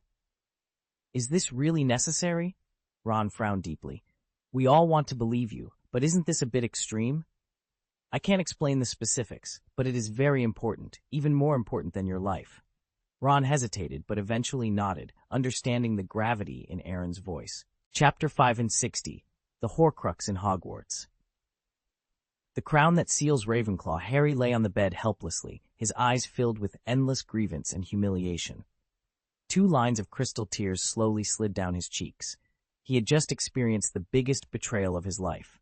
Ron Weasley, his most trusted best friend, had stripped him of all his clothes, leaving only a pair of shorts to preserve his last shred of dignity. "I'm really sorry, but this matter is very important. You will forgive me." "I hope," Ron said, his voice filled with embarrassment and uncertainty. Harry shot him an angry look. Forgive? It was impossible to forgive after suffering such shame and humiliation. He was already being broad-minded by not killing Ron on the spot. Seeing Harry's reaction, Ron's heart sank. He hurriedly explained, "I was as gentle as possible. Aaron would have done it even if I hadn't. You can't blame me." Harry thought to himself, if I could beat him, I wouldn't be immobilized by the petrification spell. If not you, who else can I blame? "Aaron, please be fair," Ron said anxiously. The boat of friendship was about to capsize. What did it mean that the culprit was silent? In fact, Aaron was still in deep shock and had not yet recovered. The compass needle was still pointing steadily at Harry Potter, not even swaying. This meant that Harry Potter was very likely to be Voldemort's Horcrux. Of course, there was another possibility, which was the only fig leaf on Harry's body. But no matter how crazy, stupid, or shameless Voldemort was, he would never turn a pair of underwear into a Horcrux. That would be beyond shameless, despicable, and vulgar. It would redefine the lower limits of human understanding. So the truth was that Harry Potter was a living Horcrux, other than the snake. Congratulations to the host for finding Voldemort's Horcrux, Harry Potter. A reward of 1,000 magic points, the system's voice suddenly sounded in Aaron's mind. "Okay, now it's completely confirmed," Aaron sighed inwardly. He then pointed his wand at Harry. "The curse will stop." After the petrification spell was lifted, Harry's body was no longer stiff. While angrily getting dressed, he glared at Aaron fiercely. "You must give me an explanation, or I will fight you." "Then let's fight," Aaron said nonchalantly. "You can't beat me anyway." "You?" Harry's expression froze. "Hermione, are you just going to let him get away with this?" "Are you dressed?" Hermione asked. Dressed," Harry replied. After hearing this, Hermione turned around and said, "Do you think I can control him?" "I'm very self-aware," Aaron praised. "There are only 5 people who can control me when I grow up. No, if you include Jeans, it's 6 people. But I think you'd better explain, otherwise this will be too bullying. How can anyone specifically go to someone else's dormitory to take off someone else's clothes? It's simply a naked humiliation," Hermione said with an unnatural expression. She then added, "Of course, the explanation I'm talking about refers to the part you think you can explain." "Can you keep today's matter a secret?" Aaron asked suspiciously. "No matter who asks, you can't tell anyone, including Dumbledore." "Keep it secret, of course," Harry said hurriedly. This was the biggest stain in his life. He really didn't want anyone else to know. Hermione and Ron also looked at each other and nodded. Past experience told them that Aaron's attitude was no joke. Aaron was silent for a while and then looked at Harry Potter seriously. If one day you need to sacrifice your life to fight Voldemort, what will you do? I won't hesitate. Very good. I'm very satisfied with your realization, but I still suggest that you think about your last words in advance and tell me, Aaron said. He then picked up his belongings and walked out the door, his body becoming invisible. I'll see him off, Hermione said, chasing after him and thoughtfully closing the dormitory door behind her. It's really baffling, Ron said. It's better not to explode. It's quite baffling, Harry agreed. Harry picked up the wand from the table and said coldly, but what I want to address now is another matter. You were quite rude just now. Gulp. Ron swallowed nervously, feeling at a loss. He instinctively raised his wand. Expelliarmus! Snap! Ron's wand was knocked out of his hand, and he felt like crying. He backed away, pleading, Calm down, Harry. You need to calm down. How can I calm down? If it were you, would you be able to stay calm? But I really didn't mean to. I know, but I can't just let it go, Harry said firmly, and with a flick of his wand, he hung Ron upside down in the air with a levicorpus spell. I admit I was wrong this time, but if you forgive me now, I promise I'll forgive you the next time you upset me, Ron said, trying to appease Harry. Hearing this, the image of Ginny Weasley flashed in Harry's mind. Ginny had recently broken up with Dean. If he pursued her, it would undoubtedly make things awkward with Ron. But given the current situation, Harry felt less burdened by the thought. After a moment of contemplation, Harry waved his wand and set Ron down. Remember what you said, and don't go back on it. Don't worry, I keep my promises, Ron assured, patting his chest. Despite his relief, he felt an inexplicable unease, as if he was about to lose something important. Meanwhile, Aaron and Hermione had left the common room. What did you mean earlier? It sounded like you were saying Harry must die, Hermione asked, her voice tinged with concern. I meant it literally. I can't give you the details because you wouldn't be able to accept them. You're doing it again, Hermione said, feeling helpless and distressed.